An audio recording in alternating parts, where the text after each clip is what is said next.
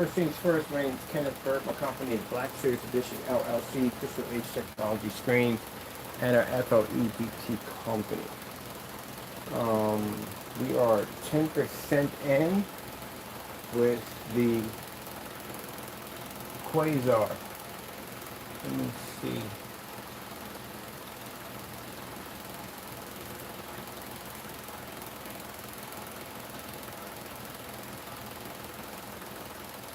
We have other music playing it. We have other music playing it. That's all. What's the other one at? Oh yeah, one only players on the machine. Two players running at the same time. Alright. 10%.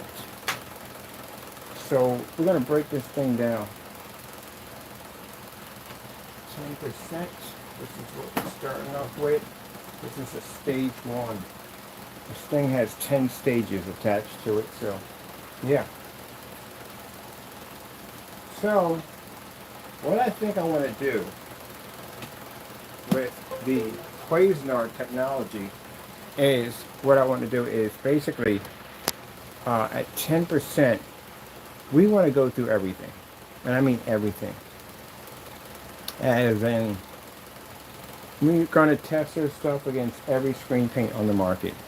And we've pretty much been through most of them. I think the only thing we have left, honestly, is some of the great products on gee whiz, what do we have left? Ain't really much. We just painted this. I just painted this screen down a few minutes ago, so we're drying it right now.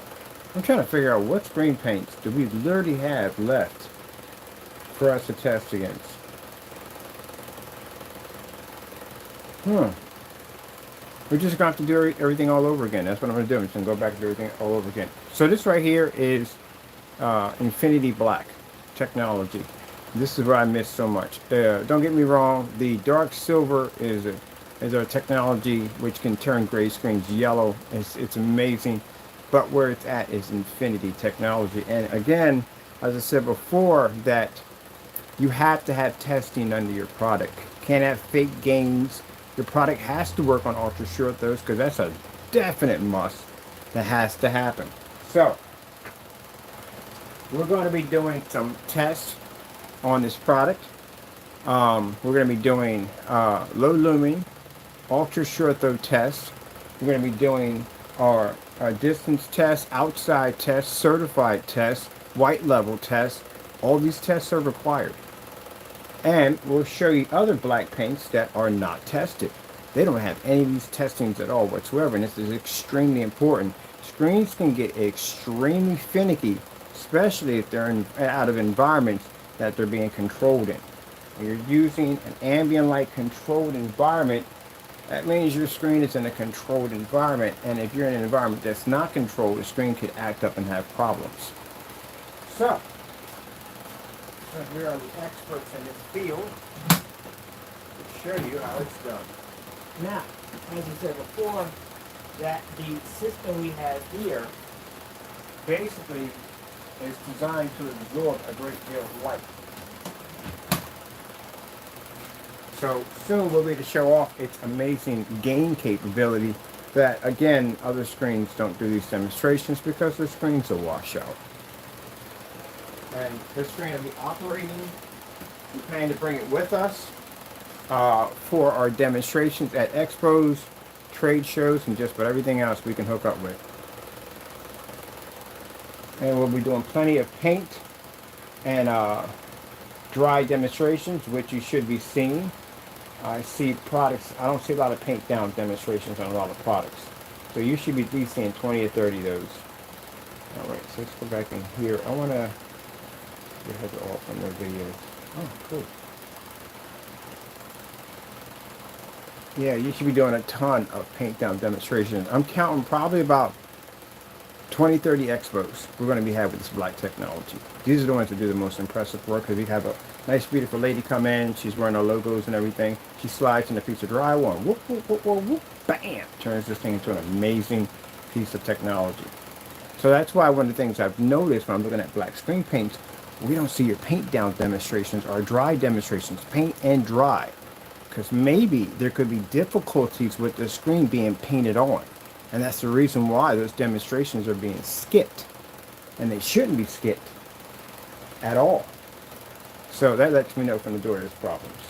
On top of that, you have to be ultra short though compatible. The main projectors right now, I go to Best Buy, you know projectors I see more than anything else, ultra short they're all over the place. Main projectors you're going to use in business, offices, commercial and properties will be ultra short throws. Even now, you don't even see them in the doctor meeting offices anymore. There's ultra short throws in there. You know why? You don't have to connect the projector to the ceiling. You don't have to run all these cables and wires. It's just boom, right against the screen. You're done. So more and more companies are switching out to ultra short throws. And if you can't be compatible with these machines, you're going to have a buttload of problems.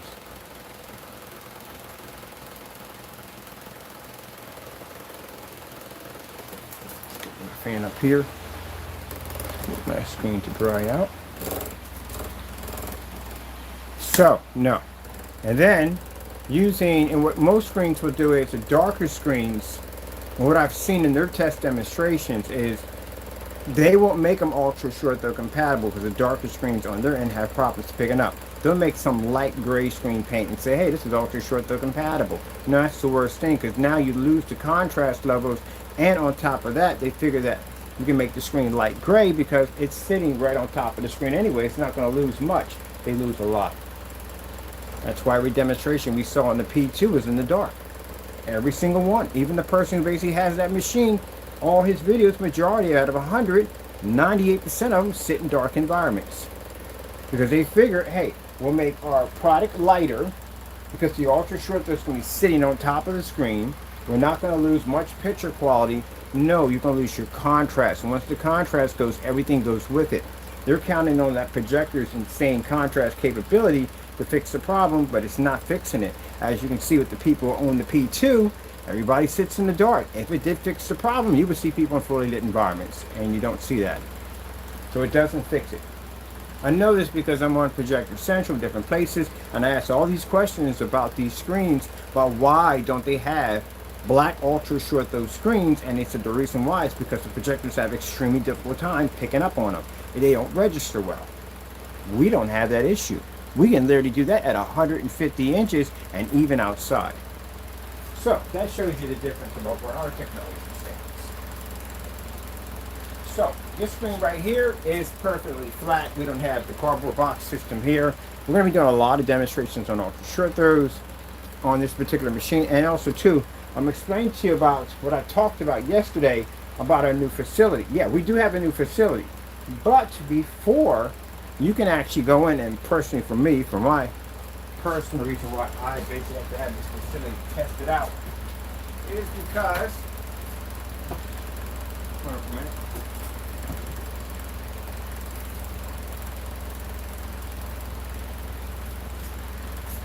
We already have a facility. Yeah, we're done.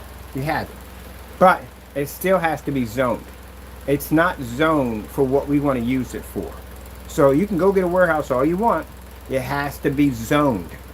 So we have to zone it. It does fall under the guidelines of what we want for zoning, for what we need for the warehouse to be used for. So we're going to make sure everything's legit before we start setting up, bringing in employees and all that stuff. Make sure this place is zoned. Another thing for me, it has to be properly inspected. Not by their inspectors, mine. Because the last building I was in, I got mold poisoning. And once you go through that little ordeal, a little bit kind of touchy about where you basically work at or where you lay your head at. So any building I walk into now, I have an inspector go through it to make sure that place is good to go. And if it passes our inspection, we sign our lease papers and boom, we go from there. But no, we do have a unit. We had to find a unit that was zoned for what we wanted, and they're headaches to find too. On top of that, not an easy task at all. So, while we're waiting for all those documents to be basically completed, we'll work. Now, as I said before, do we need the dark silver as our... No, we don't. We develop what we want. 10% technology right here. And you're watching the 10% technology will be duly pasted everywhere that at 10%, it's going to run and knock out everything. And keep in mind, we have to do this. I do apologize if we offend anyone. but we're going to test this stuff on everything. Literally everything. Not to embarrass your product in any way or disrespect your product in any way. We have to do it side by side to show that we have proof that when we bring this thing out on trade shows, that this technology has the ability to wipe an entire eBay list, Amazon list, and any certified screen that lays against it. So I do apologize ahead of time about what's going to happen to your products. But it's business. I gotta be at a trade show. I gotta expos. I gotta be to sell this technology. And I have to be able to show that my product is better than Goose Green, Black Diamond, Elite Screens, DMP Supernova, Vivid Storm, or any form of technology that comes my way. I have to be to show that I can have the ability to knock out an entire eBay list of paints, take out entire Amazon. This we're going to have in order to push this technology. This is a different technology than the Alpha. Right now, like I said, you watched it dry right in front of you. The screen was soaking wet. They start off dark, they come off light. We have to do tons of paint demonstrations. Every showroom I walk in, the nice young lady who's going to be working for us, she has to do multiple demonstrations of painting this on. Because people want to see how hard it is to do. Now mind you, this is a 10% product. It's not 100%, it's not 50%, it's none of those. It hasn't even started yet. This is what we call the stage 1 process. And the stage 1 process can wipe anything out. This is how brutal this technology plans to be. Oh yes, by the way, we're on a $10 projector, 720p. That's what we're using right now. Nothing expensive, none of that stuff. We don't bother with all that junk. I'm not saying it's junk, but you know, if you're starting off with an expensive projector, gee whiz Louise, that's not the way to go.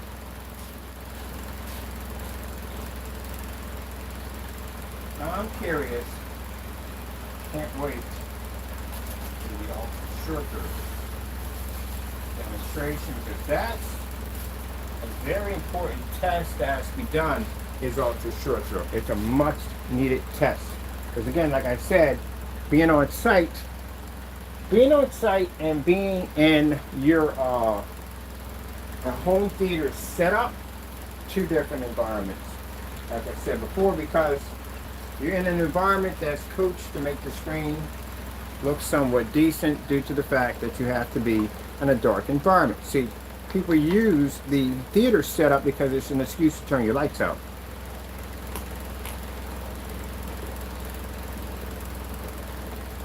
That's why you use them. And the environment where the Series C sits in, and mind you, we have a cancellation on that product when it's claiming to be this ultra dark screen. We have a cancellation on that product. It couldn't back its product up. You have to be to back the product up. Cancellations are not good. Removing entire states is not good. You got to back the product up. Business, keep in mind, your person that you're in competition with will use that against you. You cancel out, they'll use it against you. That's not going to go well. Isn't it interesting? You can look at the phone system.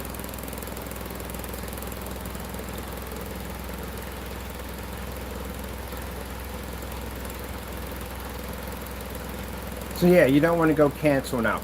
That's the last thing you want to do, because that will be used against you.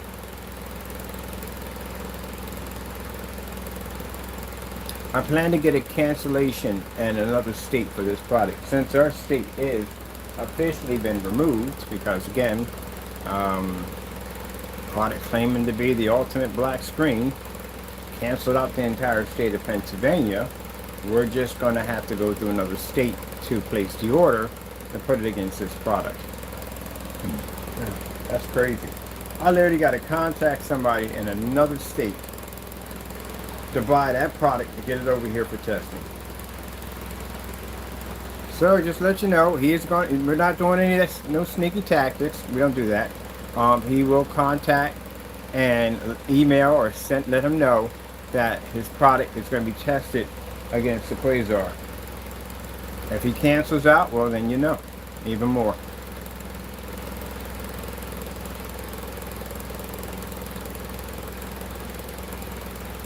I mean, come on, what do you expect? We're the experts in this field. We were designing black technology for everybody. As a matter of fact, we're the ones who started it. We had black technology before anybody else had.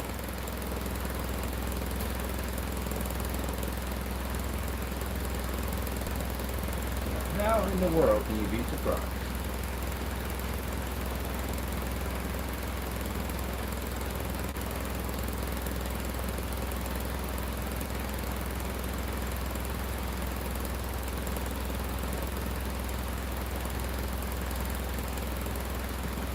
Oh man, it must be just a little bit of time, because man, relentless with those ads.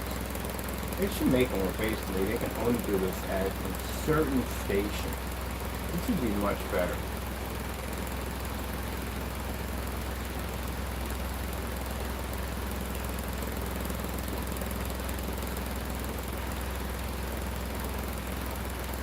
So I do expect to get cancellations. That I do expect. We expect to get cancellations from both parties from the door. We usually get them. So we'll be ordering for the dark silver, that one, and we'll be ordering. Does he have anything else? Don't have a cancellation on? Oh yes, whatever. If he claims to make this one, we'll make an order for that one too. That's what we'll do.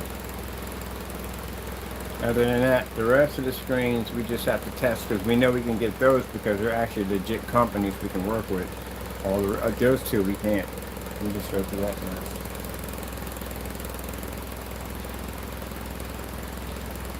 So let's see, 10% paint down test run. See how the formula at a stage 1 is working quite nicely. It's still not done. It's nowhere near completed. It's just a stage 1. That's all. Nothing impressive, just a stage 1. That's all it is.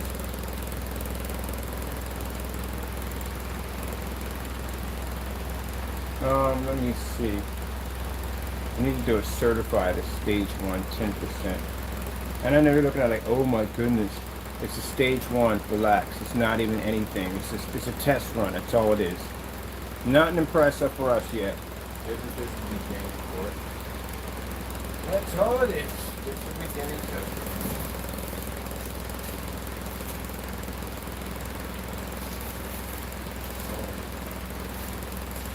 You're missing a ton of tests.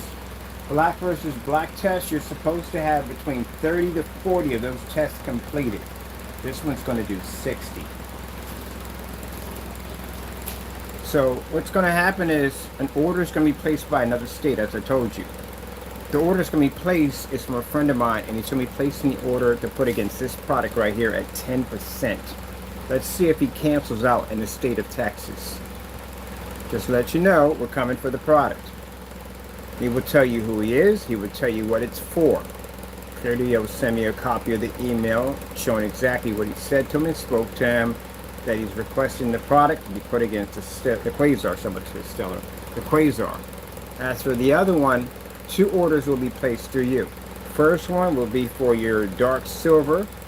You expect a cancellation and money put back into the account. And if you decide to make this one right here, we'll be making a second order for another cancellation. Anytime you claim to have something, orders will be placed to be brought down for testing.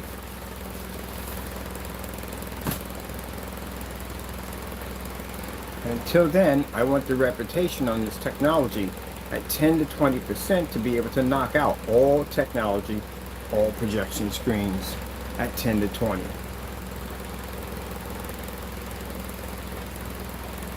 Nowhere near done. This is a beginning stage technology.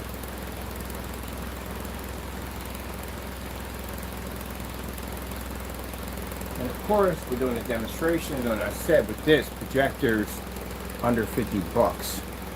We don't require to have high grade projectors. It's not needed. It's a 722 unit. Anything else would be overkill.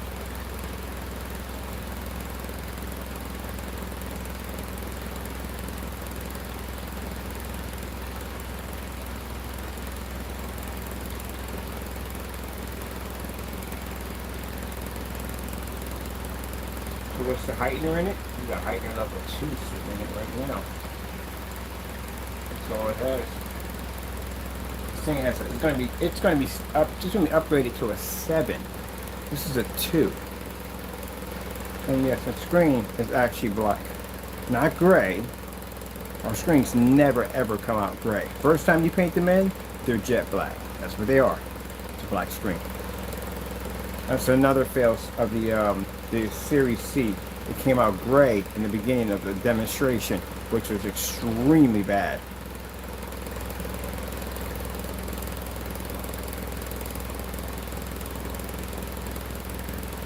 See, where you messed up at, black technology is not supposed to be cheaper than a white screen. Not cheaper than a gray screen. It's more expensive advanced technology. That's why people are skeptical about the product. Because, again, a black technology is usually more expensive. And in order for you to show if your product is and does have capability, you have to knock out every single certified screen, which we have done this already. That's how we know our stuff.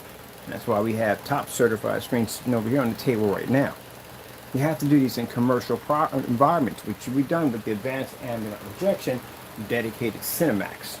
Sat in commercial environments. Heck, with the spray-on application that went through glass. So this is the kind of stuff you're going to have to show. And it helps that your specification sheet is not faked or basically you copied somebody else's. That helps a lot. You don't know your gain on your own product. That's extremely bad. And dude, I don't see a lot of paint down demonstrations. As a matter of fact, the one paint down demonstration we did see disappeared off your account. So we'll show you at 10% and 20% what a black screen technology is designed to do. And you can compare our tests and our demonstrations versus everybody else. Now, like I said, I give apologies ahead of time that we're going after everybody. I'm sorry, but it has to be done. Nothing personal. We need to know at the end of the day, well, we already know. We tested just about everything. We're just going to redo it all over again. That's what's just going to happen. There are screen paints on eBay we have not gone near because we have an advantage point because our screens are darker. But if they try to argue the white level scenario, yeah, that's the reason why. So we want to be to say, hey, look, this is our test going through eBay, one screen after the next. This is our test on Amazon, which we already did everything on Amazon. But anyway, still got to do it again. This is our demonstrations versus screen innovation. This is our demonstrations versus elite screen, supernova. You got the Firehawk G4, G5. You have and supernova. Best screens they have is called and the Infinity, and the other one's called what's that thing? I can forget the name of the screen. They're the same all the time. It'll come to me later on. But they got two screens, which is the top ones in their packages that we like at the end of the day. Elite screens would be the Dark Star 9. And then they have a darker version, which is not darker, but they have it's a pretty dark version for an ultra short throw. But what I don't see in all these certified screens and stuff we test, especially with the darker screens, they're not ultra short throw compatible. Why is that? Why do y'all have a big issue with ultra short throw? I noticed that. You always have down in your specifications, not ultra short throw compatible. What is going on? And I can see about the certifieds, yeah. Certifieds have a reflective film or material. I can see about that. But a paint? How do you have a paint that's not ultra short throw compatible? It's paint. It doesn't have a reflective film.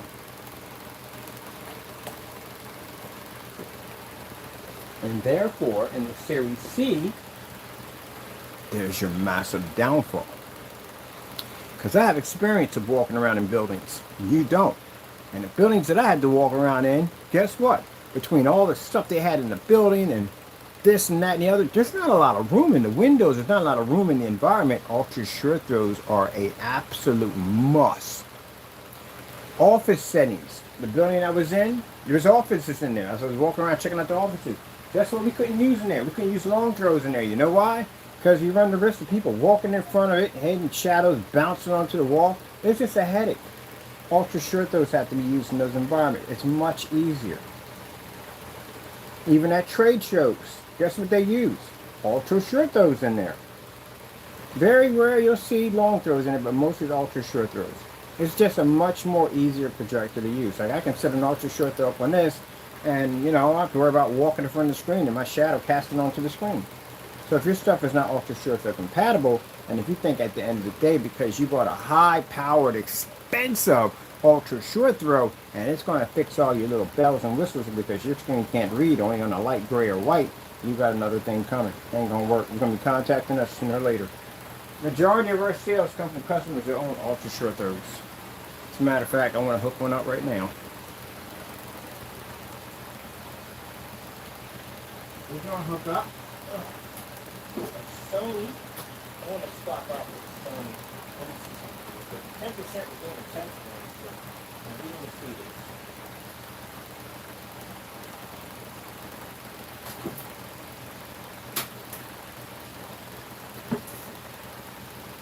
Now, real message real quick.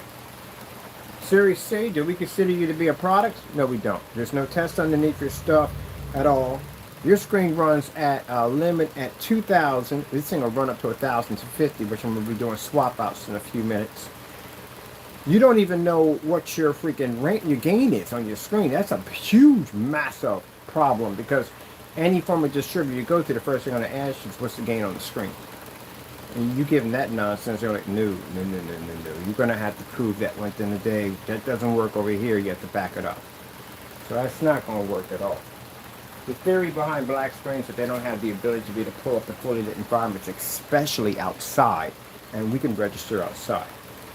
You know, on top of that, I forgot, but you don't even have enough demonstrations outside. You can't do, gentlemen, one demonstration and call it passable. You're literally going to have to be outside about 20, 30 times on so many different forms of projectors, so many different screens, it's not even funny. But you'll see how it's done. If you haven't been to my site and see all our other black technology, how we do it. Right now, but I'm talking back and forth to these different countries back and forth. I'm showing 250-inch screens on massive sizes, all these demonstrations outside and inside in these well-lit environments. Even our customers can be in fully lit environments and don't have to be stuck in the dark. Look at that. I miss that so much, that Infinity one. Even though the blue one can mimic it, that dark silver can mimic it, it doesn't, I can see it. I can literally see it's not reading the Infinity one because it mimics it. But most people won't be to notice that. I do, because I'm looking at black screens all the time. So what I want to do is, I want to do a swap out right now. And I want to do a swap out for ultra short throw. Now, those of you who are not ultra short throw compatible, this is going to sting for you because when your product gets down here, if we're able to get our hands on it, you're going to be tested against ultra short throw. And not just in, you're not going to be tested in this environment. We're going to test you on site. That's where you're going, in a commercial environment. Not this, commercial. So everybody can see how your stuff operates in a real commercial environment where we don't use ambient light controlled environments. You'll actually have to operate in that environment. So good luck on that one. That's gonna suck. Your stuff ain't tested right on stuff. But then you projectors in there, you know that, right? You know these things spots. The only thing these things in those spots. Ugh. So you're gonna have to run.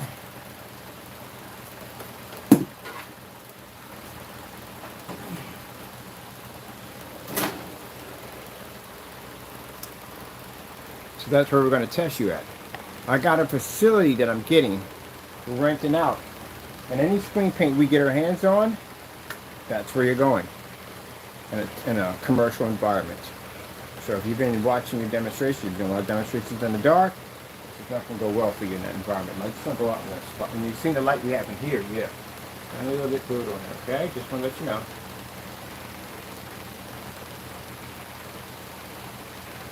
If you did mark on your product, well, you should be working anyway. How would that be a problem? I don't even know why. Like the other one gave us instructions, literally on the side of the container, that it wasn't ambient light. That's not going to stop us from sticking it in a fully lit environment. It's a dark paint. It should be in a fully lit environment. That's going to stick you at. Don't do that. Don't ever send me instructions on. No, don't do that. If your stuff is doing what you claim to do, and you're showing up those videos like that, you can go in a commercial environment. It shouldn't be a problem. I'm not holding your hand. You don't do it to our stuff. Well, I'll do it to yours. Look at that.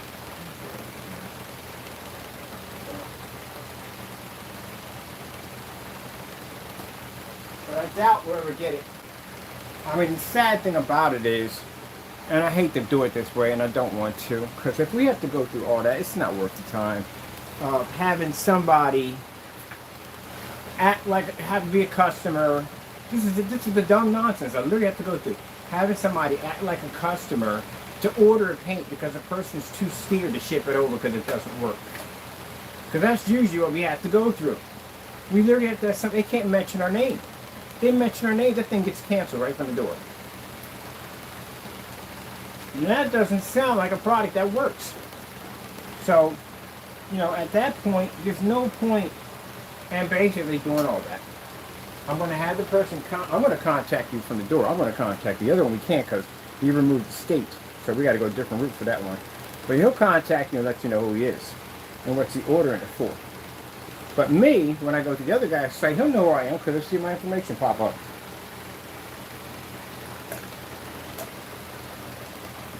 Get our money back. What's going to happen?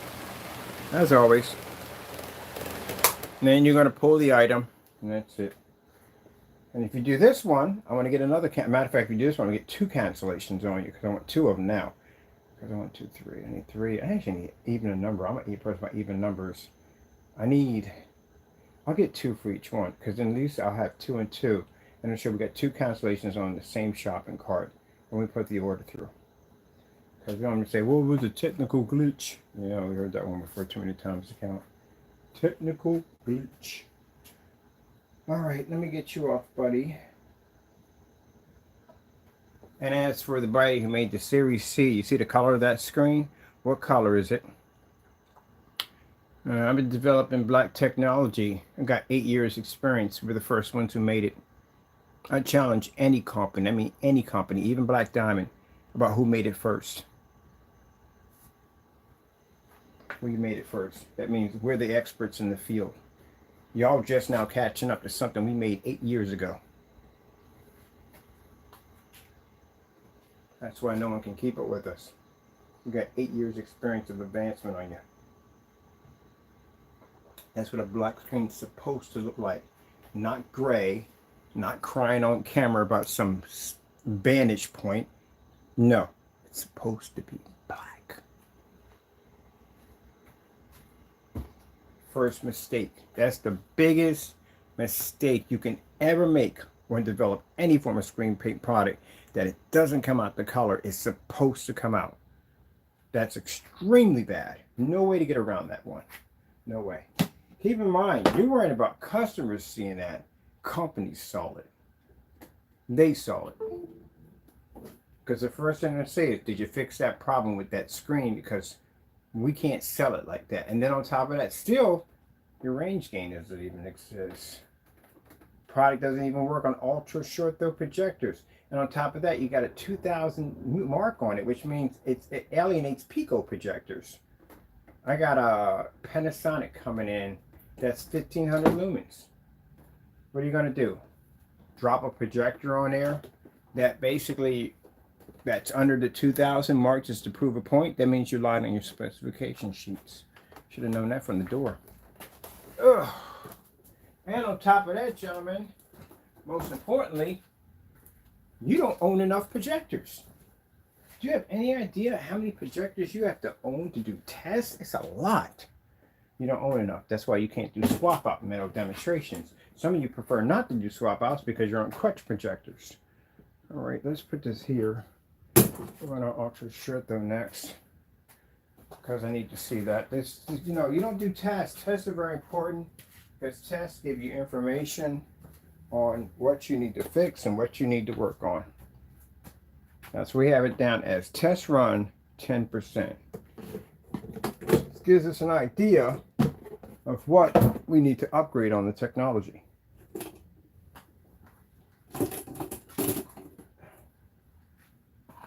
That's why when I showed you customer screen before ship out, every single one sat in a fully lit environment. I don't know how people do these dark. And you're on an ultra short throw when you're doing that? Oh, please, that's so sad. It's just funny. There's a machine sitting right up on top of the screen. I mean, literally, it's sitting right on top of the screen, and you're in the dark. That's bad. Extremely bad. I watch that. At least some of the companies we see, I mean, they do try. I don't know. But yeah, you're right on top of the screen. Come on, baby. You gotta push in.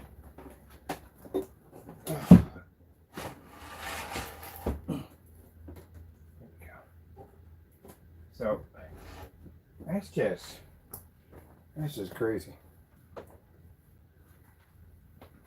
You see that? You see my machine right there? Do you see how close I'm sitting on top of the screen for an ultra short throw? How the freak are you sitting in a dark environment on a machine that's sitting that close to a screen? Because your picture sucks. It does. Your screen paint is not ultra short throw compatible, and I'll tell you why. See, it'll work with ultra short throw. Let's put it in another way you can understand. Let's put it this way. All screen paints can work on ultra short throws. Even shelf paint can work on ultra short throws, which we saw in the demonstration. What it comes down to is your performance quality of what you're going to get out of that machine once it transfers to that surface right there. That's what happens. It's a performance quality, not compatible policy. Every single ultra short throw projector can run off gray paint, white paint, bed sheets, you name it, it'll run off of it with no problem whatsoever. Now, only screens that can make that statement of not being ultra short throw compatible are certified. Certified use reflective surfaces, and if you did enough tests on certified, you would know this, but you haven't, so you don't. That's why certain screens they say do not work with short throws or ultra short throws, because the screens have an issue picking up. So with them, it would be compatibility. With a screen paint, bed sheet, or whatever the heck material you want to choose, that would be quality. You don't know jack about an ultra short throw projector at all, period.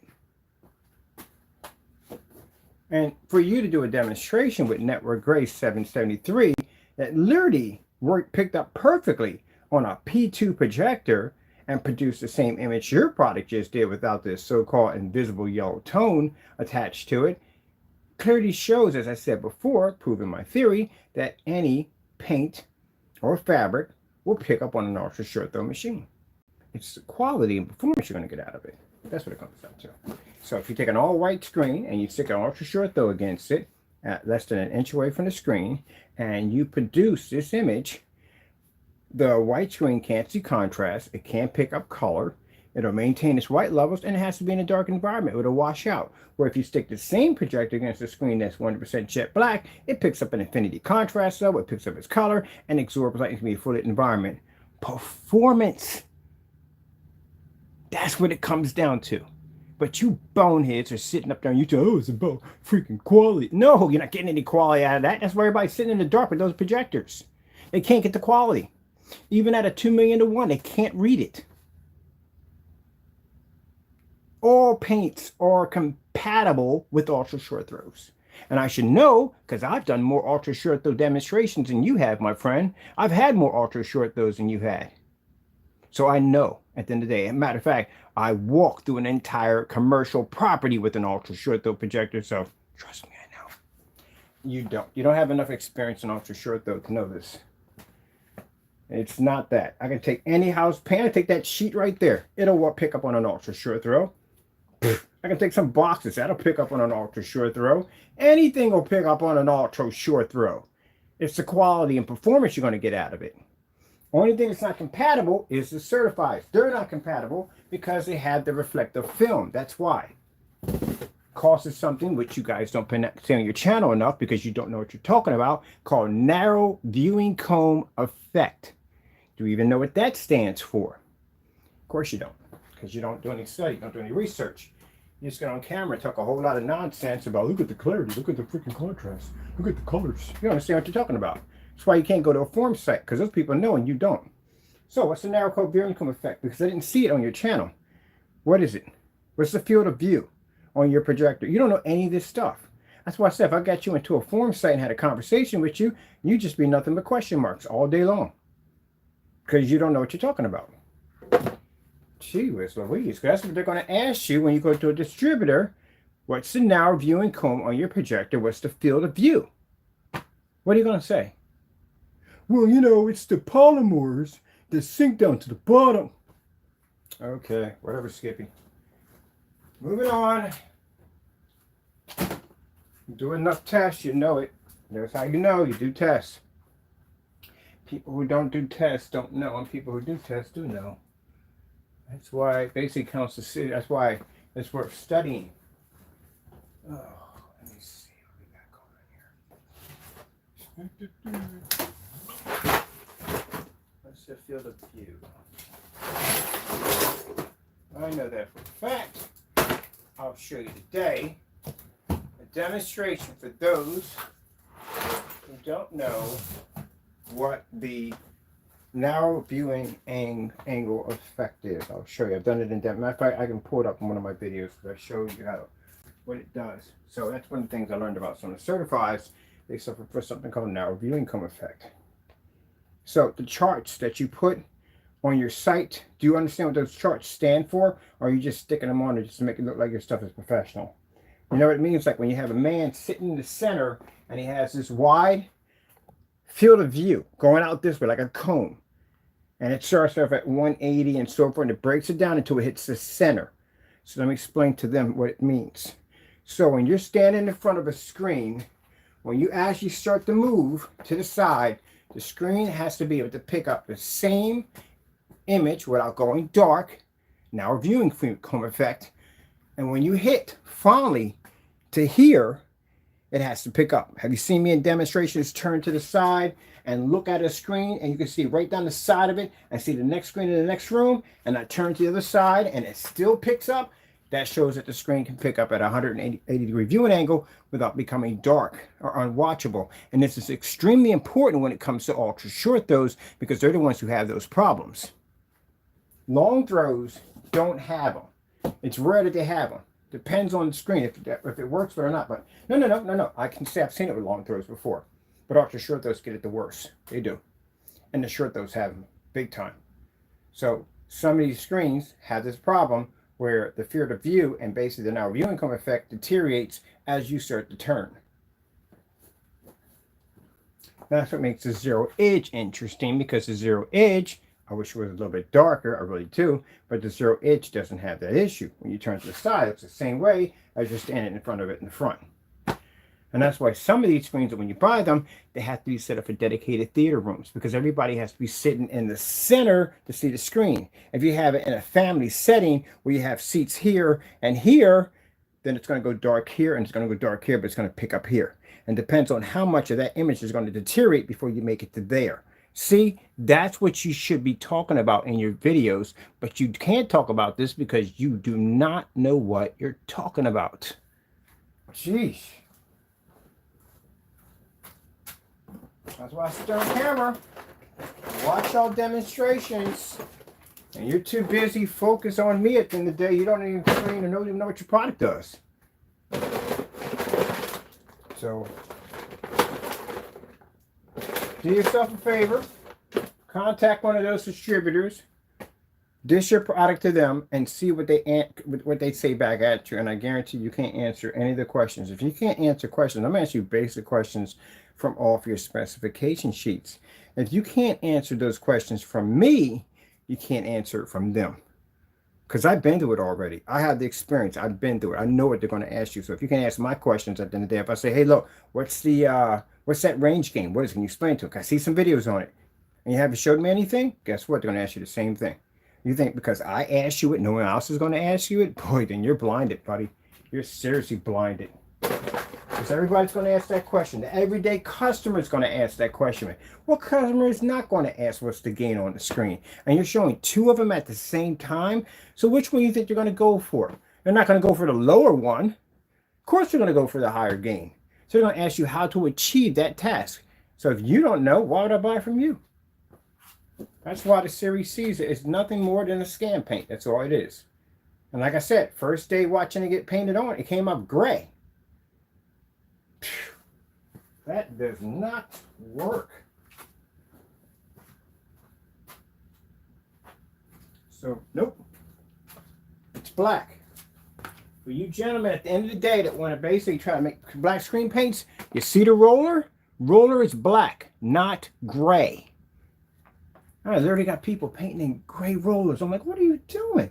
Why is your rollers gray? If the roller's gray, guess what else is gray? Screen's gray. There you go. Gee, they don't know how to do it. They don't know how to do a job right. That's the problem. To make something, it's supposed to be black.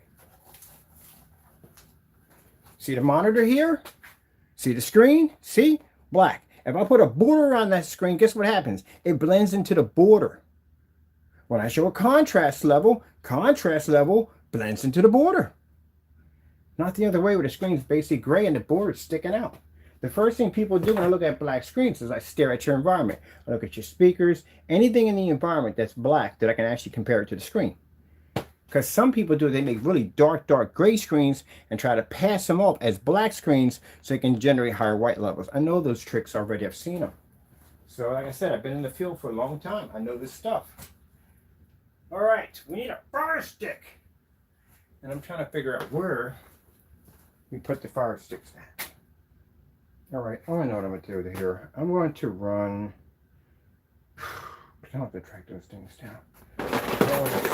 We still got 1,000 lumens to do, and we got the ones. But I like to educate people at the end of the day. The reason why I talk like this is because I'm not only talking to you guys, I'm talking to customers also. And I'm educating them on what they need to look for when you're hunting down a screen. So I educate them. Just like when we talked about the batch numbers, don't buy products that don't have batch numbers on them. And they went to a freaking rage because they don't test their stuff.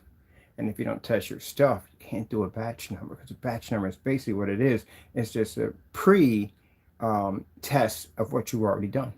That's what they are. And you can't do ship backs, because if you can't do a test and you can't do a batch number, you can't do a ship back either, because those are also tests, and they have to be done on live streams. Which means if your stuff turns gray, it's not going to go good. It's going to go well at all. Period. Not good, but it's not going to go well. So you don't want that popping off. That's the last thing you want. Don't we have a large? All right, can we get it from here? You know what? I'm going to grab it from here because I got to figure out where get those fire sticks at. I think I have an extra long HDMI cable. I do have one. How could I just have this hooked in? This would just make my job so much easier. I don't have to be basically stringing the other one over. I just connect it right in. Yeah, so you don't understand ultra short throw. Test it on the P1. You know how sad that is at the end of the day? Your stuff is only tested on one projector. That's it. That's a crutch projector. That's what we call them, crutches. Because they have to use those projectors, because those projectors are the ones they go to for demonstrations and everything. It's like the equivalent of a woman's shoes. As I said before, a woman can have dozens and dozens of shoes. Dozens of them. But there'll be one pair that she will go to for the most special occasions, because in those shoes, I don't know what they do for her. Maybe they make her feel taller or thinner, or maybe smarter, or maybe they make her more sexier. Well, I don't know what it is, but they'll always go to those pair of shoes. Out of all the shoes that they buy, no matter how many they buy, just that one pair. And that's what you guys do. You do the woman's shoe scenario. See, you do one demonstration on one projector, or maybe two, I don't know. But we do dozens and dozens of demonstrations and everything you could possibly think of with that projector. I mean, look, I've done so much stuff with that projector. It's not even funny. We had on tabletop displays, floor displays, everything. Inside, outside. That thing was even on site. Can't do one comfortable demonstration, just squeeze by and just be done. Can't do that. You have to do dozens of demonstrations on that. That knockoff projector used in the demonstration, How come there's no demonstrations that in a fully lit environment on your product showing a star field demonstration, any form of contrast demonstrations? Did you bother to take it outside and show us any demonstrations outside at around 6 or 7 o'clock in the evening? No, we didn't see any of that, did we? No, we did not. Barely skim by, just to get video demonstrations, just to skim by. You're missing a lot of demonstrations on that projector. Even I took that thing outside. Okay, let me see. We're gonna connect them here, down here. Ugh, gotta be under the PC for this one. So you're missing a lot of tests. All right, where are we going with this? I think we got a connection. Oh man, like seriously, did you really have to go in that direction of all directions? Nope. All right, so basically this particular screen paint, once I get all this stuff hooked in here, really quick. Oh, that was fast. Awesome. Found that connector. This paint's gonna have some very interesting containers attached to it. And these are the big zones, the big ounces. So we're replacing the 32 ounces for 50 ounces. We have a new 64 ounces coming out. And then for those who like the gallons, we got a 192 ounce container coming out. Yeah, they're called the big boys. Yes, they are. So we're going to have more paint for a more reasonable price. And in our demonstrations, unlike the rest of them, we will show you the difference on how our technology can basically easily take out $5,000, $6,000, $3,000 projection screens. We do those demonstrations because we do those forum sites. We make a lot of money over there because keep in mind, if you just spent $5 grand for a screen, and we just showed you we did it for far less, who do you think you're going to come to the port screen? Us. So that's why those certifieds are very, very important. They carry a lot of freaking weight. Let me see. I'm going to bring all this forward because now we're ultra sure that we're closer to everything's close to the screen now. I got to be careful about bending over on camera because I got a weirdo who watches me. Just got to be careful about that one. The weirdo. Now, the only thing, if you're running ultra short throw, keep in mind for those of you who do with motorized projection screens, unless your motorized projection screen has some heavy weight to the screen and it lays flat because the bar is going to have to be a little bit heavier for that screen to lay flat, you're going to get something called a ripple effect, which means you're going to get this wavy look to the screen. Or, one customer thought his projector was damaged because for some reason he said he was having this problem where his projector was looking wavy on the walls because your walls are not flat. Ultra short those have to be on perfectly flat surfaces. So you're just better off just getting a fixed screen and just putting it up there because I've been through it a couple of times on screens that weren't walls that weren't perfectly flat. Now for you naysayers like, oh my goodness, what if it fails? It's a 10% test run. That's what they're called. This gives us an idea to see what we're working with, what we need to upgrade. Unlike you that don't test anything and just come, oh, it's done. And then we go to buy your stuff and you cancel out on us. How does that work? You're not supposed to cancel out, you know that, right? Yeah. All right, gives us an idea what we need to do. It doesn't even have, it has a heightener 2 in it. That's it. It's a 10% base. That's it. For stage 1, so we can see what we're working with, what we need to upgrade. Because unlike you, we have the ability to upgrade our stuff. You don't. Once you make your stuff, that's it. You don't have upgrade capabilities. We have that. So this gives you an idea. It's an idea. What I like about these projectors, and I'll show you what I like about them. These projectors have something called a shift mechanism in them. They allow you to be able to bring your projector down.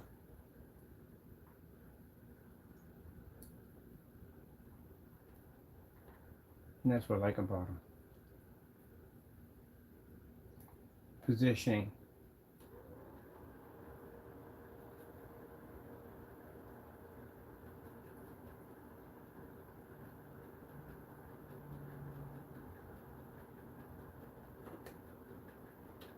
This particular projector has a tabletop mode, which means we can use it to project off tables. It projects perfectly flat. Most projectors have a wedge. They wedge automatically from the door. which makes it uncomfortable for you to view any documents, videos without the screen. Don't go over there and don't touch cables. There you're creeping, just slowly creeping. I'm looking at it the entire time. It's just slowly creeping over there like, huh, what can we get into today? When I'm done, you can go over there and you can do whatever you want to do. Don't make a difference to me.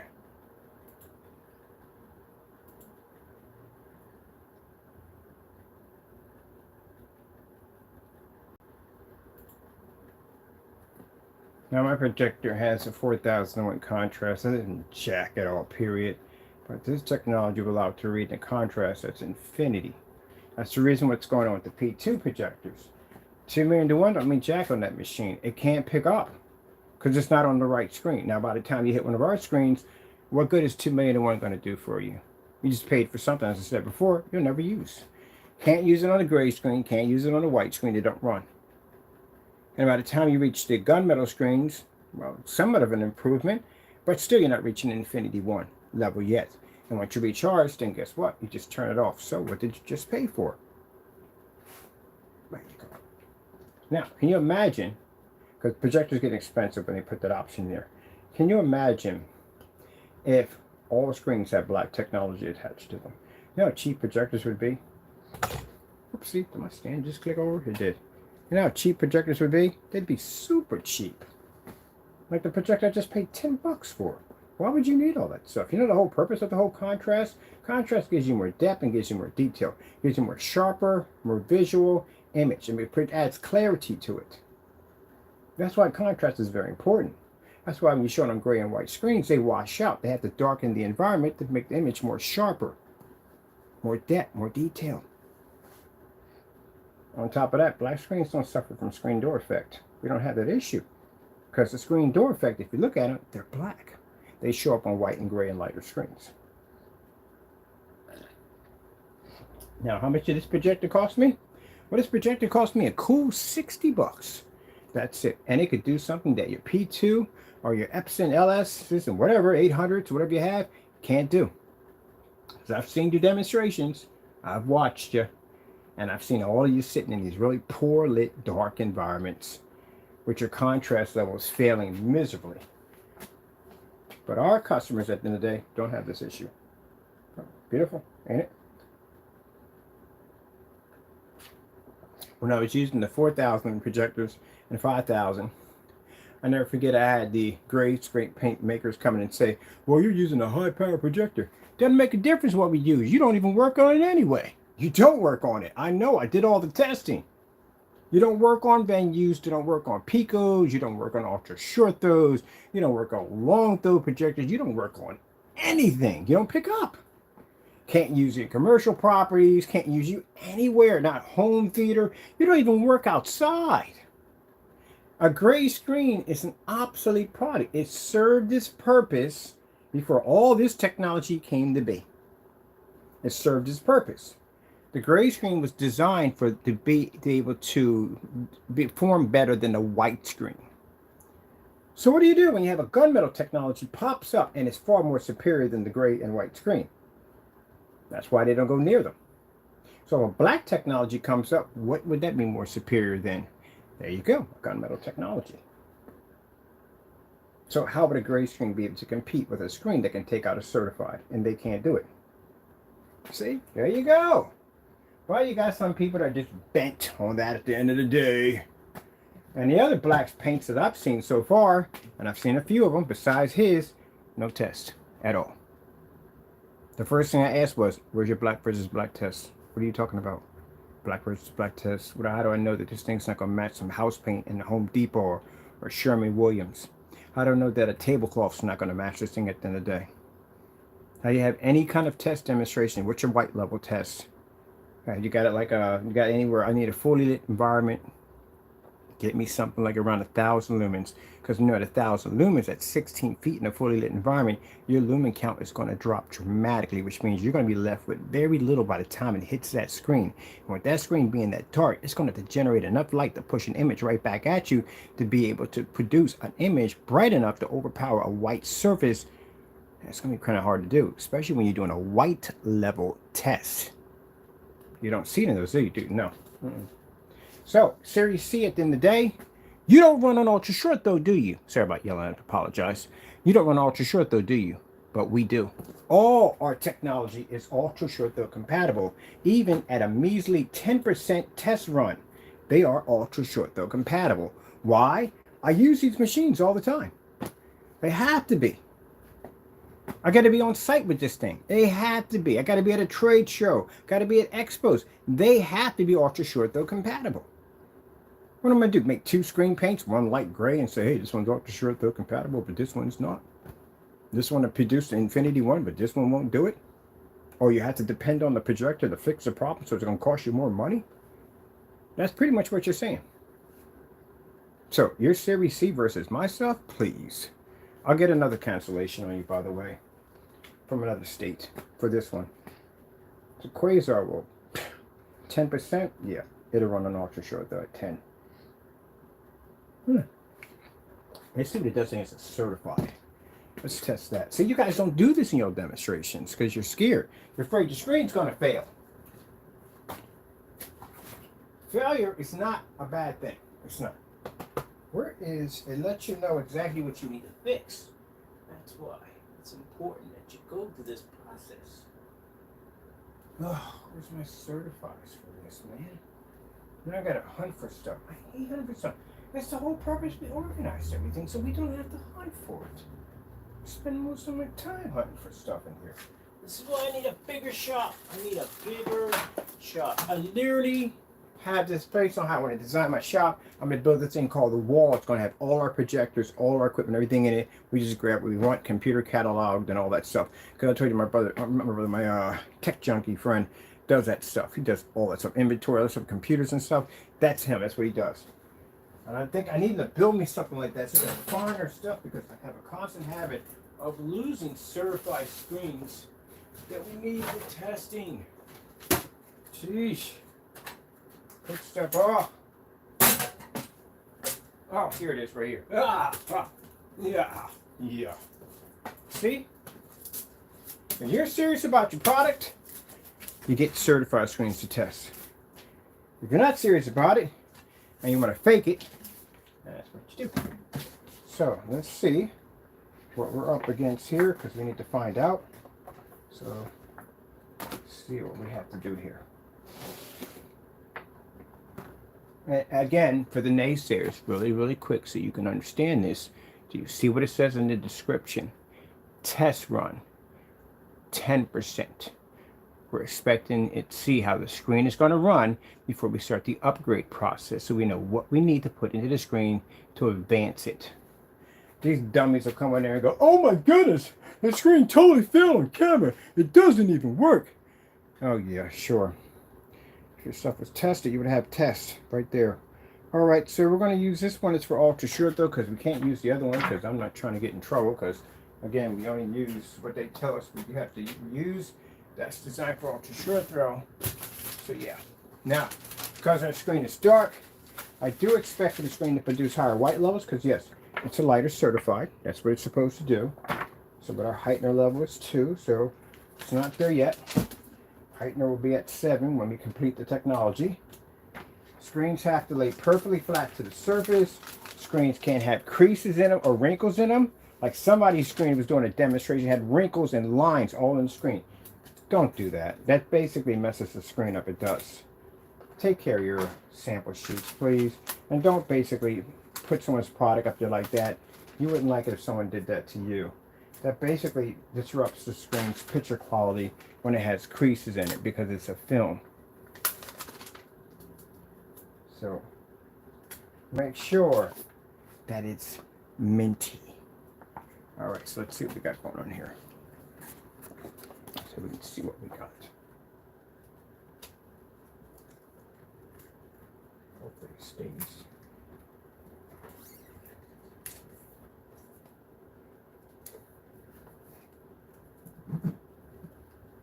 I think that should be good, hopefully.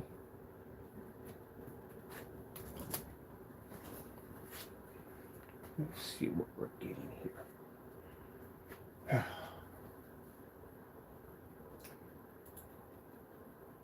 So we're going to have to take this screen on an ultra short throw test. A lot of them. There's a lot of them we have to go through. I think it's about 10 we have to go through. And Elite has a bunch of those jokers. I want to go to, let me see. We got microphones installed, don't we? The microphones are on. Oh, I'll keep that there.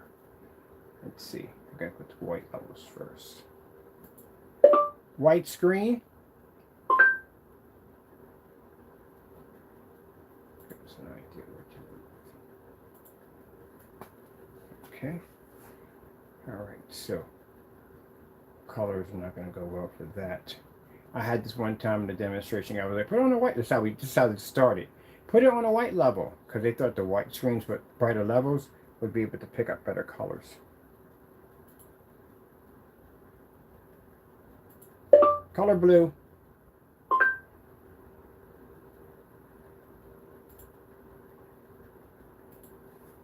No, other way around. Lighter screens don't pick up better color. They pick up white levels. That's it. They don't pick up colors correctly because they're producing too much high of a white level. Contrast involves both black levels and white levels at the exact same time. So if someone tells you because the screen is lighter, the colors are going to pick up better, they're not at all. It's the darker screens that have the better color. And oh, by the way, my projector's in eco mode. I always put myself in eco mode. What's the point? I'll show you in the end of myself in eco mode. Because you have to test it in eco. That's red. See right there? What if this has a narrow beam and cone effect to it? I'm curious. No, it doesn't. Oh, cool.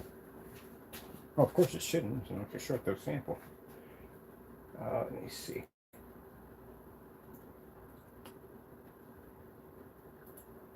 Slow color changer.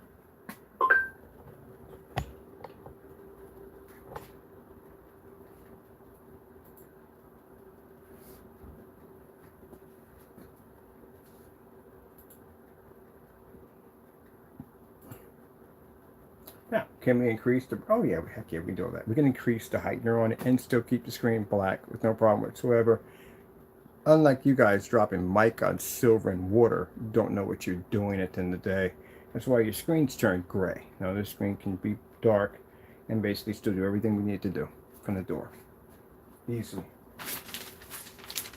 So as you can see in the color changing, you see that with a certified, certified ultra short throw projection screen. It says Daylight's certified ultra short throw projection screen sitting on top of our projector. Now my projector has 6,000 lumens more than a P2.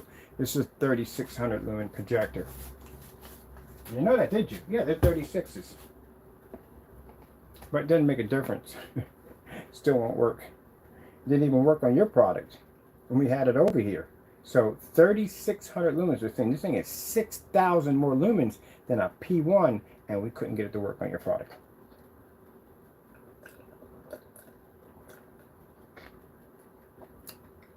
You couldn't even register the 4,001 contrast. On this one, 4,001 contrast doesn't mean jack, because the screen's black, that's why. So it's not required. All right, I like that one, that's pretty cool. I need to do white level. Make sure our screen doesn't turn black on us and we can't watch it. So it says exactly how far we got to put the heightener. I might do a heightener 10. We never did a heightener 10 on a screen. I wonder what happens if we do that. Now we got to do two different forms of screens now. I'm curious if we really brighten this thing up. Like how crazy can we get this thing at the end of the day? So we have to do some experimenting. Let's see. Let's go with a 4K snow screensaver.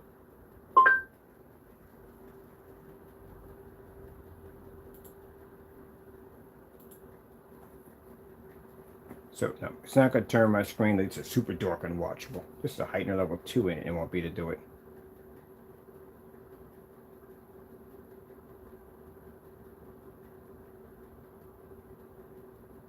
Okay.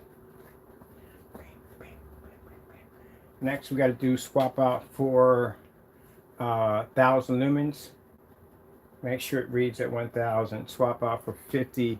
How it's going to register at 50 lumens. at 10%. So we literally have to go through all this in a 10% test on a screen. So keep in mind, this product has done more testing, but we're going to spend a couple hours in here. It's a bit to do it. Than screen paints now that are launched on the market that have no testing at all whatsoever. Oh, by the way, gentlemen, this video will have a challenge attached to it. You can't complete it because you already sold your product. That's the problem you run into. This is where we start digging into companies, seeing whether or not how much testing you did on the product before you sold it to the consumer. And you'll have to back up exactly what you made these claims on. That's why I said make sure you check for those tests.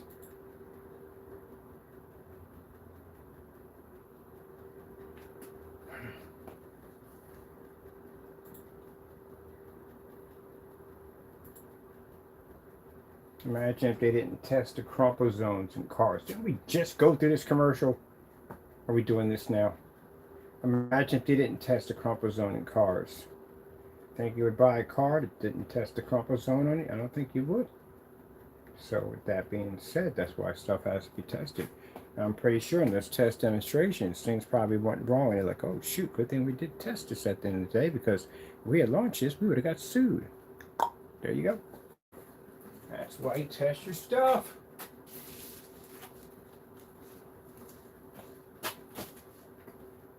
So projector has to be in eco mode when we do white level tests.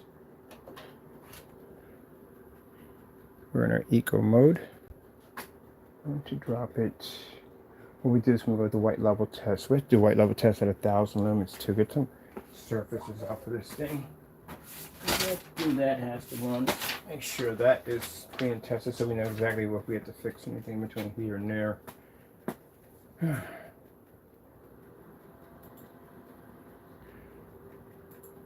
Starfield screensaver.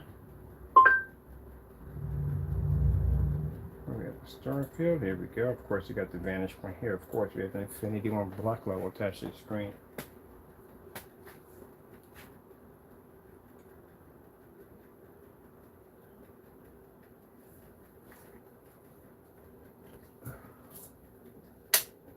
To do. See that light pushing in, but I'm not covering the window. I don't feel like going up to the cover it. We'll do one in complete darkness. I hate doing those demonstrations. They're easy. That's why I hate doing them. There's no challenge of us sit in the dark. The only ones I like doing in the dark are the ones basically where we show the light splashing all over the ceiling. Those are fun to do. The rest of them are easy. 4K snow screensaver.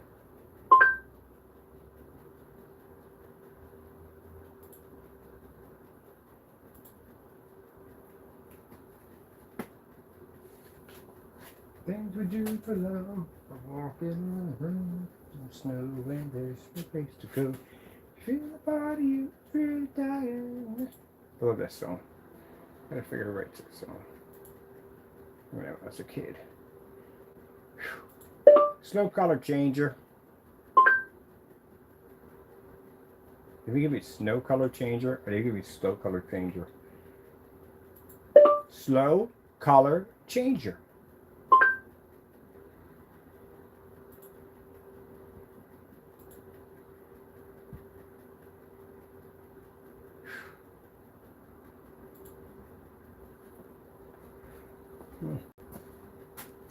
So this projector, well, the screen will be in the dark. I know that for a fact. It'll be in the dark. But it's not going to help it. Not against that technology.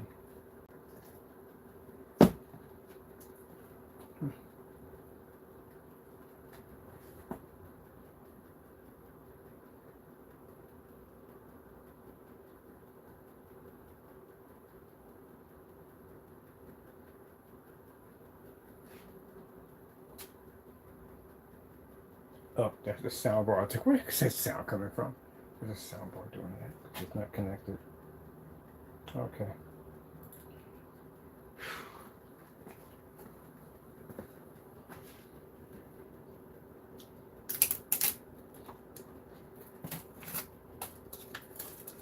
Actually stuck much better than the other one did. Honestly.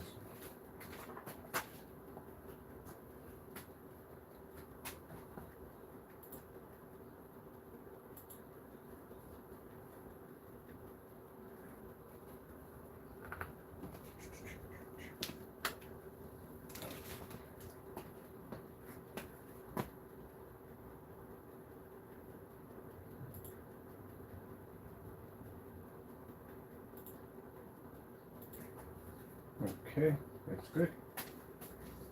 Ah, a nice idea there. So, specification sheet will be put down below on what the screen will be upgraded to and what we need to upgrade it with it. Heightener deafening. Contrast and color is perfect on the technology for ultra short throw, but the heightener has to be through the roof. We're going to have to. Has to be through the roof. So that gives me an idea what has to be done. Now imagine if I didn't do any of these tests. We're not done yet. We're not done. But just imagine if I didn't do that test and we launched that thing just the way it was. White levels would be too low. Then there'd be issues and problems with it. That's why you have to do the test, gentlemen. You can't just push things out the door and go, oh, it's done. No. You have to test it. And we're satisfied with the heightener too. No, it has to be upgraded. All right, let me see. So that's good. Oh, it's fine, good. Let me see what I'm doing there. We're going to come back here.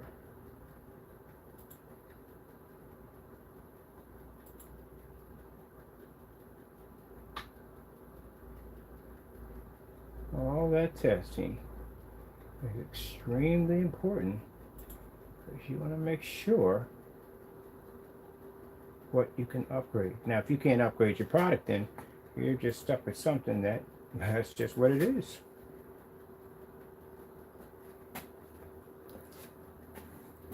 Now, I usually don't run these things off eco, but I'll show you if we did take our eco off.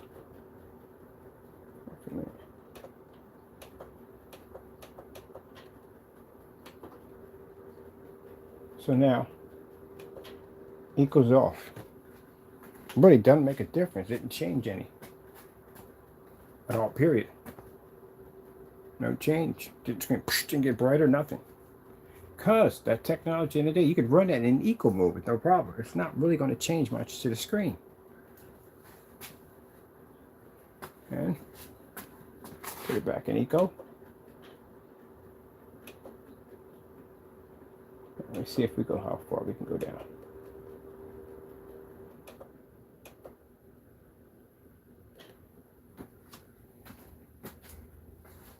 Now it's set to the lowest eco, actually the highest eco we can put it on. No effect to the screen. Ultra short throws should not have that problem because you're sitting on top of the screen. Now, if we did that from a distance throw, you would see like a dramatic drop. But not when you're sitting a foot up from a screen, you're not. That's when I see people adjusting eco mode, especially when they're in the dark. I'm like, what the freak are you doing? It's not going to affect.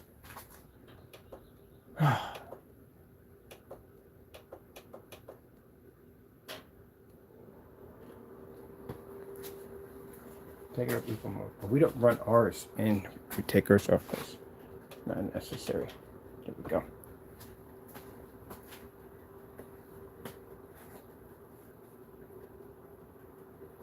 There you go.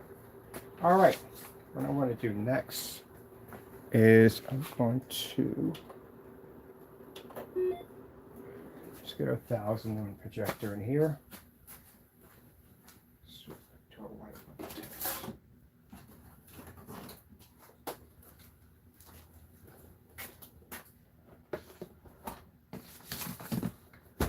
Now, gentlemen, usually we would break all this up into my customers, and I call them naysayers. Gentlemen, I try to be polite. But anyway, unless you're doing something really stupid, and I got to call you an idiot, because there's no such thing I can call you. You don't give me options here. But since you're not doing anything dumb, I can address you as gentlemen. So, and to my customers and whoever's watching us at the end of the day, this is what you go through in these testing. So usually we break these up, which we're going to have to do eventually. This is just a test run to see exactly what we need to upgrade on the product. Once the product is at its 100% or 50% or 60%, whatever we decide, then you'll see the videos being broken up. This will be a whole section for white levels, low lumens. This would be for ultra shortless versus certified versus angle gain, all that stuff that we did right there. Ultra shortless inside, ultra shortless outside. All the tests you'll see. Pico projectors, demonstrations on tables, demonstrations on floors, demonstrations on ceilings. You'll see them broken up. So you'll see tests. You go on my site, ultra short throw, bam, bam, bam. All the tests on ultra short throws, different types of ultra short throws, inside, outside, certified, white level tests, all that. You'll see that on just ultra short throws alone, which means you should have somewhere between the range of 5 to 10 of these demonstrations on ultra short throw only, pico projectors only, venue projectors only, because when we do venues, they want to know the screen's not going to hotspot. So that's why the venues are brought in for that. Outside demonstrations.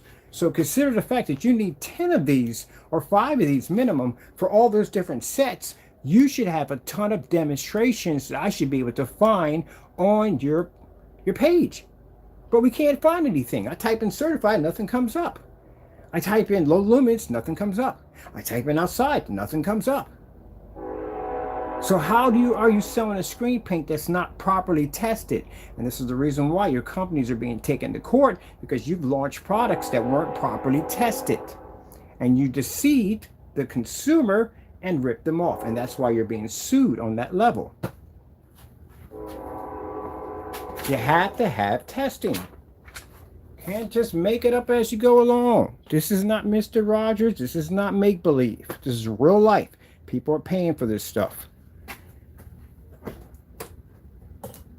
You have to have multiple projectors to do this. Also, too, I'm going to show you something, too, about the NECs, but a lot of people don't realize. If you buy NEC and you plug it in and it does this, this is not a bad sign. This is a good sign. Usually when projectors show red, people think it's an error popping off, but it's not. This is how the projector basically shuts down. So when it shuts down and it's off, it's red. When it's yellow, it's standby. And when it's blue, it's activated. It freaked me out the first time I bought one. I was like, ah, crap, they sold me a broken projector. No, it's pretty much, that's what they do. And the NECs are reversed when it comes to their lamps. So if you get one and it says 100, that means it's good. If it says 9 or 10, it's bad. They're reversed. Put this back over here. Now, the reason why I address the naysayers because they need to learn. You may take it as a way of me trying to embarrass you. No, you need to learn how to do it properly. If you do it properly, you have a good product and something worthy of being part of being a distributorship. So now we're done with that. Got our information from there. We go over here and we swap off 1,000 lumens. Next stage. One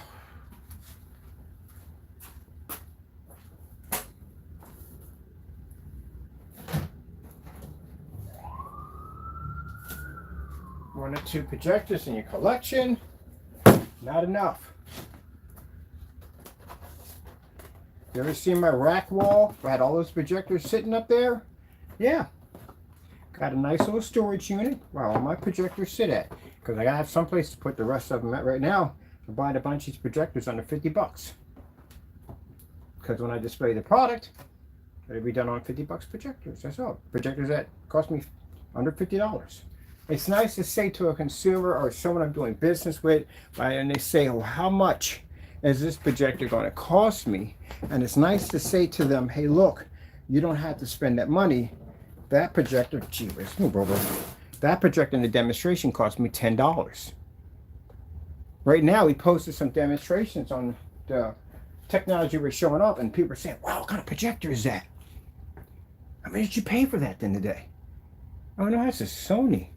That's a Sony VPL CX100. I was like, what in the world? Yes, 2007 model. I go look it up. They put up the specs. They posted my specs on my projector. Wow, we're getting all that. So yeah, Screen Paint does that. Look it up. They come back. They do the research. They go back and come back and say, oh, the projector's like 20 bucks, $10. So how much you pay for it? I said $10. I send my receipts over. That's what I paid for. $10. And you got people now who have machines they spent a lot of money for and they can't even do that. Let me see. We need to get the whatchamacallit.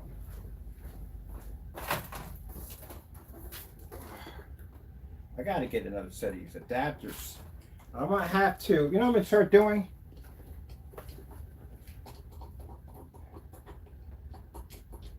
I'm going to get these adapters wholesale. I'm going to start sticking them in the boxes. So that way you'll have an adapter ready to decide to get yourself a projector that you don't got to spend a lot of money for.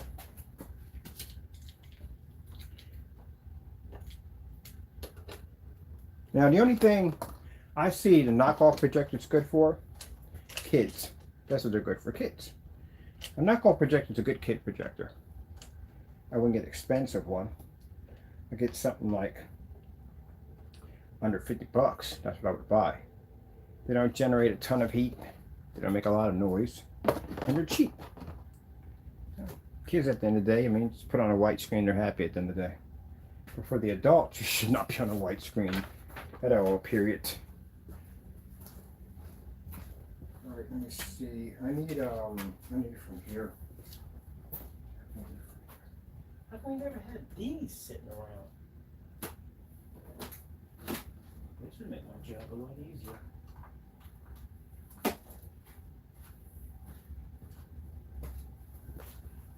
Man, I'm telling you, I miss testing. I love testing so much. You have no idea. We get so much information, but I know what I like more about testing? Testing other technology and worthy technology. You get so much information. Both people can learn from each other. Like, you know, testing out diamond technology. I learned a lot from their technology. I didn't even think it was possible to have a screen that dark. And yep. So we're going to go with 600 by 800 720p Old Faithful. I'm getting customized bags for my projectors. Alright, so now we're not back here, now we're up here now. So we're not going to use this cord. This is a particular different cord. We're going to be picking up soon. It's not going to cost me 50 bucks, I can tell you that much. But we are going to be picking up a Casio laser projector pretty soon. We've had them before. I'm going to be paying like under $200 for one. They're not cheap. Well, $200 is cheap, but in my world, I pay a lot cheaper for projectors. Because I sat there and said, I don't want to spend freaking $100 for a projector. Come on, I got a projector, 10 bucks. Once you hit a $10 projector, you really don't want to spend money for projectors anymore. You don't. You know, when you're looking at it, when the guy's telling me about the specifications of the projector, gee whiz, it doesn't have this and doesn't have that compared to his machine, has JVC in there. I said, man, it doesn't do this and that and the other. I said, yeah, but when I shop for projectors, we don't have to have that problem. I don't have to sit there and go, well, you know, lumen count's pretty low, so that's not going to work. That probably could pick up on a desk at 50 lumens in a garage. Let me see. Does it have to be 4K? No. Does it have to be 1080p? No. Does it have to have an HDMI port? No. You don't need none of that at all, period. So what about does it have to be in a WXGA or not? No, we could do it SVGA. An SVGA. There's also something called Super SVGA. VGA. I think it is, yeah. Super. I haven't had one of those yet. I'm curious what they're like. Okay. What do we got here? Oh, can't run the computer to this. Does a computer feed to this thing? Will it feed to this? I'm curious. We'll pick it up. Let's find out. Let's find out. Let's break it down for you. And for those of you who find these demonstrations extreme, those naysayers, if you find this extremely boring, guess what? This is what you have to do. Yeah. Mind you, when you do your test demonstrations, right, you're going to spend 2 and 3 hours doing a test. Easily. So if you're doing videos that are a couple minutes of test demonstration, that's probably somewhere between maybe like 15, 20 minutes. That's not a test. That's a promo. Not no test demonstration. You'll spend more time than that on the distributorship floor trying to prove your stuff to work. That is not going to happen. Go, can we dim the lights in here? We don't dim lights in this environment. Don't you have ambient light rejection technology? Okay, giddy up. That's pretty much what's going to happen.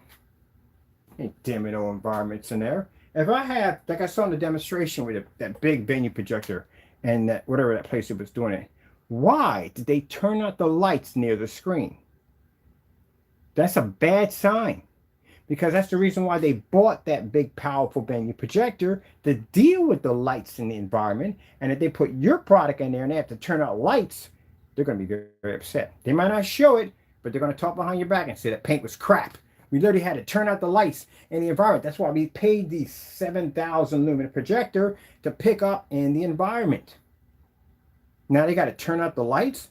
What was the purpose of buying the projector? There you go. All right, let me see where we're going with this. Whoopsie button. Hello, my baby. Hello, my darling. Hello, my Clement. Oh, yeah, I know where that's from. The WB frog. I couldn't figure out what was that. Call of Duty, someone was back there singing that song, man. I was in there crying. When he came in the room to kill people, all you hear is, hello, my baby, hello, my darling, hello, my Clement. I just hear explosions going off in the background, people yelling. I'm like, where have I heard this song before? Like, I heard this. It's a WB frog. That's what it's from. The cursed frog. That's what it's from. The guy's working on a construction site, and he finds this singing frog. Can't figure out why. That frog has immortality. You think about that.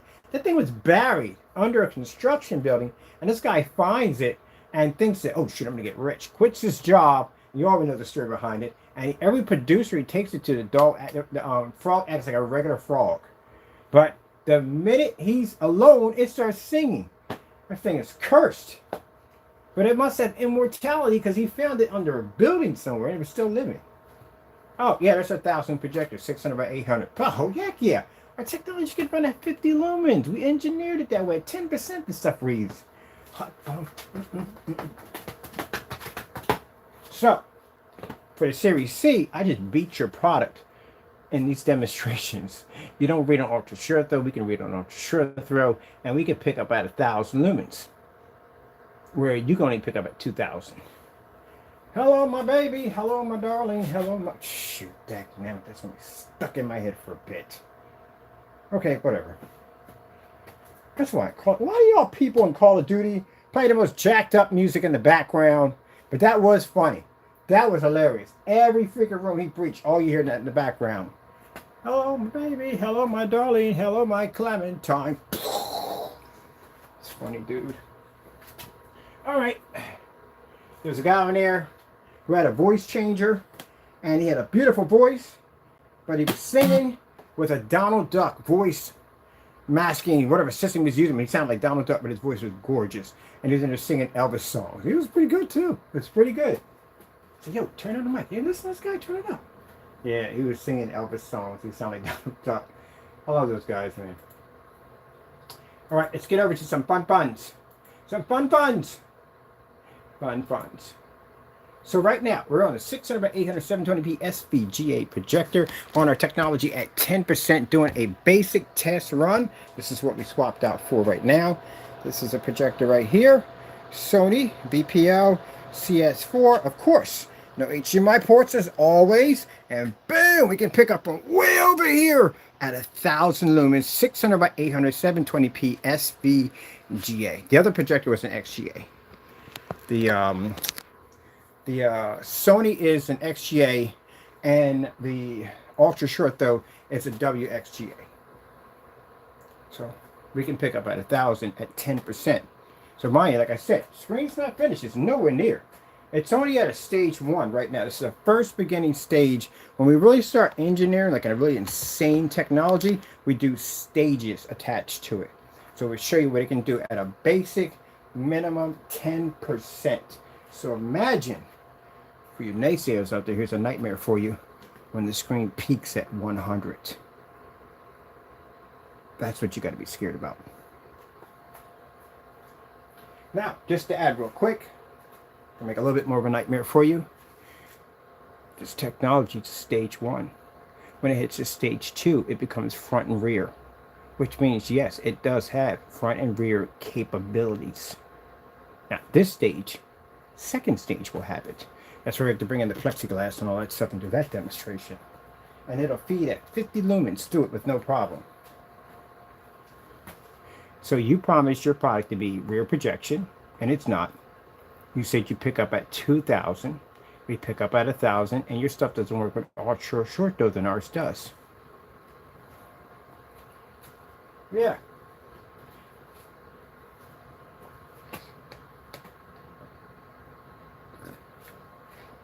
Light level test. It reminds me that there's a comedian from back in the day. I did fake notes. I forgot his name was. That has an interesting sense of humor.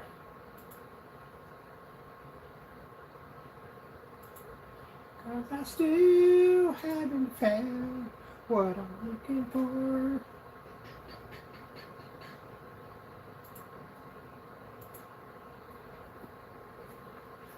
So this projector actually cost me $75. It did. And the other one cost me $10. I feel like I paid so much money for $75. And for those of you sitting around saying, that's cheap. Now you can pay $10, it ain't.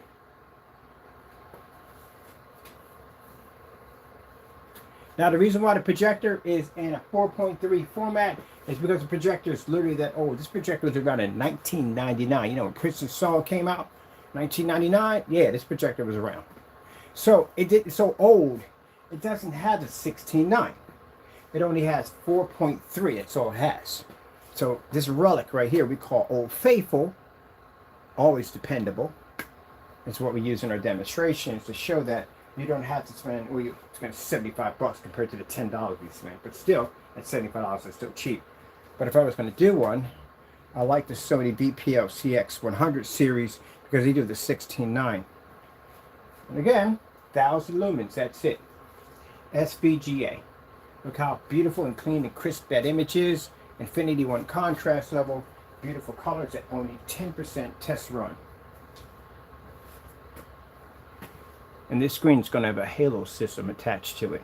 And it's one of the ones that's going to have a really berserk, crazy halo system. As a matter of fact, the second version we're building is actually like, imagine a cave or a tunnel, better way to put it, wrapped in tons of LED lights or high performance lights, and your screen sitting at the bottom of that nightmare.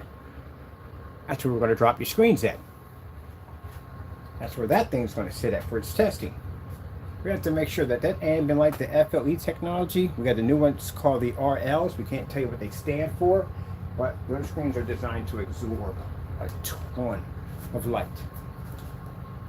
And since it's ultra short throw compatible, those who have ultra short throws, well, now you can use your projectors, if you haven't already with our technology, in a fully lit environment. Get your infinity contrast level on, get your beautiful colors and all that good stuff, and just have an amazing image from day one. Probably get what you paid for out of your projector. Now, like I said, sizes for this, I'm going to use big boy ounce containers for this. I want people to have plenty of paint. Hey, you may want to paint it inside or outside. Can you imagine? Can you do that with a certified $5,000? Can you take your screen outside? No, you cannot. So we'll give you plenty of paint so you can take it inside or outside, whatever way you want to do it. I might make two versions of this. I might make a roll-on and a spray-on. Because we do have one that's front and rear, it's spray-on only, but I think I might make the roll-on version too. So this one right here, stage 1, is a roll-on. Stage 2, we can actually make it a spray-on application for front and rear.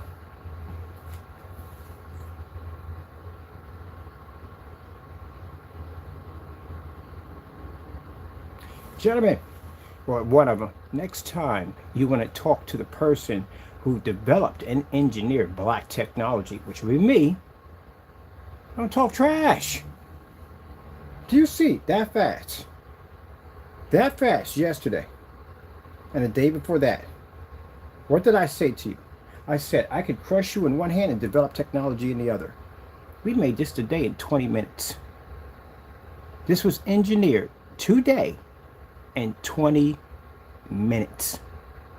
At 10%, this thing does more than your products could ever do, fully developed, which they're not. I told you. You think because I get on camera and I talk about you guys at the end of the day that I'm just wasting my time up there doing that? No, I'm developing technology in my head while I'm having this conversation with you. And I can come out and do this. That fast, that quick.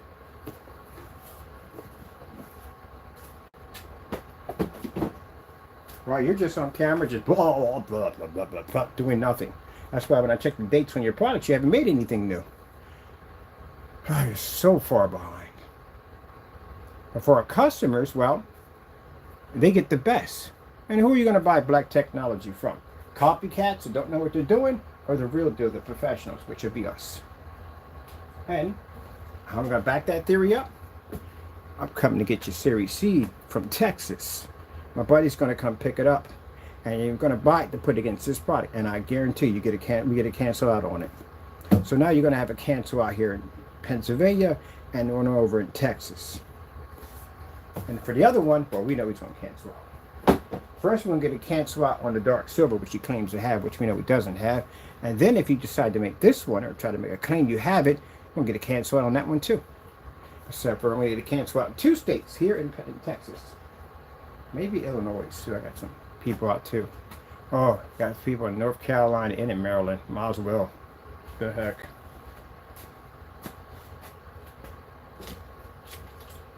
Because you're going, every time you go to sites and everyone you talk to, they say, well, what products have you beat with this? How do you know it's more superior? Then when you put down superior on your product or better, this, that, and the other, they ask, who have you taken on? And we can show your cancellations. I had one person came here talking about, oh, the guy's name, we know, Crow, came here and said, it wasn't him, it was somebody. Said, oh, his products are the best, blah, blah, blah, blah, blah. We posted all the cancellations, they left the room. That's all we have to do. We have to show them demonstrations. I'm going to sit there and dig through an archives for demonstrations. When all I got to do is post his cancellations. His product's better than yours. You're just afraid because his product is this, that, and the other. Oh, really, huh? Here you go, cancellation. Cancellation. Did he cancel? He sent us an email telling us to buy whatever we wanted, and he cursed us out on all the receipts. That's all we got to show. That's it. Everybody in the room was laughing. That's all we got to show. So your customers don't come in the room backing your stuff anymore because you canceled out. They can't even back your product for you because you canceled out against us. So the minute they come in running their mouth, somebody, oh, his product is this and better. Here you go, cancel, cancel, cancel. And here's an email he sent us to buy whatever we want, and he couldn't even ship out the product because he was afraid. As for the other one, if you pop up, which you don't, I think he pops up more than you do. But if you do pop up, we say, here we go. Like the fellow sat there and said about how your product was good, and I said, cancellation, cancellation, cancellation, and here's a video of him removing an entire marketplace to keep us from coming near him, and another video of him removing the entire state of Pennsylvania to keep our products away from him. Know what he said? He's not interested in his products. But try to talk to us as he thought that we were going to sell to him. No, you made a mistake. I'm good. We don't need your business. Bye-bye. We know what's waiting for you out there. Where are you going to go? Yeah, they apologize a lot, but nah, I'm good. Sitting there having this conversation, gentlemen. And I'm sitting there using what projector in this demonstration? A fully lit environment. What are we using? 600 by 800, 720p. I wish I could say $10 because I love seeing that so much. I paid $10 for this. $10. My projector literally costs cheap. It's cheaper than a knockoff machine. You know that? $10. Can I go cheaper than $10? I wonder.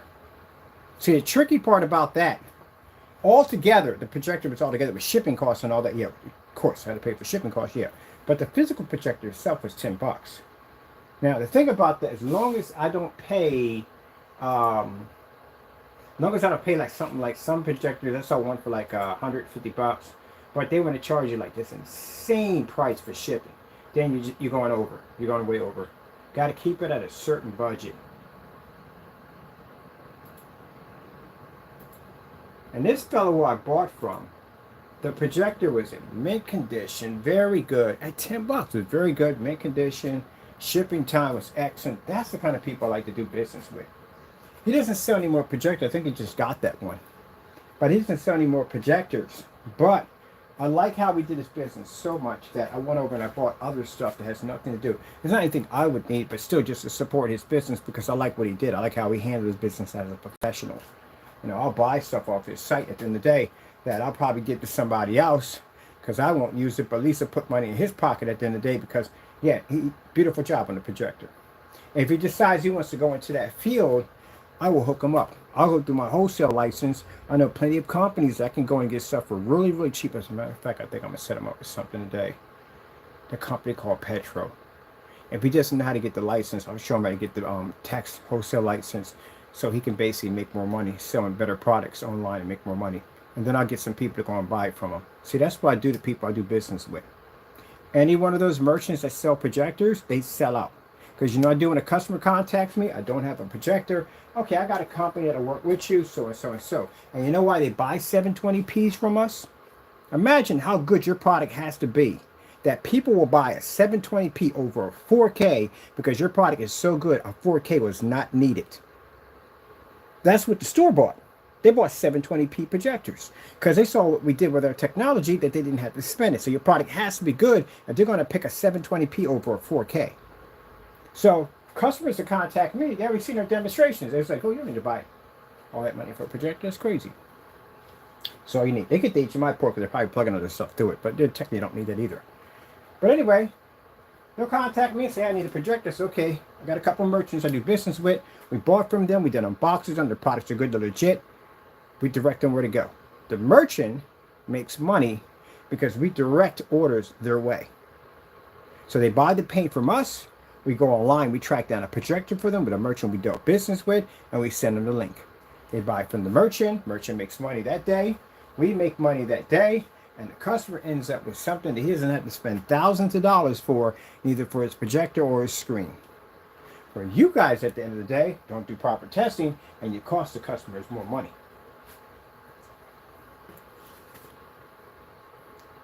Oh, Taco, you used to look like that at one point. Now he just stares at me angry all day. I think cats are like teenagers. That's what they are. Cats are teenagers. Dogs, on the other hand, they're like 3-year-olds. Dogs are always happy, jumping in your face. Hey, cats are like, what the freak are you looking at? Don't pet me. What the freak is wrong with you? And then they want to cuddle with you when they want to cuddle with you, but then in their own time, you can't, they don't really bother with. They're teenagers. That's what they are. Go to pet them and look at you. What the freak are you doing? Did I tell you to touch me? Why are you petting me? You're in my space. They're teenagers.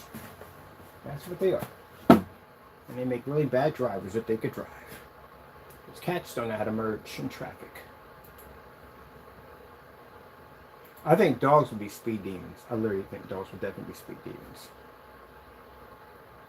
Alright, let's get some white levels in here. White screens, snow savers.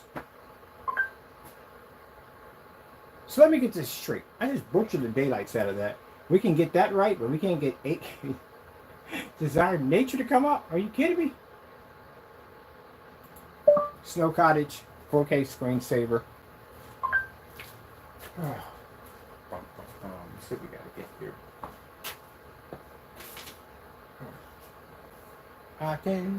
I think today I'm gonna do my evening walk. I'll do one of those. I haven't done one of those yet. And yeah, it's much colder. Much colder. I mean, I don't mind the morning getting up and burning the heat, but I've never done one in the evening. So I'm gonna do a little walk around. We're gonna walk around down there. Chill out. All right.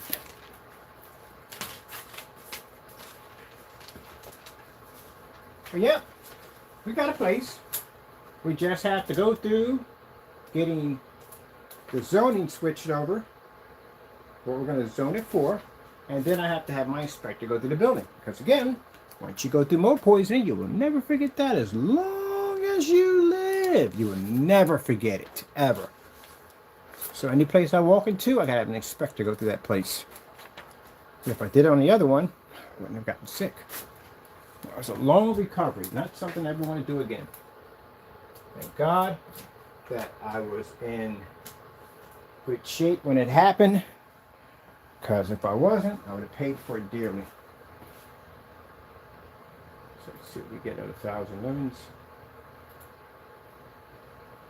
Let's see what we have to do. Bam, bam, bam, bam, bam, bam, bam. Whew, man.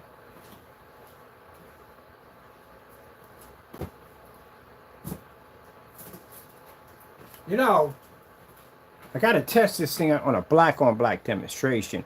It would be nice if I can get my paint that I requested for.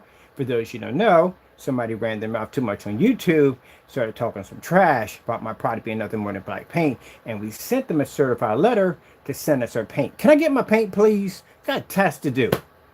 I go to Home Depot, I buy this stuff, man. Then they, why I gotta buy it, man? Literally, send me my paint, man. Seriously? Literally. Talked a lot of trash. We sent them a certified letter. If my stuff is trash and my stuff is just everyday black paint, I gave them permission to send us black paint. Did we ever get it? No. That's why I'm on camera asking for my black paint. Because I got to do black on black tests with this thing. Got to do those tests. They're very important. Gee whiz. Now I have to sit up there, go to Amazon, go to Home Depot, go to Lowe's, go to Sherwin-Williams, pick up all this paint, bring it back here. Could have had somebody just buy it, send it to here, but they don't want to get embarrassed that they lied on YouTube and basically faked all the demonstrations. That's what they don't want to go through. But you don't want to send it over. Okay, whatever. I'll buy it myself. Would have been nice. Nope. Don't want to send it over.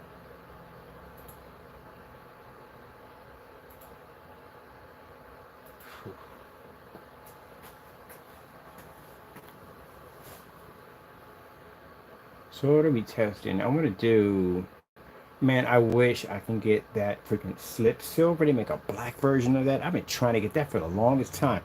I went to the manufacturer. They stopped making that stuff. Can't find it. It's a black version of that. I want to do it so badly. So we did a Dynasty, Black Dynasty. What's the other one? Black Dynasty. They got one called Black Domino. That's the darkest one. So I go to the stores and I find the darkest ones that they have. What is the darkest black that you have out of your entire collection? And those are the ones we grab. We need films. We need fabrics. We need a whole lot of stuff. We're gonna need a whole lot of stuff because I want to test this on everything we can get our hands on. I want at least, under the black versus black, I want at least somewhere between, roughly between 30, 40, maybe 50 of these tests done. Because I do not plan to be embarrassed anywhere with that technology. That heightener technology is going to be a 7. This is going to be awesome. Look at you guys. Scared to do gray versus gray. And where is the black demonstration? The black versus black. That's all you had. And mind you, what's sad about the demonstration, he claimed he did a black on black. Your screen was gray the entire time. See, as I said, you already know at the end of the day. Your screen was gray the entire time. Because that's the same demonstration that he did and the screen turned gray when a star field popped up. So you have that down in your test demonstrations on black versus black, clearly showing that a black paint laying against the screen producing a white level, but the entire time your screen was actually gray, not black. Because he repeated the same demonstration. Did you notice that? We did. Everybody else on the forum site did.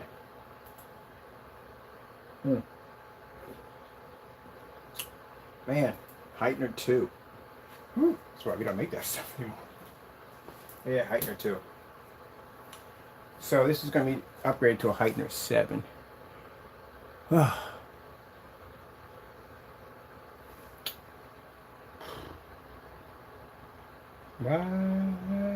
don't you say what you say?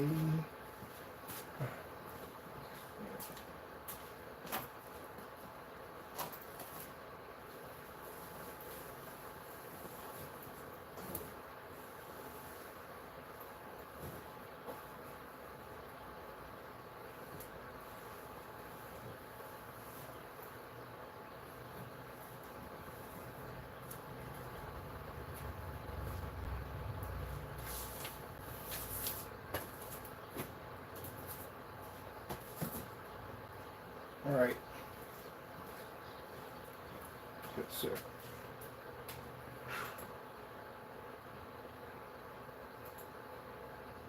Oh. Slow color changer.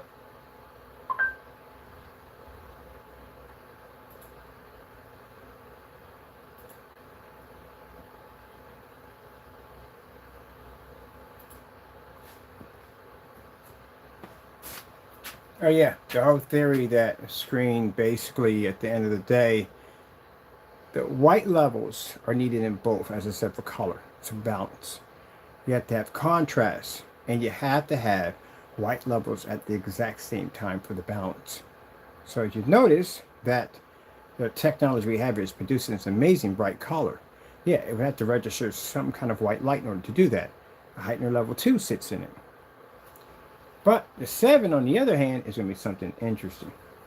It'll be the first technology of its kind that actually has a 7.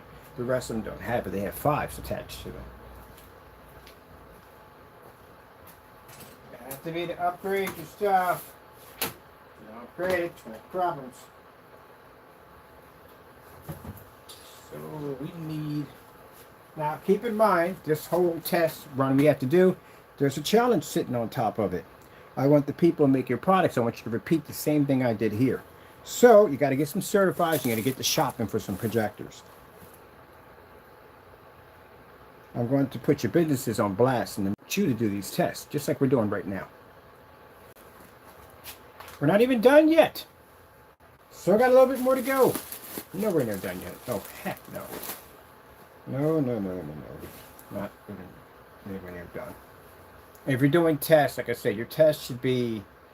You can't even do an hour in the test. Test is going to be like 2-3 hours easily. That's what it's going to require. So you're going to be there for a while.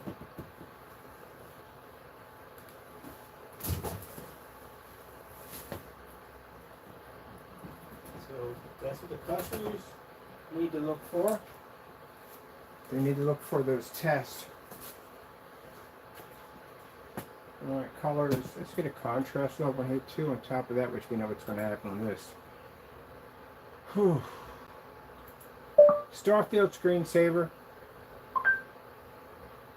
Now the reason why I use the Starfield, because some people like to cheat and they do the OLED demonstration. The OLED demonstration doesn't really show contrast. A little bit here and there. The majority of it's colors and bright lights. That's what it is. So they can camouflage your contrast levels by say we read.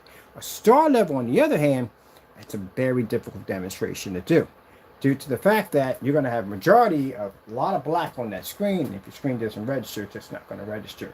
Now the Series C, which we still consider to be a great screen, and you did cancel out, which that's not good for you, but keep in mind, you said 2000 lumens is what your stuff runs on. We call it a safe benchmark, because that puts you in an area where if we use this particular projector, you're guaranteed to almost pick up a better image. We could drop at 50 on this technology. And this is at a heightener 2, which we'll be showing you. Why not? So, your names will be posted at the bottom of this, your companies, and we want you to get this test done by tomorrow. Oh, I'm sorry, you can't get it done tomorrow. You don't even have the stuff needed to get it tested. How come you don't have the stuff needed? You literally should have had this stuff already. You know that, right? The fact that they don't have a collection of certifieds or projectors or anything whatsoever. Oh, come on, really? Like owning a mechanic shop and you don't even have tools. You got to borrow them from somebody else. You should have those. You're a mechanic shop. You're supposed to have tools. Not saying, well, we don't have that particular tool. We don't have it here. It's a wrench, for goodness sakes. We just don't have it, you know. We can borrow from somebody else.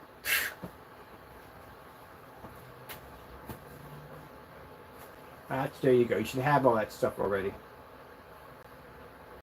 The reason why I had so many projectors, because I was like, I wonder what this projector would do on my product. And I wonder what this one would do. And people see me when I have the videos. We go on eBay, we do the unboxing. This projector, both of these were unboxed. Right there in the live stream. No settings changed. Right to the screen, done. No change in the environment, none of that nonsense. Contrast levels. Yeah. All right. Where are we going next with this? Oh, we did the white levels, right? So we're good on that. We did contrast and color. So contrast and color is good on the technology, but still, it has to be much better than that. Way better. I want this thing like eye candy. Literally eye candy. When this thing turns on, I want tears of joy to run down your face. That's what I wanted today. I want your wife to be so in love with how beautiful this screen is going to look when she's watching her drama movies and soap operas and whatever she's going to be using it for, that she's going to come into the room and drop her wedding ring and say, it's over. She's not going to do that. The screen's going to be gorgeous. You guys are going to love it. I'll tell you that much. You're going to love it. Require it. Come and play. Everything's A-okay. Do, do, do, do, do, do, do, do, do. I miss the Sesame Street before they had all the new characters. I like the one where you had Mr. Roper's store. I wish we could go back to that Sesame Street. Everybody remembers Mr. Roper, don't we? Yep. Mr. Rogers, all of them. You remember when I was coming up, you had Captain Kangaroo, Captain Noah. I'll tell you, used to really freak me out, that freaking Bozo the Clown. Gee whiz Louise, what the freak? Seriously. Saw that thing come on TV, that thing was coming out of the subway. I was like, nope, never getting on the subway ever again. Hello, boys and girls, it's Bozo the Clown. Ah, yeah, it freaked me out. I don't think it was worse, that or it. It did freak me out for clowns, so. No, I'm not that type of person. That if you come at me dressed like a clown, you're going in a flashing truck. A red truck with flashing lights. That's literally what's going to happen to you. I had friends of mine say, oh, you got a fear of clowns? I got to do. You fear of clowns. Now, if you post them and stuff, that don't bother me. Actual physical clown. But my reaction is a little different. My reaction is not the other way. I'm going to run for you. No, I'm going to kick the living crap out of you. That's what's going to happen. And yeah, it's going to be bad. So I advise people like, look, don't come at me. Don't come near me. Stay out of my little bubble area. And we're good. Some people do far worse than that. But I'm just saying, don't do that. But a friend of mine thought it was going to be a nice joke to go up and basically jump at me like a clown. And it got the roundhouse of a lifetime. Yeah, you definitely was going to the hospital. Don't do that. Now, what I did for one Halloween, I actually went as a clown. Because I thought that would be the most awesome Halloween costume ever. To go as the one thing you're terrified of. Oh my goodness. I had a woman that actually worked over in Hollywood. She did the makeup for me. I have no idea what it looked like because I told my friends don't send me pictures of it. I avoided all mirrors. I avoided storeroom mirrors. I couldn't look at this thing because I knew it was hideous. And I could tell by when I walked in the room, the looks I was getting from people, it was pretty jacked up on whatever she did. But yeah, it was the best costume ever. I was constantly like boom, boom, boom, boom, boom, boom, boom, boom, boom, terrified of what I had on me. Best costume ever. Talk about adrenaline rush. Go ahead, something like people, you're out of arachnophobia. I don't got a fear of spiders, but imagine going dressed as a giant spider. Oh man, that was the best one yet. All right, let's go over here. Let's get see right here. Let's get our snow levels. Gotta check our white levels first. Okay, snow screensaver cottage. Did we get it? Oh no. Snow screensaver cottage.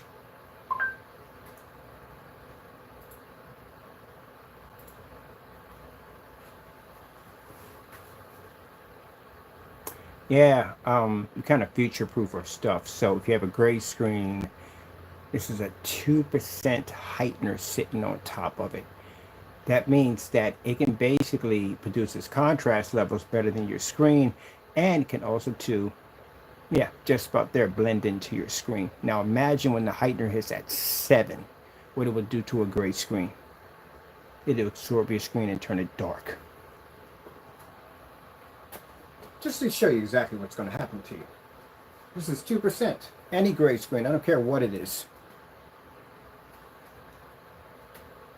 So imagine how dark my screen is over here to yours.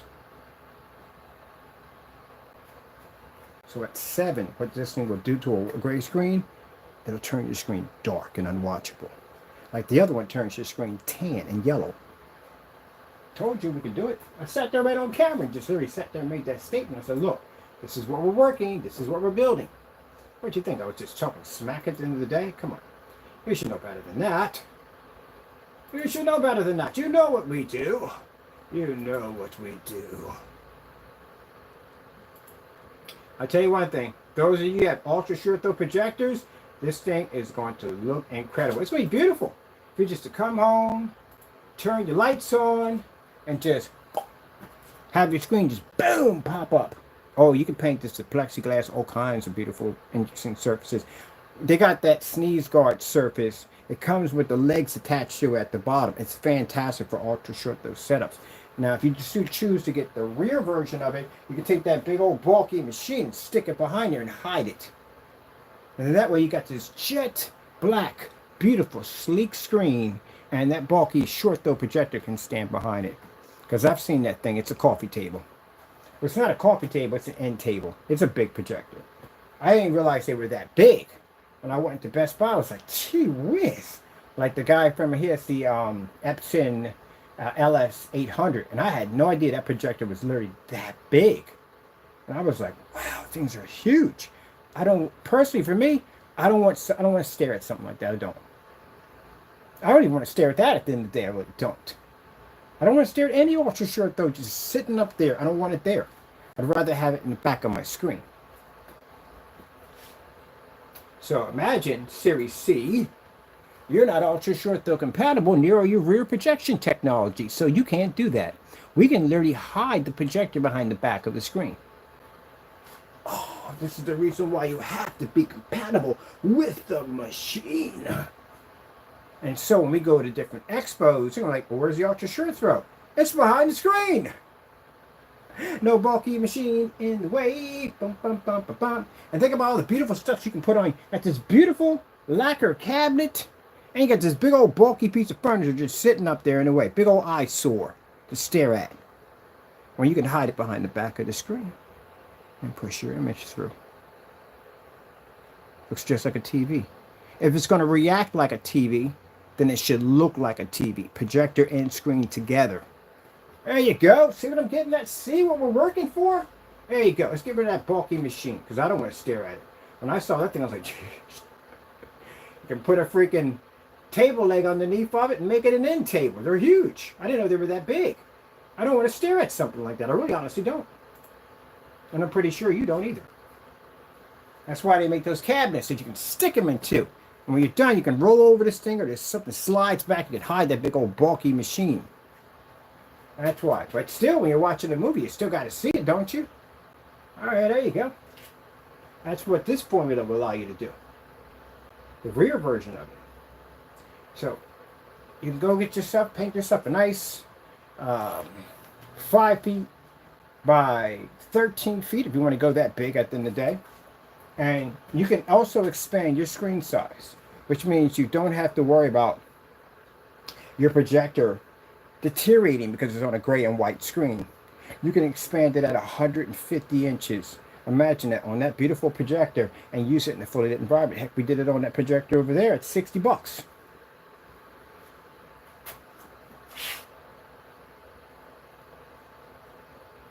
We had a special acoustic blackout cloth surface. I told you, I don't like the surfaces that they sell. I really don't.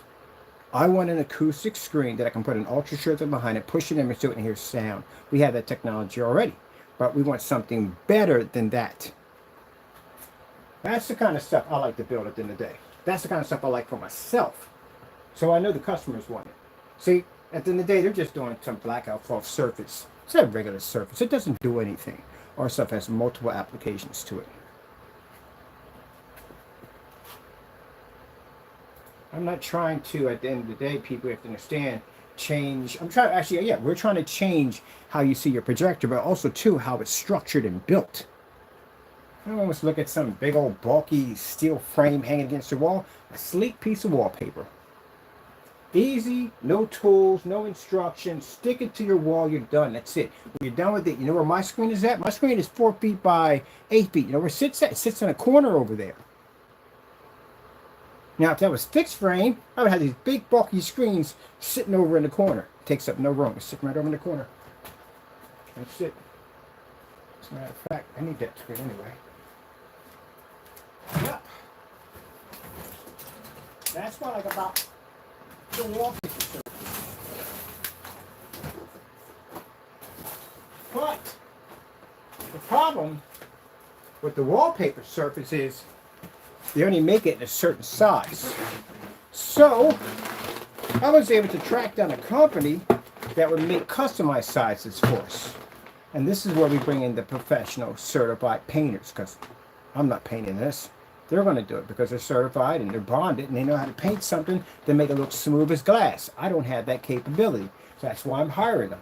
So that way we can have wallpaper screens that the customer can roll up when they get done with it. No instructions on basically how to put this screw here and that bracket there or anything. You don't even have to drill holes in your wall.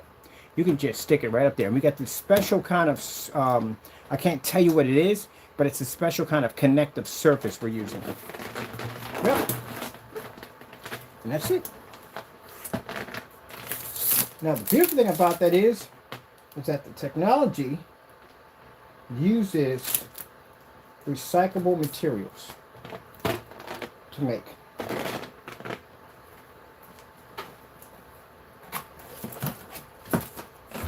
Where's my cigarette? You have to be able to think outside the box. Way outside the box. Alright, let's get some more stuff done. Because there's things I want to talk about. Yeah. Stuff we're working on. All kinds of stuff. You know, I want this stuff for myself. And that's why I'm designing it. We have a woman coming in. She's going to be sewing and designing all our blackout cloth surfaces.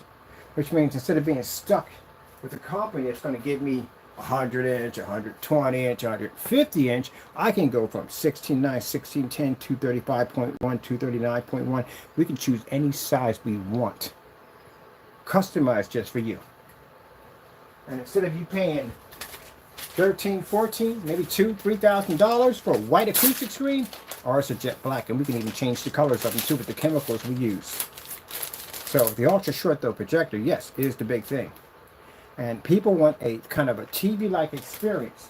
But the problem is no matter how much money you spend for the projector, the next model you get, you're still going to be stuck in the dark because the screen fails the projector. Projectors work perfectly fine. It's the screen that's failing it.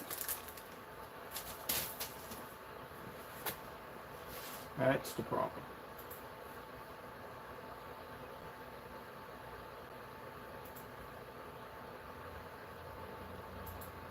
Slow color changer.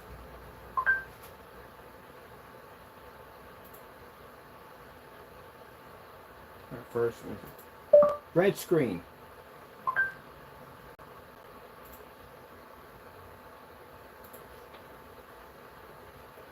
I told you about black technology and a gray screen. You can't keep up with that technology. It's Infinity 1 contrast is reading. The gray screen won't register it at all, period. So imagine this technology will be designed to not only obsolete, but to wreck your screen completely. That's what we're engineered to do. Now mind you, we have no light system around it. Imagine if I attach a bar system to this technology, your screen's going to have to struggle with the lighting that this screen is absorbing in, and then the screen itself that's designed to basically, let's put it this way, absorb your life energy from your screen. That's what we're designing it to do. It's going to live up to its name. You ever look at what a quasar is? Look at what they are. They're actually more lethal than black holes. The screen generates light and darkness at the exact same time.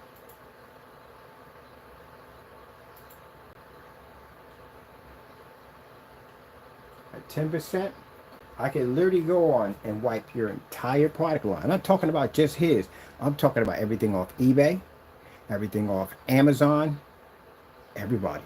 At 10%, we can do that. At a stage 1 technology, on a 720p projector. So that tells our customers a lot at the end of the day. That who is the more superior when it comes to black technology? This would be us. I can literally beat your specification sheets with this technology. At 10%, I could wipe your specification sheet clean and get you to cancel out, which I plan to do. You want to talk about at the end of the day your product being this, that, and the other? I don't need to touch your stuff to take your stuff out. I can develop something at 10% at a stage 1, and I can make you cancel out and give me back my money. Watch it happen. Never talk trash at the end of the day. Always back up what you say. Now, this is far worse than me reversing your stuff. Far worse. It's a 10% product. It's not even available yet. It's going to wipe your stuff clean. Get your specification sheet, back it up with tons of test demonstrations that'll flood YouTube, and then get you to cancel out. And then I'll take your cancellations and I'll basically frame it and put it in my office. Now, for those people who think that's brutal, that's business at the end of the day. If you talk trash about any business, you have to be prepared that they're going to back themselves. And then when they back themselves, they're going to embarrass the daylights out of you so you never do it again.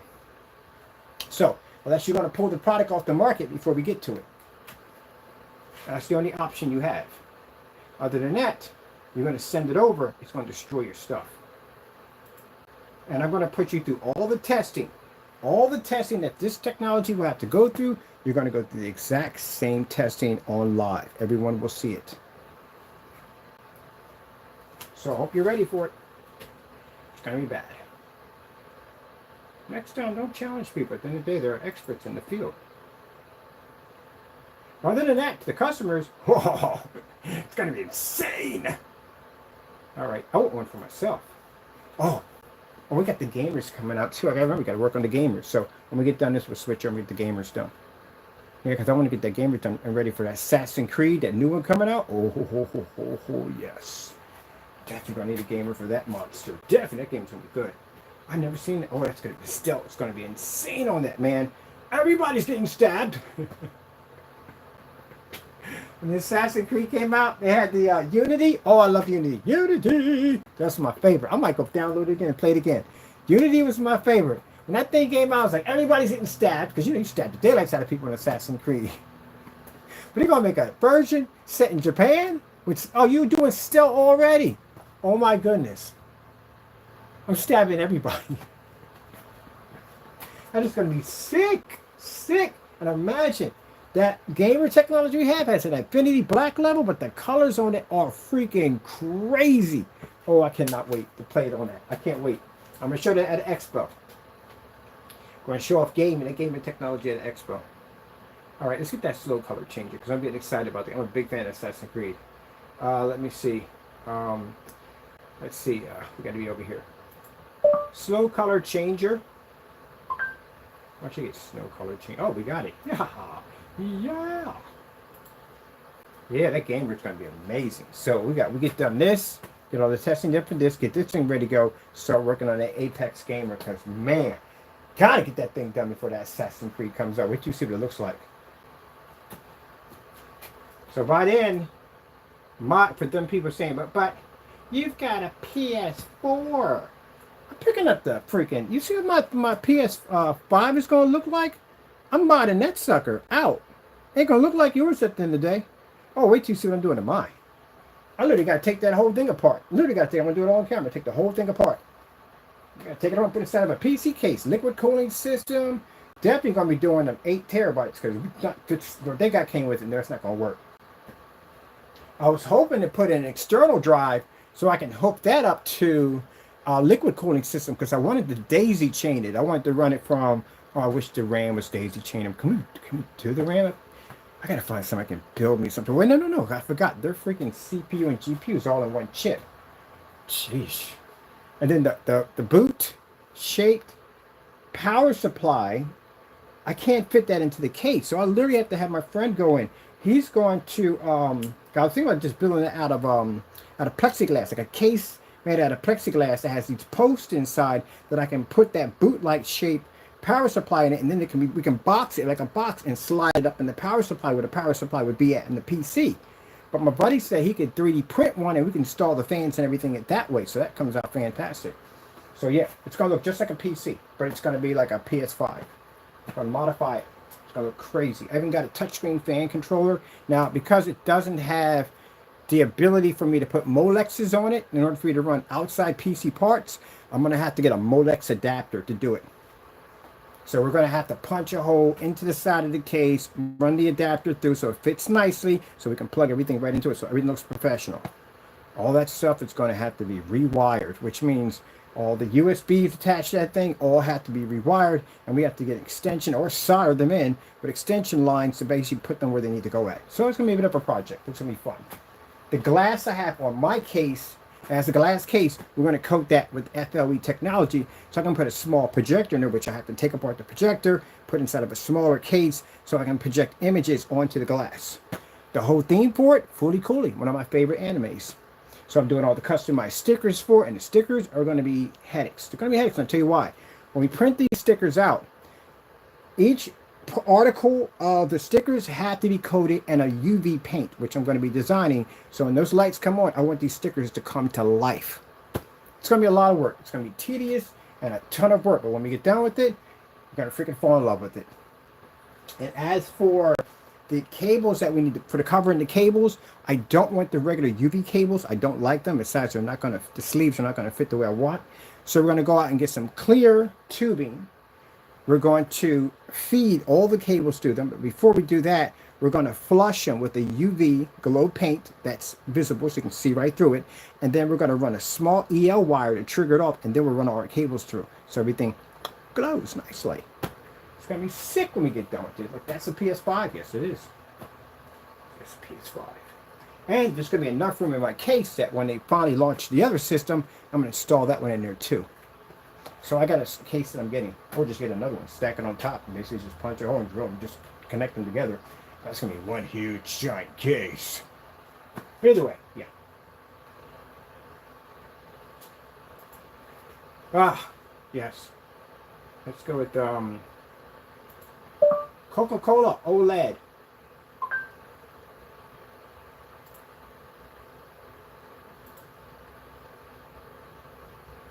That's been a lot of work. But it's worth it, you know what I mean? That's what it is. I'm not and I'm sorry if I get anybody upset about this, but I'm not a big fan of the PlayStation's case. I don't like it at all, period. Doesn't do it for me, it just doesn't. And on top of that, the fact that, you know, if you read up on these things, that just they compressed it. You put all that power into a machine and you compress it. What do you think is going to happen? Overheating issues. They literally said that the power supply itself basically accumulates dust. And this is called the system to overheat.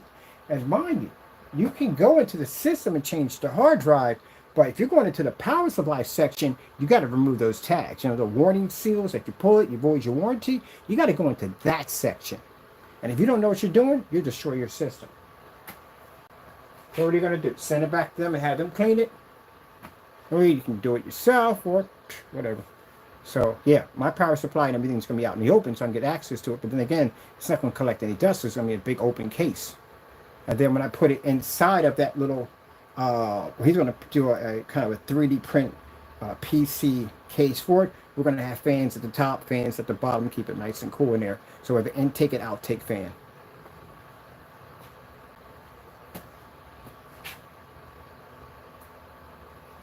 Because it has one fan in there. That's all they put on that system.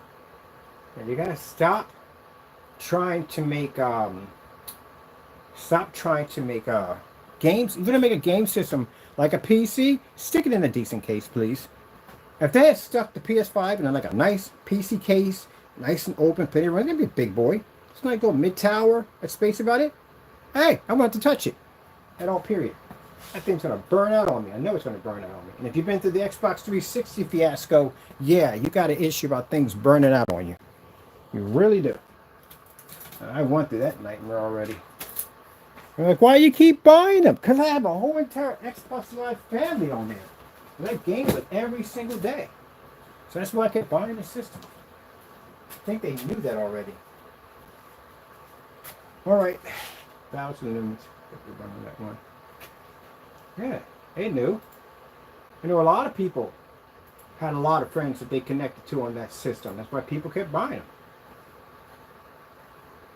I had a clan on Gears of War. I had a clan on Halo.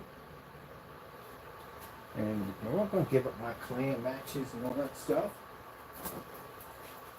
Ugh.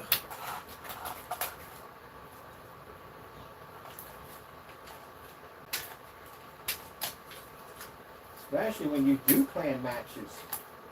You know how that goes when you do clan matches. You want to be in there with your crew doing damage. Especially when you know you're good. I was on a tournament. I was in there in clan matches all the time. I love Unreal Tournament. Oh, I wish they'd bring another one out. They need to bring another Unreal Tournament out. I need to say my speech. I just love saying that speech, man. I played Unreal Tournament more than I played Gears, but I love that little speech I gave out. And it would make them fight so much harder. Oh, they would fight so much harder. They couldn't stand. I was hated. In Unreal Tournament, I was hated. And I mean hated. But I played on PC first. And if you play on PC, it's a little different than console. Then I figured out a way how to modify my my setup where I can have keyboard and mouse. So I'm playing on keyboard and mouse on Unreal Tournament. And of course, my shots going to be a little more accurate and more faster. But I've seen people with controllers almost as good as a person on keyboard and mouse, which is actually quite impressive. But anyway, they didn't know the weapon system. You can't just run around and just shoot people in that game. It's a weapon system. It's a combo weapon system. How to utilize your weapons much better to get more higher kills. And on top of that, what characters you choose. I chose the machines because they were faster, they were quicker, they had incredible jump capabilities, which means I can basically nest in certain areas and I can snipe people at the end of the day. It was so easy to trigger them off the fight because I would basically fire a couple of rockets in one section and they think something was breaking up and they all get in there and start fighting each other and I'm sitting there picking them off in some small little corner. See, what people don't realize is when you go into these maps, what most people do is they learn the map. They learn every nook and cranny of the map. And walls are your best friends. Oh, I just love how to detour people to go in the direction you want them to go into. So if we're in a corridor, and if I jump up on top of this platform, and there's a set of stairs for you to come up, I'll fire around just to miss you, to get you to point you in the direction I need you to go. So I'll fire around down the hallway, and you'll go up the stairs because you're not going in the direction the round just came from because you know I'm right there waiting for you. And as I see you coming up, I'll drop a bunch of those grenades, go bouncing down the stairs, and you're gone. Easy to direct you where I need you to go. When I'm firing rockets, I'm not firing them directly at you. I'm firing them where you're going to land. Every single time. Every single time. It works. And if you don't know how to use weapon combos like plasma rifle and the bio cannon, which is a fantastic form of weapon combo. The plasma blast, which was it's a little hard to pull off. It's all timing, where you have to squeeze the charge and hit real fast, and it causes this huge, massive plasma ball to come out and just go boom, and it pushes you back. But if you fire some of that extra nice bio goo and charge up, I usually shoot that behind you, then I blast you into it, and then boom, you're gone. That's it. I get points on that for killing you like that. It's fun. I used to love the grenades. The grenades give people grenades all the time. So I'll see a bunch of people fighting, and I'll jump off a platform, and as I'm in the air, I'm charging my weapons, and I make it rain grenades. And then I pull out the stinger or rail gun, and I just fire in between. There's no way around that situation. You're gone. So I knock about 5 or 6 people in that whole entire process. And what a lot of people don't realize, when you play games, you have to learn how to shoot backwards. That's extremely important, how to turn around and snipe and shoot people as you're traveling backwards. So I learned how to jump in the air, and I can snipe you. I can run backwards, I can snipe you. I can jump off walls, I can snipe you. Because you're running into the rounds. Easy. Rarely ever use lock-ons. I rarely ever use them. Lock-ons are unpredictable. But you can get around lock-ons. So if someone fires lock-ons on you, what people would do is they'd basically circle. When you circle, the rockets circle with you, and you lean close enough to the wall, they hit the wall and cancel out. You gotta know all that stuff. You know what's in a tournament? I had a clan I used to play with all the time. We used to go in and just wipe people out left and right. So my kill count was 20 frags a minute. But I used to play on PC. And once in a while, I would bump into somebody who played on PC, and I go, "Oh shoot, you run on PC." Once in a while, and I would make them. I'd join my clan. But yeah, the most fun I ever had, and you know, you get in arguments in clans. People always have arguments. Where I literally got into this argument with my clan, and they ticked me off. Well, I popped into one of their games and I wiped out their entire clan. The other team had an advantage point. I was taking out my own team. I know, but they ticked me off. They turned on me and I wiped them out. And anytime I caught them in a match or anything, I went in and I wiped them out because I could kill them faster than they could kill me. Then we get that peace treaty. We all join up in a room, okay, blah, blah, blah. We all talk it all through, whatever. It was just so much fun at the end of the day. It was just so much fun. That's why I had to be on Xbox Live, man. It was just so much fun I was having on that. Oh man, I miss those days. I really do. I miss those days. It's like I wiped your entire clan by myself. Yeah, because I'm the one that recruited you. It's my clan. I was the boss of it. Yeah, good. Okay, good. All right, let me get something here. My clan, I accepted everybody. I didn't care who you were. Didn't make a difference to me. We're like a bit of an outcast group of family members, you know. Because, you know, some people didn't want to play with girl gamers because they thought girl gamers couldn't play. So we're like, hey, so you're going to join your clan? I was like, yeah, knock yourself up. Let's see what your kill count is. And I had this girl that came in. She was a young girl, came in. Nobody wanted her to play at all, period. She was an amazing sniper. And I mean, extremely good sniper. And nobody wanted to play with her at all. We brought her in on our clan. We played Gears of War. So we could go out there and get whatever the freak we want because the enemy couldn't move because her kill count was literally that high. So she'd snipe you no time at all. It got to a point that people accused her of cheating, and she wasn't. She was literally that good. So then it got to a point where, and this is what I like about gaming systems when you play on live, people were sending her over the codes for Xbox Live free for a year and Xbox Live points to bribe her to come over to them. So look, we'll give you like free subscriptions, whatever you want. Just come play with us. Come play with us. And that she wouldn't. She was only loyal to us. We could literally sit out there and not do jack and have a conversation, and she could cover that whole clan with no problem. Got to be careful who you basically turn down at the end of the day. So I had the land of misfits toys. That's us. Yeah. Those are the best clan members when they're all wacky. All right, let's get some certifieds up here. What we gotta do in the daytime, in the afternoon. When I start singing on camera, it's because, yeah, I'm tired. A lot of testing, people. A lot of testing. I talk in my testing because I'm sitting there like talking about this, that, and the other. All my testing is like this. You have to be more professional in your testing. It's boring, man. Sometimes it gets boring. We've done this thousands of times. We gotta do it again. How many hours are we into this? Oh, really? We've been here this long?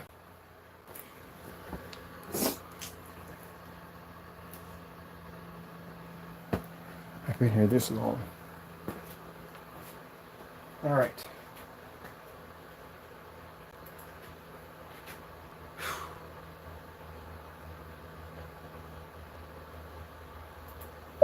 Red screen.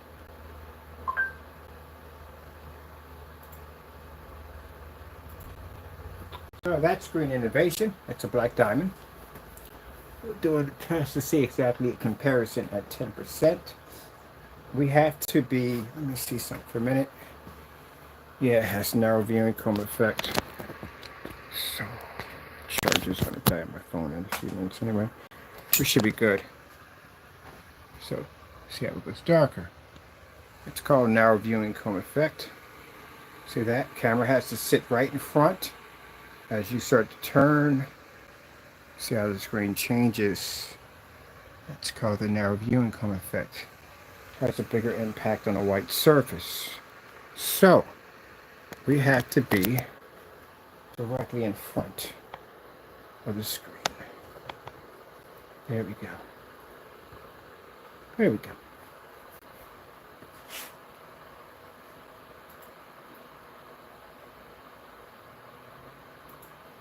White screen. So I'll show you. It actually produces much better on a white surface of the narrow viewing cone effect. As we start to turn, see the shades of the turn dark.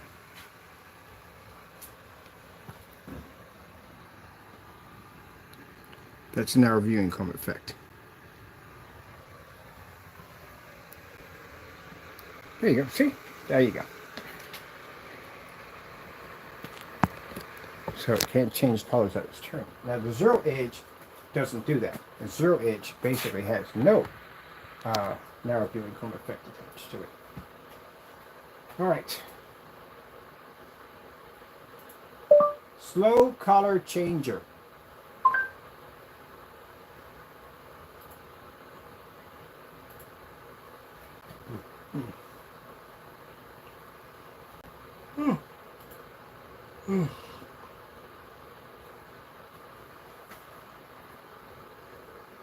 About 10%. It shows your technology versus a $5,000 projection screen.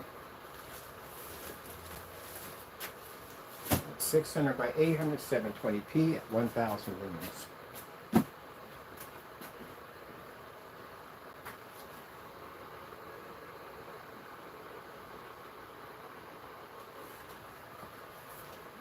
Standing, doing.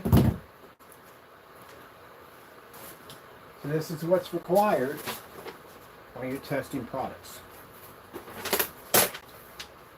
Can't say your stuff is tested and it's not tested.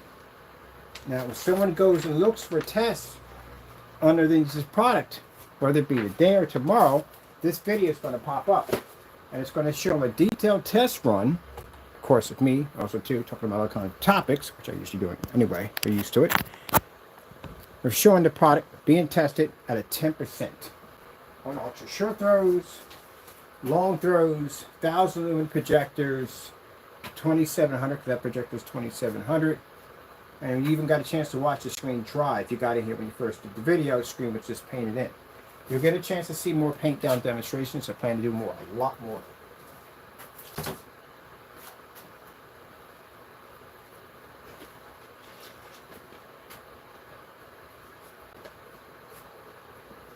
And with this product, there's no stir instructions. You don't have to stir it, just shake it. When you're done, that's it. Paint that application extremely fast, which I'll show you. Shipping box.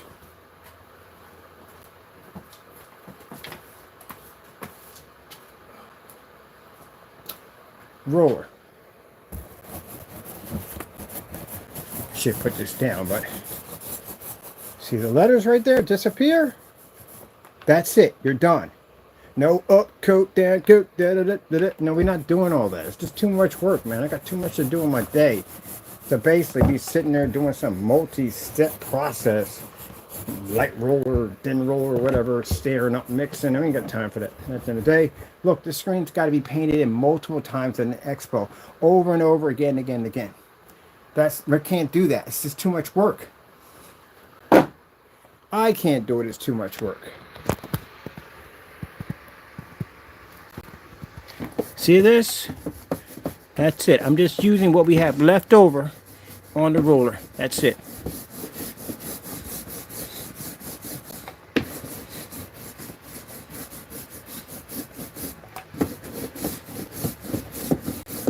We're done. That's it. We're finished. That's the end of it. You know, all that up, down, forward, side to side. I don't know whether I'm painting the screen or putting in a cheat code for Contra. It's just too much work. Now, mind you, got to paint this screen in over and over again in an expo. You know, I watched the demonstration, not to be rude here, but I watched the demonstration where he's trying to instruct his wife how to paint the screen.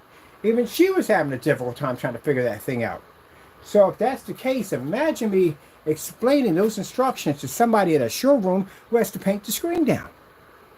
That thing is freaking confusing. And the other guy's saying, well, he painted the screen. I'm not going to be painting the screen. I said, it's not that confusing. You didn't follow any of the instructions. I watched the demonstrations. You took out a can, you poured it. That's all you did. You didn't do anything of what he did in his demonstration, something completely different. So you didn't follow the instructions yourself. Too much work. Fast, easy, done. That's it. So when customers want to see that, they don't want to see demonstrations that are complicated. This is why people laugh at IKEA's furniture. It's like when you open up one of their booklets, just like basically a contract, whether or not you want to sell your soul or not. You ever put together IKEA furniture together? I did. I did it twice. It's not fun. It's not. I would love to have. IKEA should reinvent themselves. We got furniture that you just snap together like Legos. Bang, bang, bang. I pay extra for that. Oh, I do pay extra for that freaking service anyway. But yep. Yes, sirree. Yes, sir.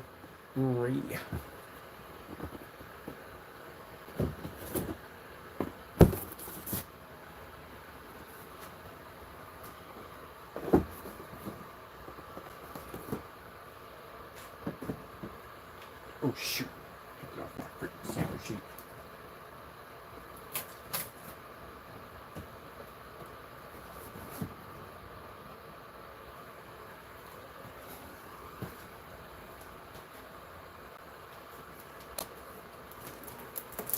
Paint and dry demonstrations.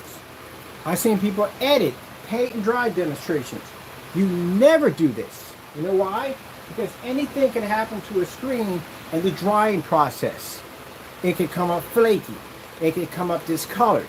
It can have a skin-like material. Products could not have married correctly, and it could be little spots and anything that could have popped up in the process of a drying process. So if they cut and edit it, and the screen's darkened, so that's saw in the demo. That's why I removed video. I saw that in the demonstration. When he came back, the screen was lighter. When he painted, the screen was lighter. When he came back, it was darker. What happened in between the drying process time? Did you repaint the screen? Because that's what it looked like. So, the fact that I'm not seeing enough demonstrations on this screen being painted to multiple surfaces, and I'm not seeing that paint and dry demonstration raises high concerns that the paint doesn't do exactly what it does. Especially when the person who painted it in with the Series C or whatever, charcoal gray and black, came up gray. So you should never edit that out. Ever. Now we just did a paint out demonstration. Were we planning to do one? No! But did we do it anyway? Why not? It's what you do in a test. So we just painted a box to show you how easy it is.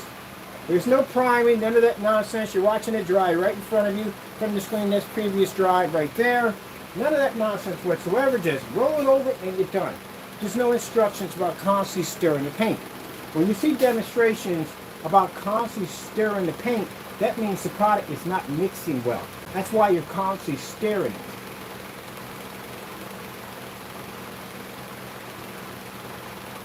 That's why. I had two of these running. Well, what the heck did he do? Murder, murder who? Ever watch Cat Williams? Or you watch Cat Williams, you know what I'm talking about. Yeah, nobody even going through that. So ain't no wrong to sit there and tell the person what you're going to have to do. Like, seriously. At that point, if you're going to be putting the roller up and down that many times, you're about to pull off some kind of Nortel freaking spell at the end of the day? That's just too much. I mean, instructions to stir? So I just stirred this paint already. I got to keep stirring this? It's not a quick dry formula. Now, a product is designed to dry really quick. That's something you may want to keep stirring. Cement is something you want to keep stirring. But a paint, really? A screen paint? No, it's not mixing well. That's what's going on in the process. Constantly keep stirring it.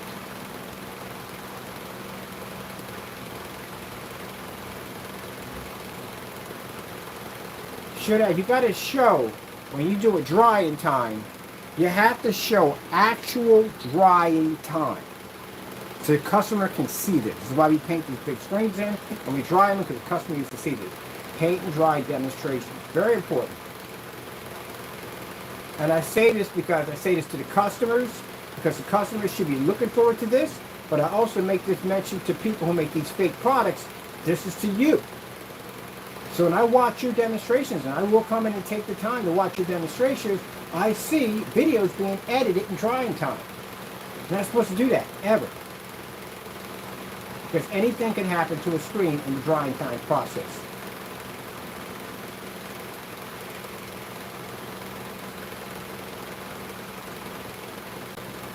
Anything.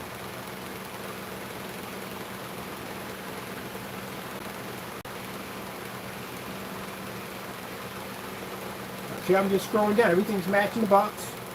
Painted most of that screen when it was standing up in my hand while I was holding the phone. Well, actually, no, holding the phone, I was standing up.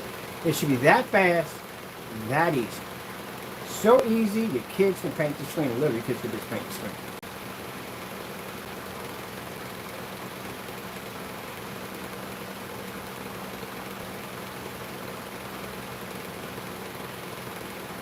don't want that for diddy-do.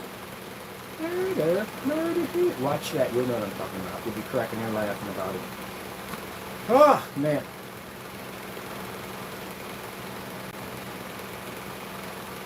You just roll, scroll down to show you the menu. We're going to put something on for you to watch. Scroll down, show you the menu. Everything is supposed to pick up.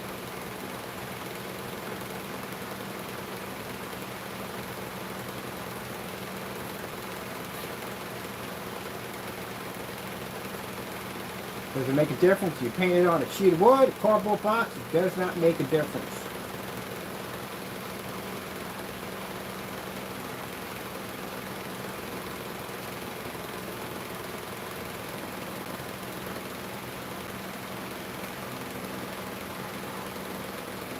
Now, when is this product going to be available? Well, as soon as we finish all the testing, as soon as we get it up to at least, well, we have to get it to 100%. It has to be 100% because I have to have this in this is going to be on a trade show. It's going to be an expo, so it has to be 100%. So this is just a test run to see exactly what we're doing. Now, for you naysayers out there who don't understand how tests really work at the end of the day, we call these test runs. This gives us an idea of what we're working with and what we have to upgrade to increase the product. What you're seeing right now here is not a finished product. It is a test run. Now, to your standards, you would consider this to be finished. By us, it's not even anywhere close to what we could do with it. Cardboard box, people. That fast, that quick. And mind you, just saw this technology go side by side with a $5,000 projection screen, which means you can turn around and you can turn any surface. Well, we got to figure that first, because I got some other surfaces I want to test we had problems with, but just by any surface into a high performance screen. You've seen all the projectors we swapped out in the demonstration, ultra short throw compatible, low lumen projectors. And as for your gray screens, at the end of the day, we could blend into your white levels. But when this ring features a 7, it's going to turn your screen into a dark piece of paper when I get done with it. Oh my goodness, was that what I think it was? I missed those so much. Why did they get rid of that burger? You don't understand. You have one of these. You know what I'm talking about. You know what I'm talking about? The black burgers. You ever had one of those before? Having a black burger. It's like coming outside and watching the abominable snowman. UFO sitting on your front lawn. Like all the things that you were told that didn't exist were right there in front of you. Santa Claus, the Easter Bunny, the Tooth Fairy, everybody just sitting out there like, wait a minute, you guys aren't supposed to exist. Oh, there it is right there. That's the burger. That's the burger. Don't get back there. Oh man, that was the best burger ever. That was the best burger ever. Never forgot that. You ever had something so good that you can't find anything to match it? You go to different places, you can't find nothing to match it. Nothing. That taste bud memory reaction, you can't get that back. I had one of those. One. If I had known, this is a burger that literally would have caused me to basically stop working out everything. This is a burger that can shut me down easily. This thing was so freaking amazing. Burger King had it. It's called a Halloween burger. They soaked that bun in A1 steak sauce. Oh my goodness. Now they got the ones over in Japan that are actually black burgers. They got black cheese, which I'm figuring out how to do that. But this one, man, this burger, I gotta figure out who has this. Because I wonder if it's the same. So the day I go in, I leave the house. This is before COVID. And I go over and I see this black hamburger from on TV a few times. I'm like, shit, I gotta go check this out. So I go pick one up. I bite into that burger. It's the best thing I've ever ate in my entire life from Burger King. And I usually don't dig the fast foods at these places.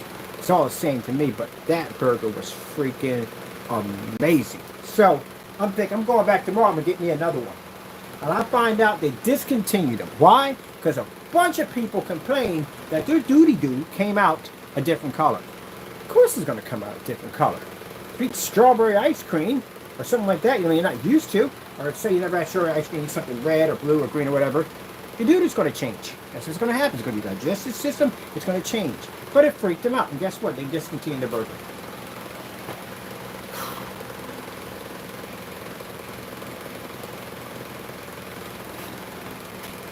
Now, other than that, Burger King had the Homer burger. If you had one of those, that was a big burger. That burger was the size of a mini-sized pizza. It was. It was a big burger. Oh look, and I got the black hoagies. Now I gotta go hunting. I gotta go hunting for restaurants. But anyways, check this out real quick. We're doing a cardboard box paint down demonstration. Sorry if I sound a little crazy on camera. I get like this when we get a couple hours into testing. It's no worse than sitting there doing all updating for your website, because at least this changes. Yes, they do. Yes, they do. Well, it could be worse. I could be like the guy on Ferris Bueller's Day Off, like Bueller. And you'd be sitting there like, oh my goodness. Today we're showing demonstrations of the cardboard box. It dried already. Got the fan on. It's already dried. Cardboard box projection screen. Used by the QUASAR technology. We're using our 720p projector. 600 by 800 SVGA. To produce this. You don't want to talk like that. At that particular point, if I'm in a meeting like that, I'm opening up in the window and I'm jumping out. That's way too boring for me. Get somebody in there with some excitement at the end of the day. Like Robert Williams, rest in peace. You know, get somebody in there like doing some crazy stuff. That's what I enjoy. Give me something. Yes.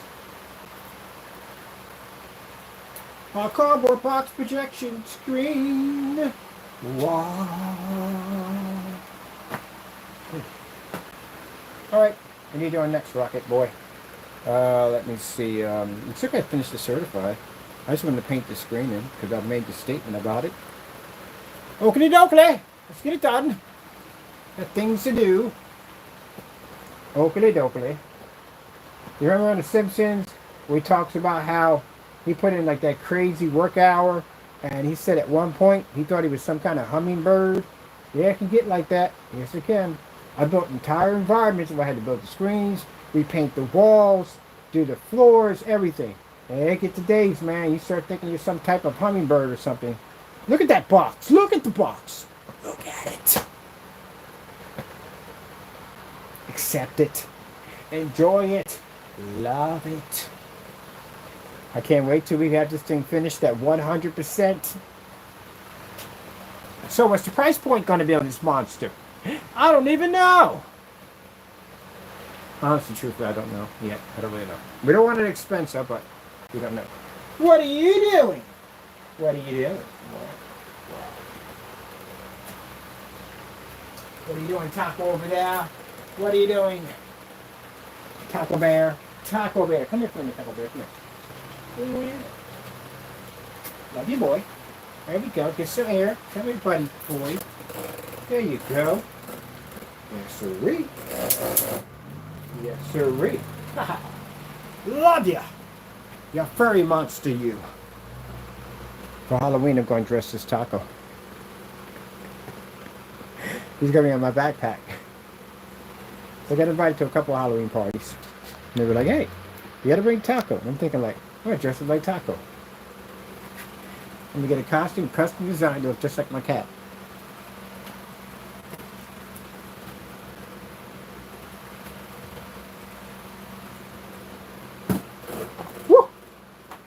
All right then, here's our shipping box right here, easily painted, as you can see. We're done. Let's get back to work. Easy to paint. And yes, we're going to be doing a lot of demonstrations on that. We coated a lot of surfaces. For those of you saying, what can you paint with that, Ken? Well, we'll show you what we can paint with it. What can you turn into a projection screen? Oh, by the way, I forgot to add real quick that the invisible version is fantastic for converting your inflatable projection screens, yes, with the front and rear mesh, all that, yeah, into high-tech screens. Oh yeah. Oh yeah. Oh yeah. So them boring white inflatable projection screens that just look like outside. Oh yeah, trust me. And I guarantee you 100% that your neighbors, all their furniture is going to point in the direction of your screen. I guarantee you that. You thought that Star Wars screen looked amazing outside at 180 inches. Wait till you see what this eye candy does at the end of the day. It's going to make you slobber like Homer for a donut. And for those people saying, well, Ken, can you back this up? We're here at 10%, people. At a stage 1. Oh, why do we got to go through this?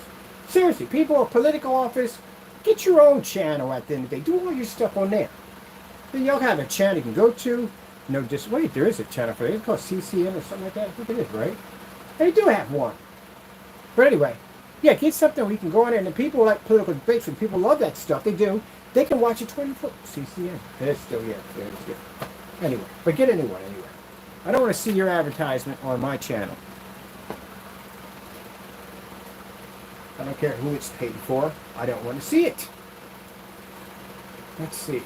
Starfield screensaver. Oh, we got nothing close to it. I literally got nothing close to it. What did we get? Starfield screensaver. One time, I got Garfield screensaver. Why do you know? So as I said before, yes. Gunmetal screen technology, the dark ones, yes, they're good. They are good. But this has an Infinity one sitting on top of it, which means no gunmetal screen of any type will be able to take the screen. And mind you, it's a heightener too. As this screen starts to increase its heightener capability, other screens are going to have really hard times trying to challenge because the screen is going to be generating light at the same time while it's absorbing it, much like the quasar.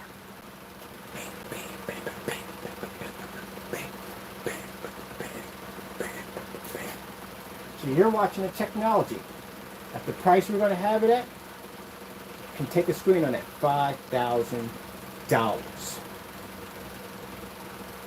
Think about that. Yeah.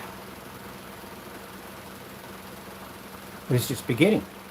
This technology will basically, and our demonstrations to show, and no disrespect for anyone, but we have to test against all of you. So, no disrespect. I don't want gray screen paint makers to think at the end of the day that we're coming after you. No, we have to do this. And if I'm going to go out there and say that this product is number one, it's the best of the best, it's the cream of the crop, I have to back it up. Can't go out to football tryouts and just go up to the coach and say, hey, look, I'm the best of the best. I'm the cream of the crop. You got to show that you are that in order to get that. Even his gain is not even to the point yet. It's 10%. 10%. 10%. 10%. Let's get the daylight screen out here. $6,000 projection screen. Let's get her out here. We got next.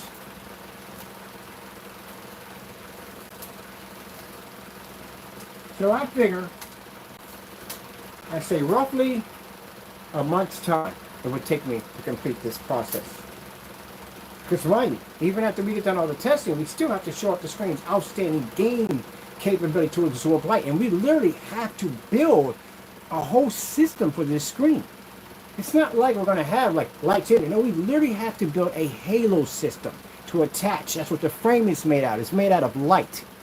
So imagine how powerful this thing is going to be. People put their little lights out here, their little cell phone lights. No, this has a system that the lights are the frame. That's what we want to show off. Because when you watch demonstrations in every expo, you see these screens with no lights around them. They have them over top, that's it. But imagine the screen with the physical light as the frame. There you go. That's when I go in an expo, we're going to do it big. I'm not going to be like everybody else. And I'm still going to have lights in the environment that are still going to be brighter than theirs. Woohoo! Now mind you, we were able to do that with a dark silver. Imagine what we can do with a black technology.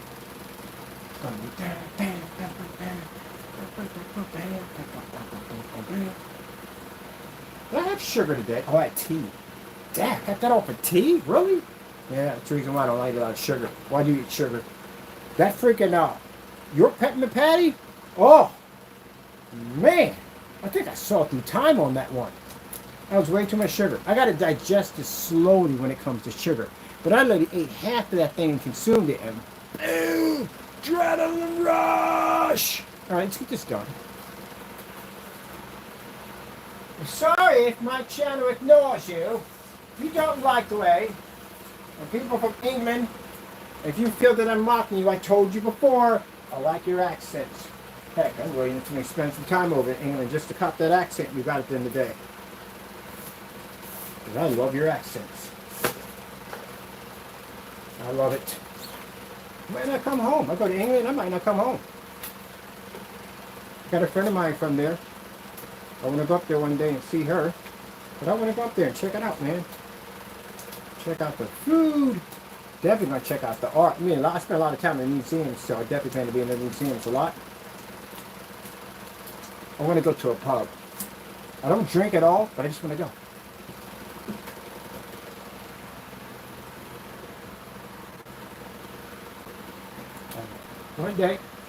One day, I'll get a chance to go one day. One day I'll get a chance to go. Oh, I forgot. This has the can't put it too much to the side. We have to be directly in front of it because it does darken a bit. That is daylight screen. So you can see up close what we have here. We're on our 10% on our technology.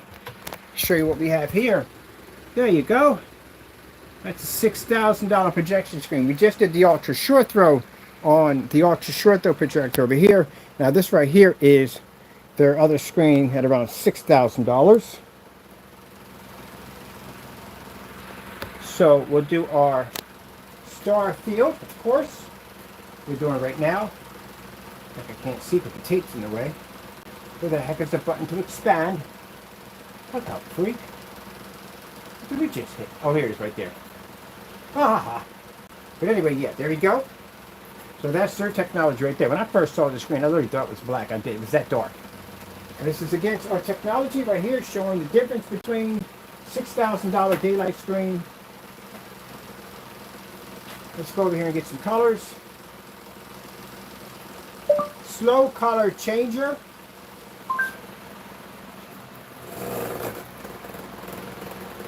Let's see what our color comparison is.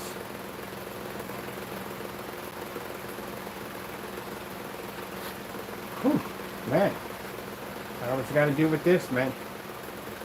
There we go. Now you see right here what this tells me. See right there? Let's see it right there. That means the screen's not laying perfectly flat. That's what's happening. That has to lay perfectly flat. Because again, if there's any form of ripples or anything into the screen, it's not going to project correctly. It's going to shadow. You don't want it to shadow. That's why I said when I see people doing these tests, they have they're not put up there correctly, and it's not laying perfectly flat. You leave a little bit of crease in there, it lifts up a little bit, it's going to basically change the screen's ability to be able to perform correctly. And you need the screen to perform correctly, because if you don't, you're going to have problems. Not only from them, but the fact that you're not getting a real fair test at the end of the day. You're cheating yourself.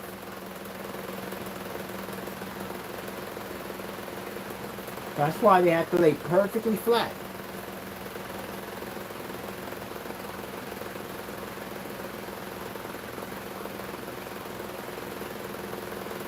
Now, what does a slow color changer do? It basically shows the difference between our technology, color balance, and the certified gray screen, white screen, all that good stuff. When we're doing a white level test, the real harder ones are basically we take a projector like this, drop it back a bit distance so it has to go through a ton of light, kill off as much as we can as the projector's capability to be able to produce, so the screen has to work twice as hard to generate. The most hardest test that the screen's going to have to go through, it's going to have to do a white level test and black paint test at the exact same time in a fully environment. Which means when the projector fires off at around 16 feet, it will hit the screen.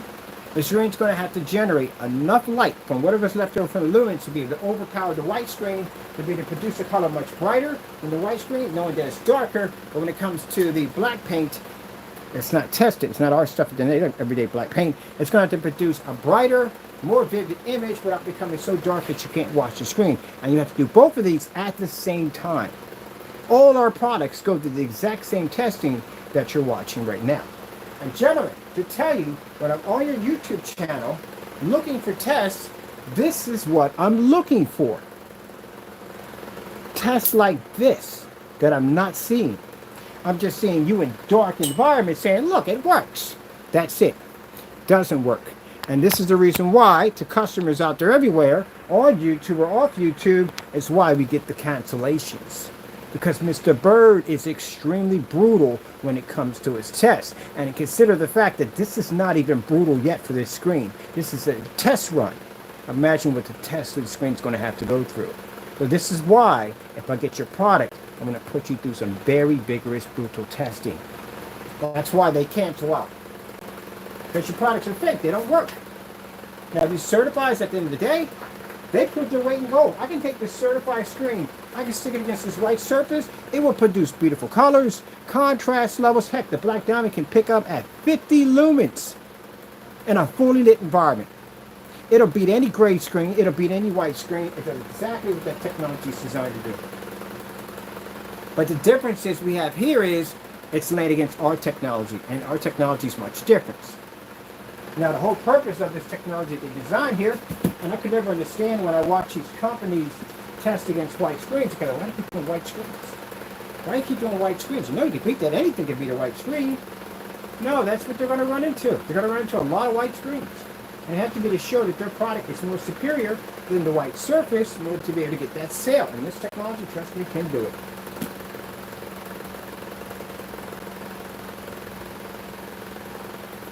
It does what it says it does. It's just right now, it's sitting on a different technology. All right, let's get a white level test on this. Snow Cottage, screensaver. I'm still standing, better than I ever did. Do do do do, do do do do do do.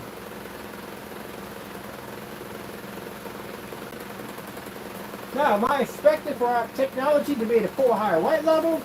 Not at 2, it ain't. But we can't have that screen go dark that we can't see it at the end of the day. So at level 2, because we could have heightened the technology up, but no. We need to gradually build these screens. This one right here needs to be gradually built. And as I told you before, there's a difference between a certified and great paint. Great paint, you can blend it into your stuff easily. Certified screen, on the other hand, is a different form of technology. Still like a little kid, I'm still standing after all this time.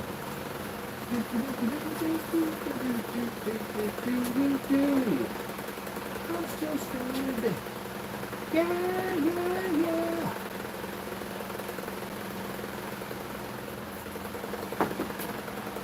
You see me sit and talk on camera about, you hear me talking about how powerful our technology is, the things we're designing, and giving you fair warning, gray screens, at the end of the day, that we are not the ones to play with. You never listen, do you? Did I not come out here and tell you to stay in your backyard? I did. But this time around, we're not going to do this because of that. I'll let that slide. That's gone.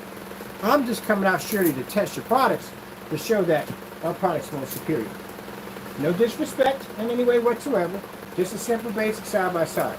If you don't want to do it, you just cancel the order, put the money back in the account. We understand. Those of you who talk trash at the end of the day, well, we know you don't cancel them. But I don't think I'm going to have any problems with getting the screen paints. I don't think I do. They're very professional. We'll ship it over. Everybody's been very, very professional.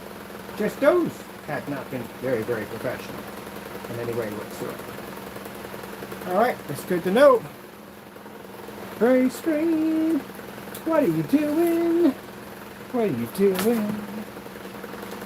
Yeah. Well, yeah, this right here, you just notice that the white levels on the gunmetal Did you see that? Versus the gray screen are much higher. There you go. This will produce a bit of contrast too than the gray screen. I'm going to get a white screen. I'm going to do a little test demonstration to show you the comparison of gray screen paints versus certified.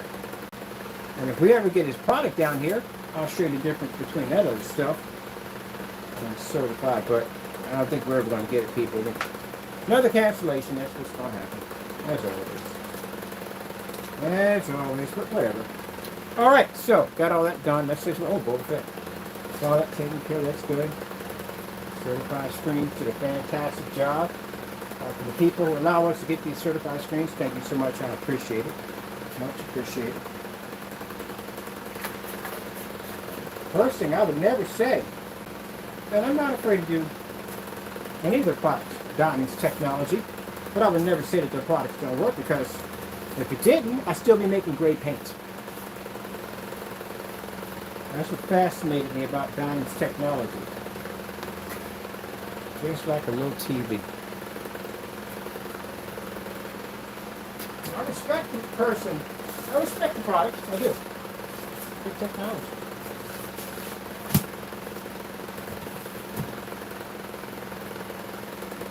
Oh, man. All right, let's knock this unit out.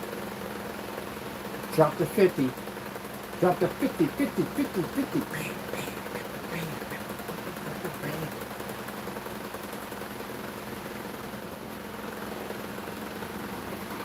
And when you sit there and make a statement like, well, I don't make 10 and 5 and 10 videos. The reason why you don't, because you got nothing to show, because you didn't do any testing.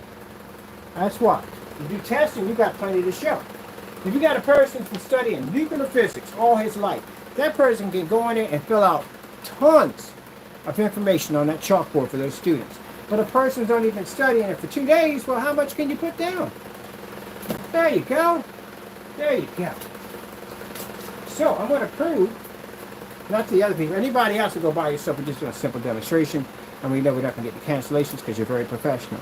But these people, at the end of the day, I'm going to prove to you that they're going to cancel out next to this product because you can't back the product. Again, I'm going to get another cancellation. Alright, let's get the test run. We're done with that, we're done with this. Whew. Get it done, get it done, get it done, get it done.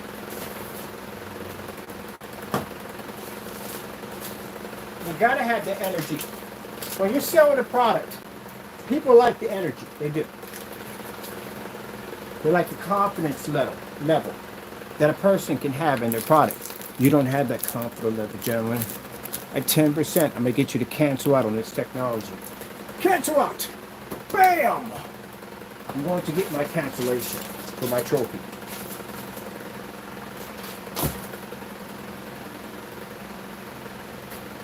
Alright. Switching out again. Switching out. Switching out. Now, I expect to hear the crying and whining, as we always do. I expect it. But next time you send me 20, try for 50 next time. Thank you. I need to show that how much you cry so people can see this. So, next time, shoot for 50, please. My buddy Sully said, they cry like that, so they cry like that. Don't forget to say uncle. Alright. What are we doing next? We're doing with the portable projector. Portable projector. Now, is this going to be the same product on a portable screen we're designing? No. That's a whole different form of technology. Different form of technology. Different form of technology. Well, I tell you, when I was out there talking on camera, you had no idea what was waiting for you, did you? You probably just talking trash. You don't know. Yeah, you don't know me at the end of the day. I told you. I can crush you in one hand and developing technology. When I'm on camera talking to you, I'm developing technology in my head. Designed to take your stuff out. Designed to make you cancel out. Designed to break your company. That's how advanced we are. And I can get done. I told you, the difference between me and you is when I get done off camera, I can come back and do this. Yeah, same kind of energy. You see, every expo's doing the same thing, having fun. Bam, bam, bam, bam, bam, bam. Bam, bam, bam, bam, bam, bam. Oh, but wait, there's more. We got to attach a halo screen to the system. Oh, we're not going to show the halo screen off the bat. No. Can't do it off the bat. It's crazy. We're going to show our system light up like everybody else. And we have a switchboard and start hitting the lights on, getting brighter and brighter and brighter. But wait a minute. We have a halo system to attach to the screen. It's going to shut everything down. What projectors are you using? Oh, this cheap projector we're using right here. 4K? No. 1080p? No. Let's have any HDMI ports. We don't need it. We're good. That's what you're going to use? Yep. That's all we need.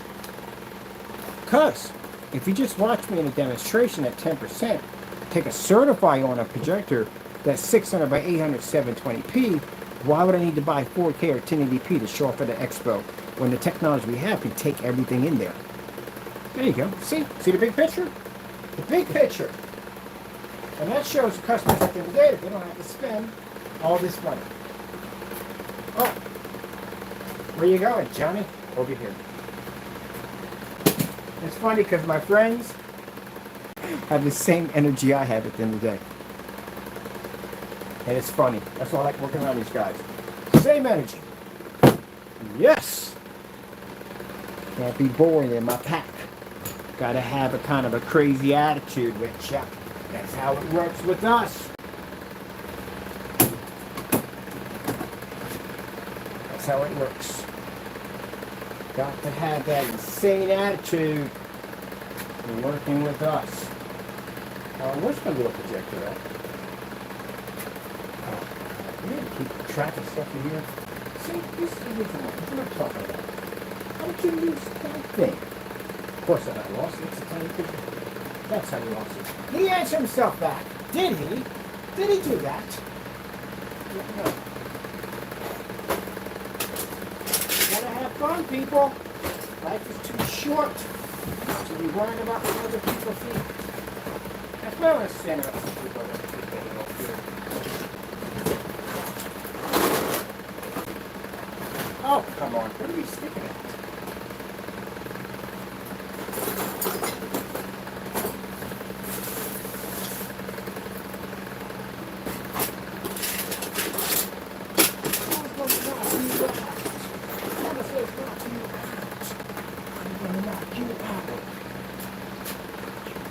That's going to be my song I think I'm going to have. Or I may have the Imperial March for Join the Dark Side.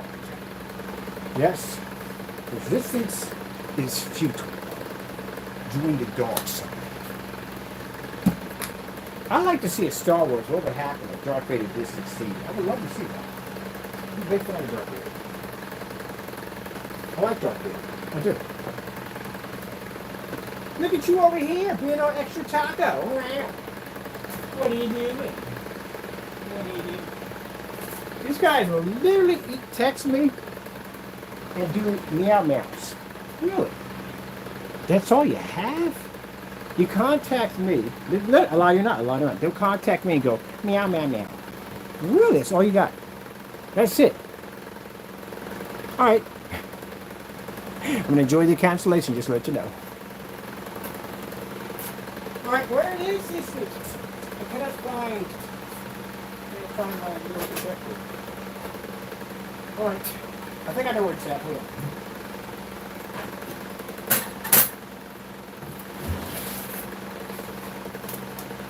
Found it. I think I found it. No.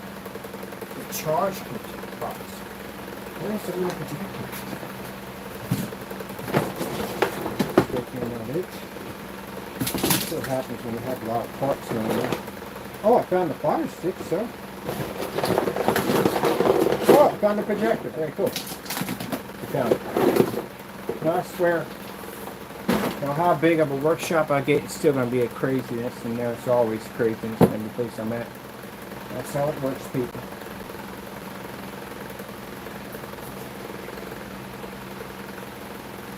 So what we're going to do is, we're going to do a paint down demonstration, but you know we get bored of these things after a while, so we have to start doing some crazy stuff, like getting our paint rollers from Family Dollar or Dollar Tree. Is Dollar Tree still around? I haven't seen one of those in a while. Do you need expensive rollers in? No. Oh, those are used rollers. Used rollers. You don't have to buy a brand new one. Just go get a used one. That's it. Just make sure that the paint is on. Mark the screen up. But no, it's very easy to do. One coat, you're done. Now we're going to do a smaller projector, which is this guy right here. This is what I use. Now we support this particular projector. You know why? Because we've had it for years. So this particular company we do support. I think it's the only one we support that's a knockoff. Well, I don't know if I can call it a knockoff. To tell you the truth. Oh, and when you're buying portable projectors, make sure you look for this. See that right there? That's what you want to look for. Because if you don't see this on there, that means the projector's going to be absolute crap. And I'm going to tell you that right from the door. Now, just to let you know, this will not support knockoff projectors. Because again, we have high performance screen paints, and we don't support knockoff projectors. Just so you know. Alrighty? Alrighty.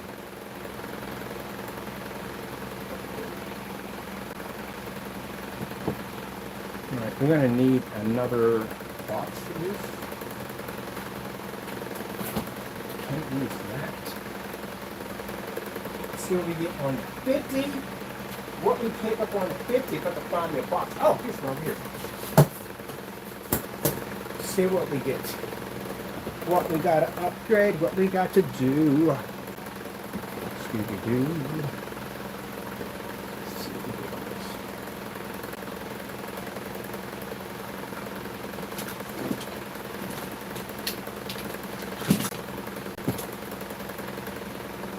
Oh, I forgot. We have an issue with the computer. See that block at the bottom? It doesn't pick up all that well. The computer. I know that. That's blowing apart. Good. Did we just pull 5 sticks out of this box?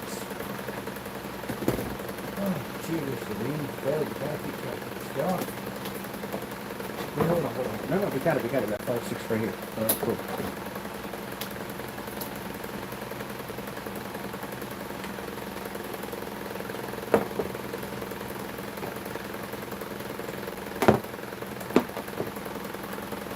Heightener technology involves the ability for small projectors at 50 lumens to read properly. And right now we're at a heightener 2. So we already know from the door the heightener has to be increased. No doubt about it. Has to be increased. But this gives us a runabout on what we have to do. I would like to do a heightener 10. So we're going to do 2 of these screens.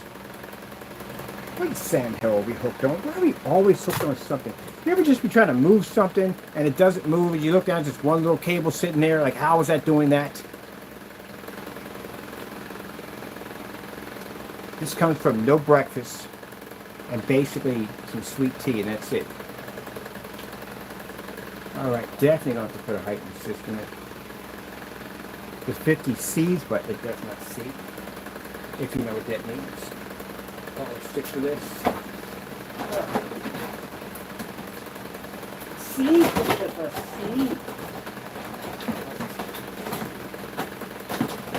Top that of my collection. I'm missing a 1500 mini projector. I need to get one of those. YouTube.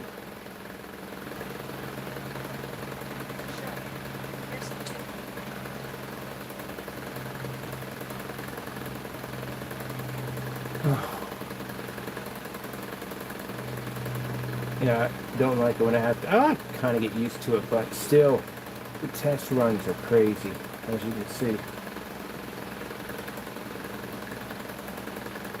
But they have to be done because it's the only way. Now, if we're building something stair-stepping it, yeah, because I want this thing to be completely different. Oh, it's going to be definitely completely different.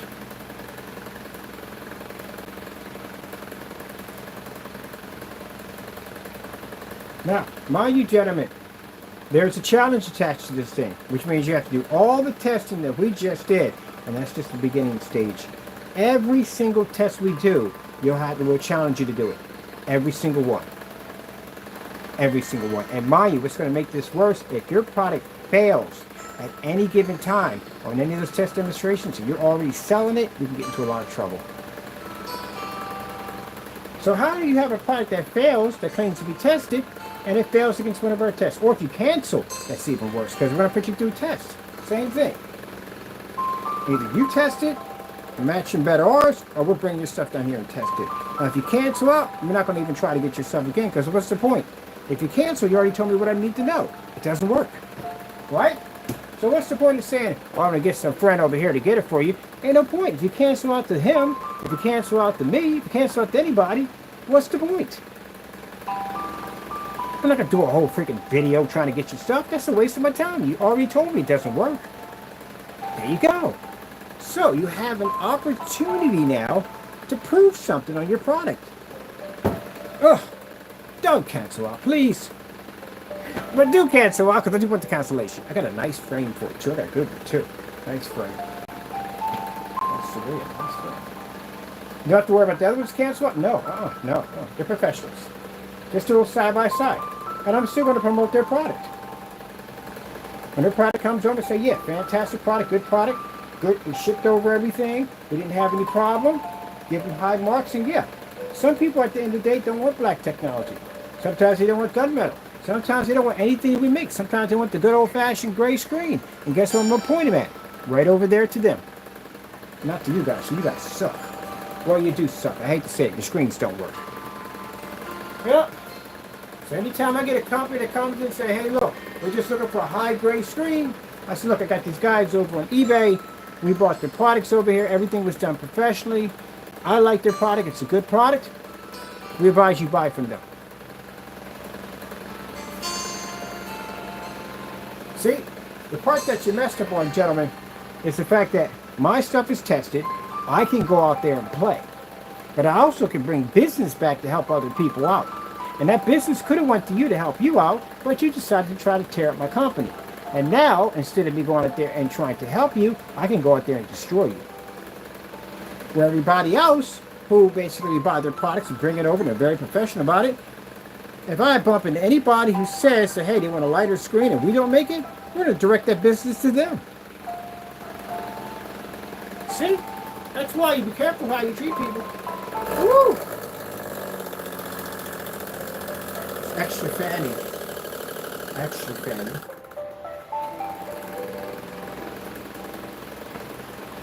Alright, let's see what we got going on with this.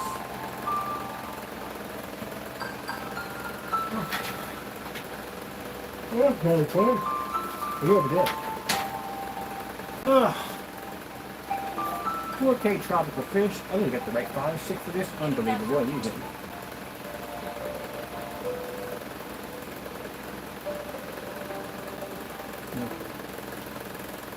Not tired.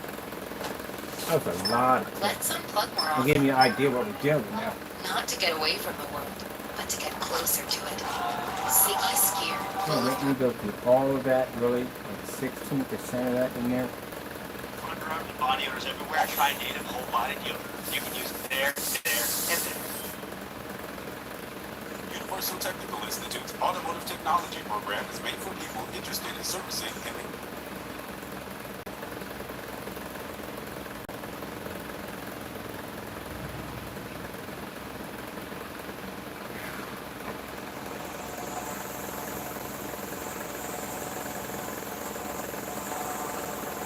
Now, how do people improve this mess? Well, this is what we usually like to do.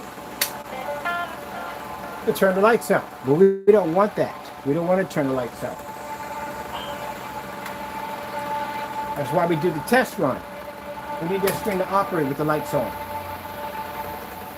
This gives us an idea of what we're doing. So anything I see in the technology that I do into advanced color, color's good on it, but we can do better with color, a lot better. And definitely heightener. Heightener is definitely needed. So we usually do 5s. This one's going to be a 7.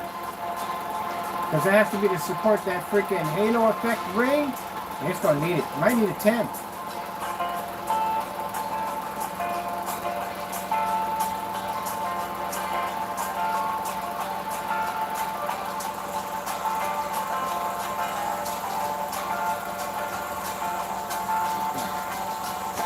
Now, the test demonstration is going to be like this? No, not at all. Test demonstrations, I usually don't say nothing because those demonstrations I send over to other people. This is just a test run. Find out exactly what this thing is doing and what we need to do. It's a heightener needs to be upgraded on it. So we're going to bring the heightener up to a 10. Is it needed for a 10? No, we can do that at 5, but I want to make this thing berserk. And I'm going to definitely increase the power capabilities on it. Does it need it? No, but we want it on the go. Hello, Mr. Charleston Chew. What are you doing over here? Looking all extra special. Give me a minute, Charleston Chew. Here, you take that. I gotta strip all this stuff down.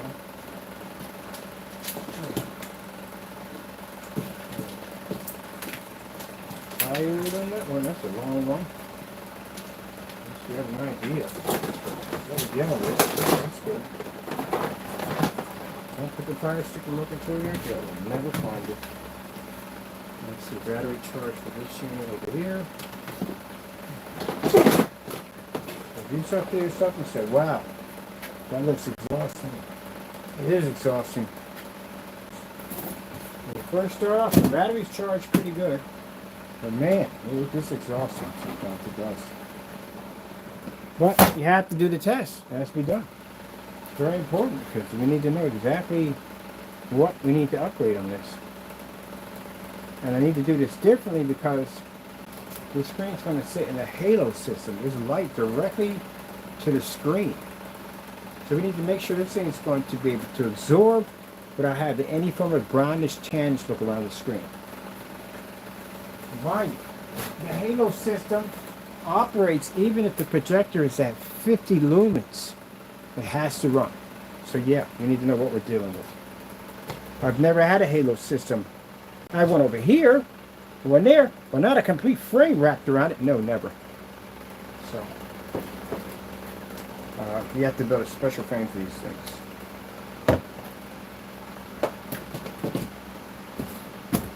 And also too, we're going to show you on the website the blueprint how to build one.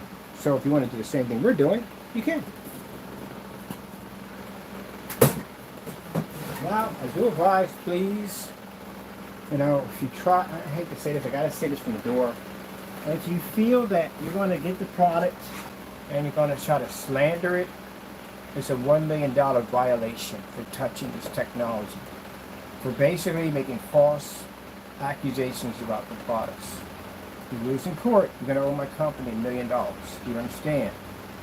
So if we see demonstrations where people are mixing black paint and doing all this stuff in the day, try to make the product look bad, I will come down to your jurisdiction. I will come to your state with my attorneys, or have an attorney, I'll send an attorney down there, whatever has to be done, or I'll hire an attorney in your state, whatever got to be done to make sure those charges will be filed within your state so we can swear a warrant for your arrest, bring you in, and go through the whole process of everything you need to do to get you arrested in court for committing fraud against my company and suing the daylights out of you. I'm not talking about those jokers. Those jokers are already taken care of. They're already facing charges already, so they're going to be ready to go soon. But anybody else decides to go down that road, any company is going to do that to you. Any company. If you do that to their product, they're going to come after you. So, respect the product, enjoy it, and if you don't like it at the end of the day, it's not your liking, I got no problem with that. You say, hey, I don't like it, it's not for me, so that's your opinion. It's freedom of speech. I got no problem with that. I support you 100% on that. But if you're putting black paint into it, and you're making false accusations, we're going to request that product to be shipped back to us for testing. And again, this is going to get you in a ton of trouble. We find YouTube videos that you posted, slandering my company, it's going to be $1 million lawsuit in civil court. So, just don't do dumb stuff, that's all. Simple and plain. But we know we get people out there that are jealous and upset by our products, and they feel the need to go in and do this stuff to try to slander our company. These are the same individuals that are going to be sitting there fighting to keep themselves out of jail, and also too paying a lot of money up to my company because they committed these acts. And just so, gentlemen, remember Mr. Adjutant Fernando, remember the attorneys that contact you on the cease and desist order? There was a gag order in there. So in that gag order stated that if he mentioned the company, the name, the lawyers, and if he had basically used any form of that material for his site, they would have sued him. That's the same thing what you're going to get. You're going to get these gag orders going to come through. You mention, you talk, you try to use anything for publicity, you'll be taken into court, you'll be sued again. I'll show you the document. You know, my man that backs everything up. But yep, that's what they'll send out. Now, I think before we get down that road of taking you to court, I'm going to send you a cease and desist order. Telling you to pull the videos down, whatever, so on, so on, so. And if not, we go from there, we take you to court. Mind you, once that letter reaches your destination, it shows in the court that you are fully knowledgeable of your actions. No attorney's going to touch you to fight your claim at all, period. So, we work hard to make sure our products work for our customers. We put a lot of time and a lot of work that other people won't do. And people shoot these demonstrations because they're purely jealous of what we do. This will cost you. So don't do it. If you sit there and say, well, you said that about my product, we've seen you do it. That's the difference. We've literally seen you do it. And then when we came to buy the product, you canceled. So what am I supposed to do at the end of the day? Huh? This stuff don't work. If it did, we would have it over here for testing, which we don't have it because you canceled the order. So, pick a side. No more crazy. Which one you want to pick? Gee whiz. You want to act crazy, you want to act normal. Come on, pick one, please. Stick to it. Something. Oh, what is that? Alright, let's see.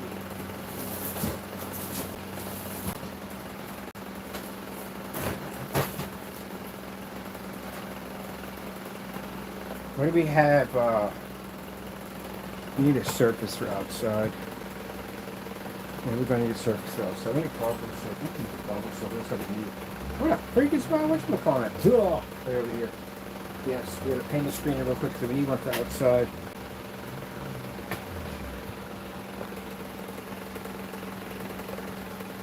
That space about it, it's all, you know. I gotta do testing against other people's screens, and I keep it fair and by the book. We put you through the same testing to put our stuff through. I'm not going to put you through something my screen's not going to do. That's not fair. So if you can't handle our basic testing, what are you talking about on camera? What are you talking about?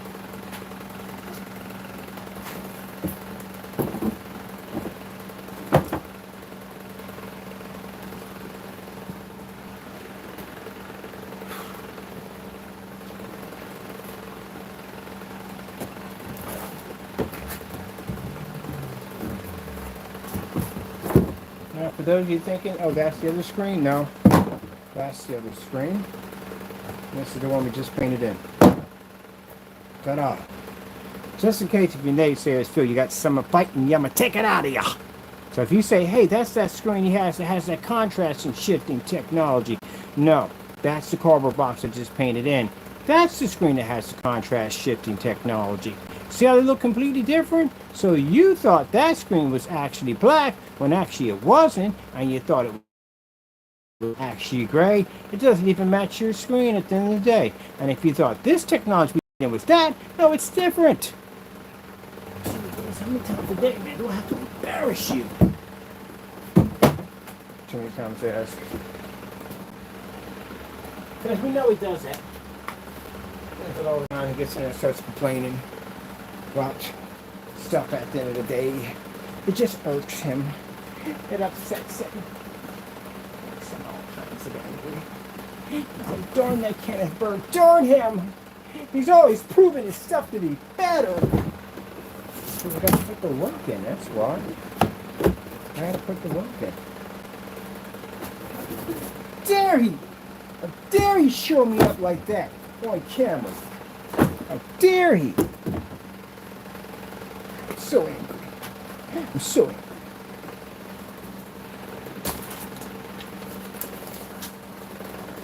Wait, we didn't put so much energy into being mad at me all the time. I wouldn't have to talk like that every day. Let's put some stickers over top of this, because I got some things in here. I wouldn't have bought, don't do this at all, please. This is a test surface we're using for outside, so please do not do this.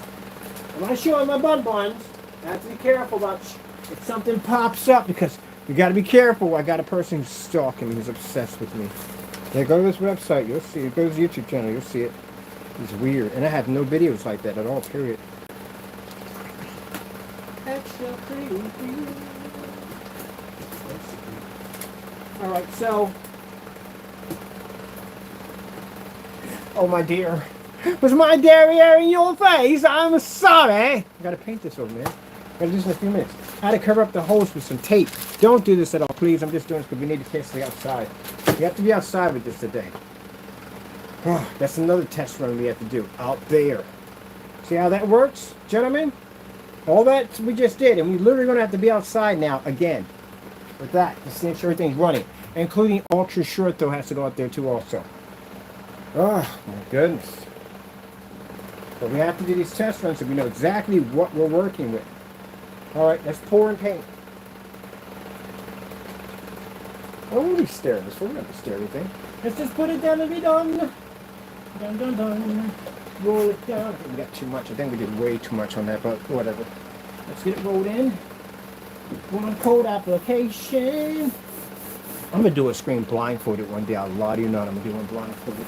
Just to show how easy it is. So I can blindfold myself and do the screen. It's going to be paint everywhere, just to let you know. I think you can do it. You think I can paint a screen blindfolded? I think you can do it. I'm going to try paint spray. Can I paint spray a screen blindfolded? I don't even know. We don't even know. Can you do it? I don't even know. You can just go in any direction you want. Watch this. Watch this.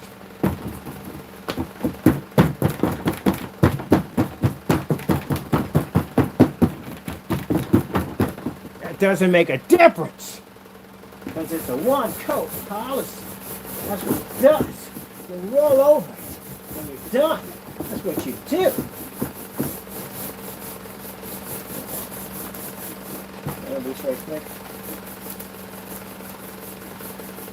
Just roll it and forget it.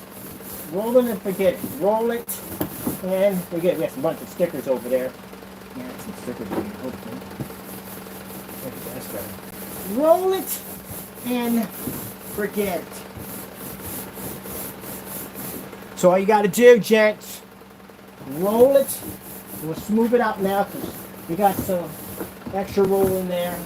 That's basically about it. Roll it and forget it, and you're done. That's it. That's how easy it is to do, ladies and gentlemen. Cool, man. Diddy right there for a minute. Get that corner real quick. Roll it and forget it, and you're done. Multi-code applications? No. I gotta get somebody to do me a commercial like that. Like multi-code applications. Put a big old no. Crazy instructions? No. Insane light roll, heavy roll, light roll? No. What do? Paint it and forget it. Hey, I'm tired, man. You gotta have fun. Do you have to stir the container when you get done? No. No, you don't have to stir the container. Paint it and forget it. That's all it is. I'm sure I'm going to do an info commercial. I'm going to do one. I'm seriously. I'm going to have a guy come out there with an Aga sweater, like, got the crowd out there, like, well, what do we got here, Ken? Well, what we got here is we got a projection screen that you can paint on with a roller. Is it hard to do? No. No instructions needed. Literally, your kids can paint the screen. And I got to put this wink down to go wink. You know, like a wink, the sound effect in the background. Like, wow. Really? That easy. And you can paint it up to a 150-inch screen in your home with the lights on. Did you say with the lights on? With the lights on. Did you say with the lights on? I so help me God. Oh, remember that on Cat in the Hat? If you remember that part right there. Lights on. Watch it. Are the projectors expensive, Ken? No. Actually, projector we're using costs us $10. You've got to be kidding me. I think you're lying. I'm not lying. $10. Look at what we paid for. Audience. Oh. Clapping in the background. Then we come in and we paint the screen in and I go, that's it? That is it. We are done. Drying time takes no time at all and the image looks absolutely incredible. Then get that cling. Operators are standing by. Yeah, that easy. I'm gonna definitely do one of those. Definitely do one of those. And like Oprah, I'm like, check under your seats. There's a 2-quart container of our amazing big ounce 64 ounces, because we give out more paint for a less price at a better performance than anyone else. Yeah, because we're actually giving out more paint for a less price. Yeah. Yeah. A lot of you know, I'm going to do the jog over, and they do the jog over real slow, and they jump in front of the crowd like, yeah. I'm going to do one. I'm going to do a little info commercial like that. Have some fun. What about the competition, Ken? Competition? There is no competition.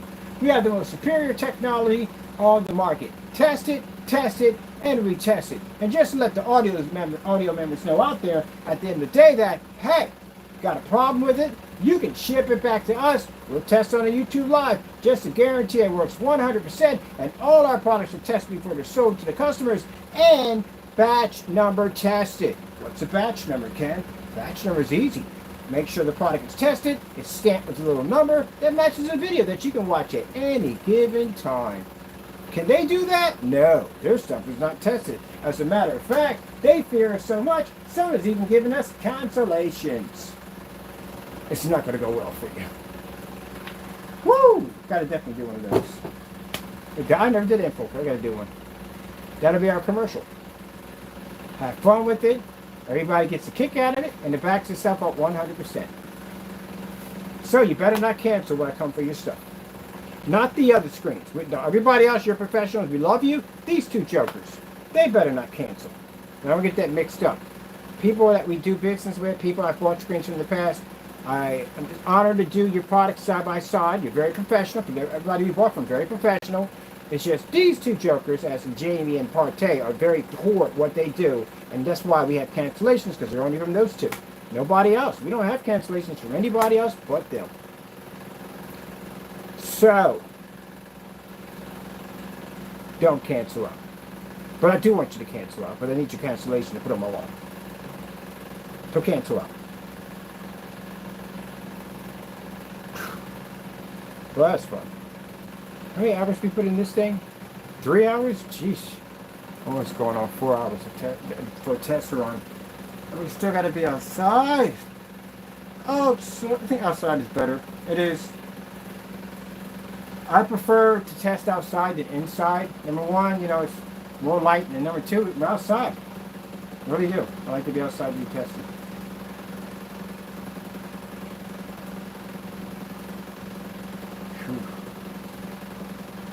Now I got the song playing, Sunshine Day by the Brady Bunch in my head.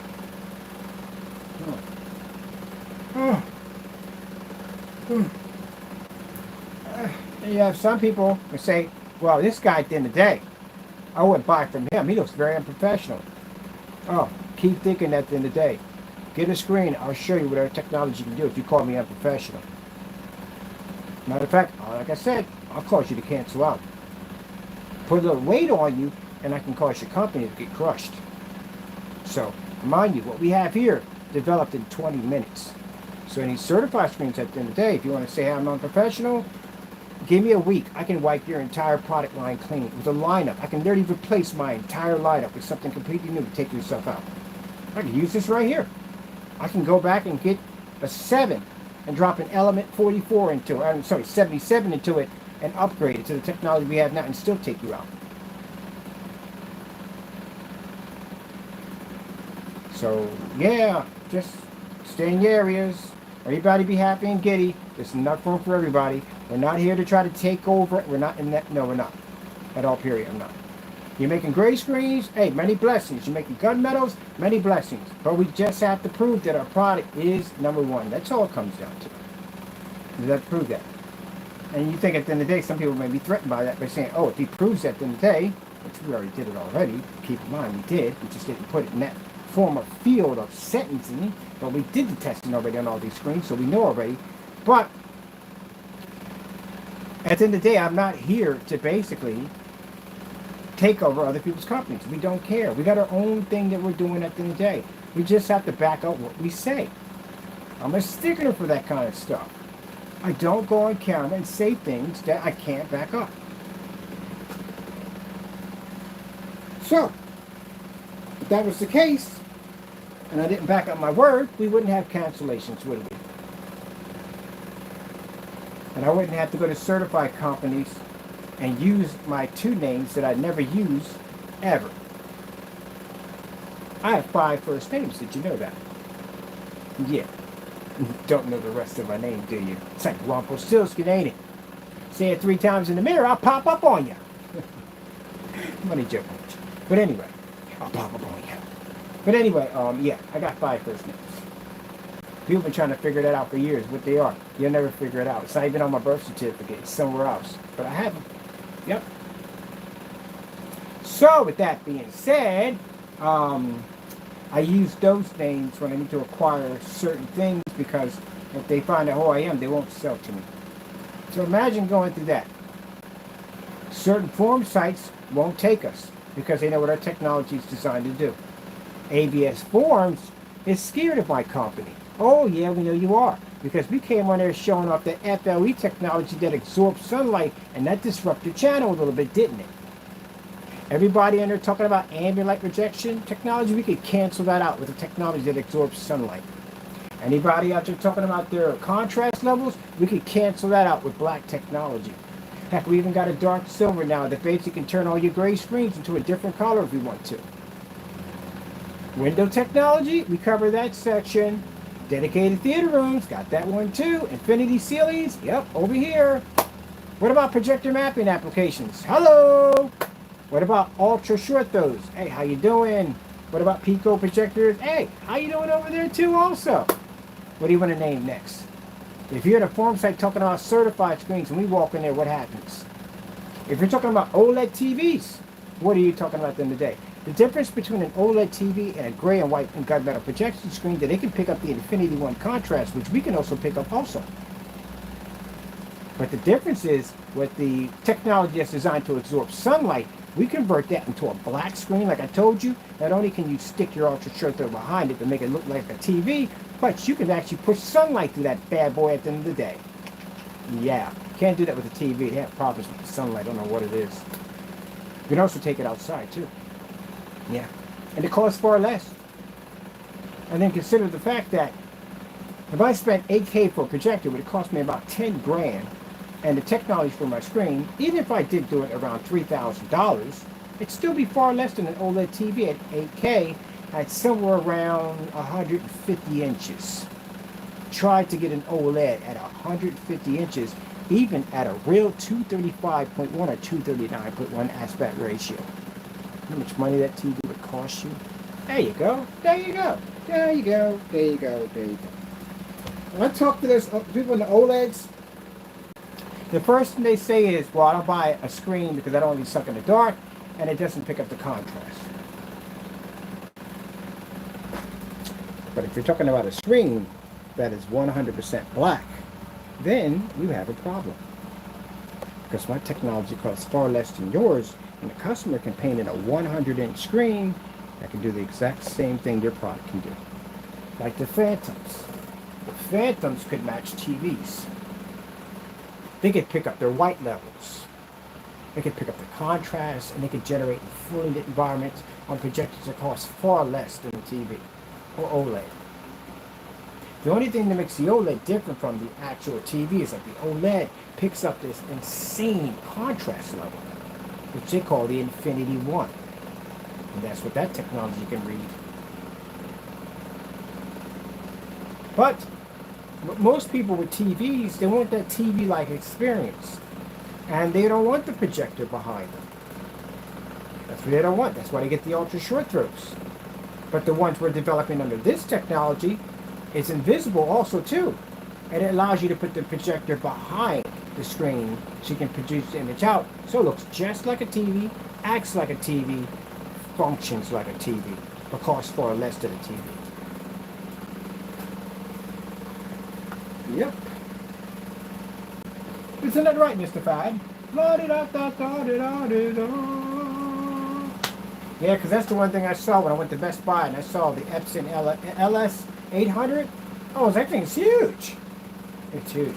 All of them are huge. All of them. The P1s, the P2, they're all huge. I don't want that freaking eyesore staring me in the face. That's why they make this beautiful cabinet that you can stick it into, and then you can cover it up, then you don't want to see it if you're not using it. But you still got to turn it on. You still got to see it, right? Yep. So imagine a screen that basically covers it up and makes it look absolutely incredible. Yep. And pretty soon, one day, we get around to it, we'll have a screen that you can take out of a box, connect the little stands on it. It's completely see-through. Well, not see-through, it's black, because you don't want to see that projector on the other end. Stick your projector behind it, turn it on, and boom, there you go. Now you got an ultra-short throw projector that not only reacts like a TV, but looks like one, without having this big, bulky piece of furniture staring you in the face. And look at the naysayers sitting back there like, wow, I wish we thought of ideas like that. Buddy, the screen paints, yeah, we got that nailed down pat. Once you reach that era right there, the next stage is changing the physical design of the screen itself. So it performs much more efficient with the technology that you engineered to go with it. That's why I said at the end of the day, we're on a different level than you are. We're still stuck to prehistoric stuff at the end of the day. Oh, we had fun here, did we not? We had fun. It was fun. We spent some time here. We got to know each other. We had fun, right? Everybody had fun here? Yeah, we had fun. Yeah! Oh, man. Nothing dead serious. I have fun with you guys all the time. I do. I have fun. Don't think I'm being sarcastic. I'm not. I'm literally, this is me every day. This is how I am. It's my personality. It's not me being sarcastic. It's just me. This is just how I am. I did try when I first started my channel to try to come on more professional, you know. It's not me. It's just not me. I gotta be me at the end of the day. That's what I gotta be. Heck, I can come out there dressed like Batman. I'm not wearing a clown suit, but I can come out there dressed like Batman. Anything I want. As long as at the end of the day I can back myself up. That's what it comes down to. I can show up at a board meeting with some giant Ronald McDonald shoes and a giant wide tie with a flower that squirts water. As long as I can walk in there and back myself up 100% and leave them up there going, oh my goodness, this stuff is actually impressive. There you go. Doesn't really make a difference. At all. It doesn't. Woo! I swear, it's the one thing I miss about Philadelphia. It's the fire hydrants. That's the one thing I miss. But I got to be out there today to do a little daily walk and talk. Boy, yes, it was pretty nice. What do we got for the day for temperature? All right, people. As you saw, we did a couple of paint down demonstrations. Screen dried. I don't advise you paint no stickers, but we just need this for outside. So it's dry already, but we need it for outside. So that's what we need it for. But don't advise you have to paint over stickers. But you see how beautiful and beautiful it looks? It's gorgeous, isn't it? People want to come over to your place, get a piece of plywood. I'd rather, this is a very heavy piece of wood. We get a piece of plywood from Home Depot and just coat over it. Or just go pick up the wallpaper surface we get over there on Amazon. They're like $28. Coat over that, spray over that, whatever you want to do, and that's it.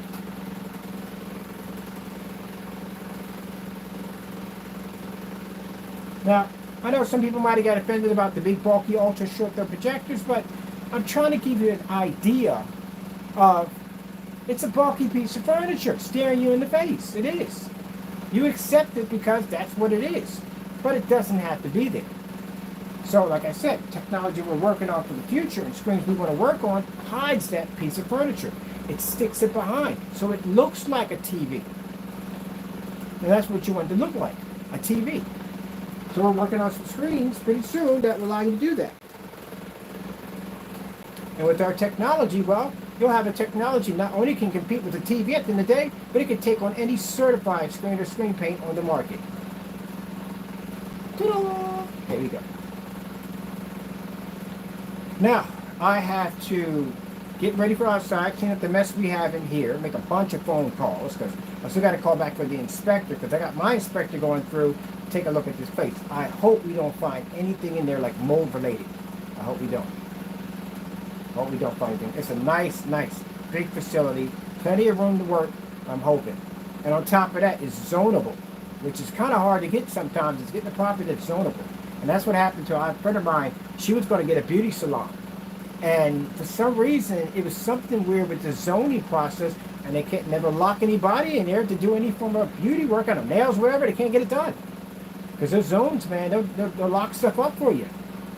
So, yeah, it's zonable. We're lucky it's zonable, but the only problem is I got to find on my end, we have to bring another inspector in to go through the building, and then we have to go bring my inspectors to make sure there's nothing in there waiting to kill me.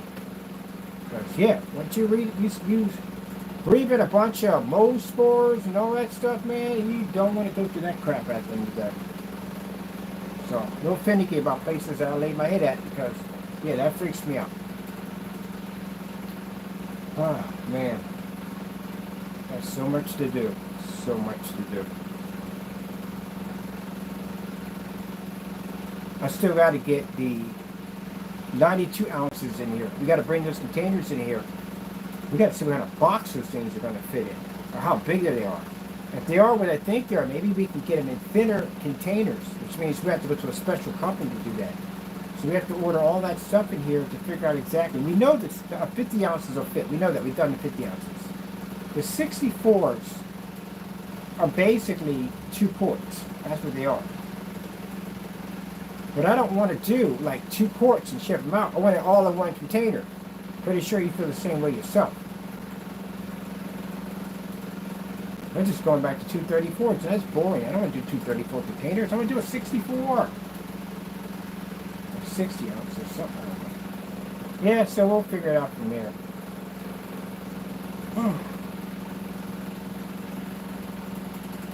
Alright, people, I'm tired. I'm going to get a cookie. That usually charges me back up again. And I hope you enjoyed the demonstration we had to go through. This is for part 2 because we have to go outside with it. And we'll be doing some paint down demonstrations for some fixed frame screens, motorized projection screens, you know, stuff like that. We usually do glass, plexiglass, wood, brick, whatever. Then we get our hands on, we just encode up a bunch of stuff and just turn them into screens. And as I told you before, the invisible version, there's 2 versions of this. One version is invisible, and the other version is the roll-on. Now, is it going to be charged separately because it's invisible?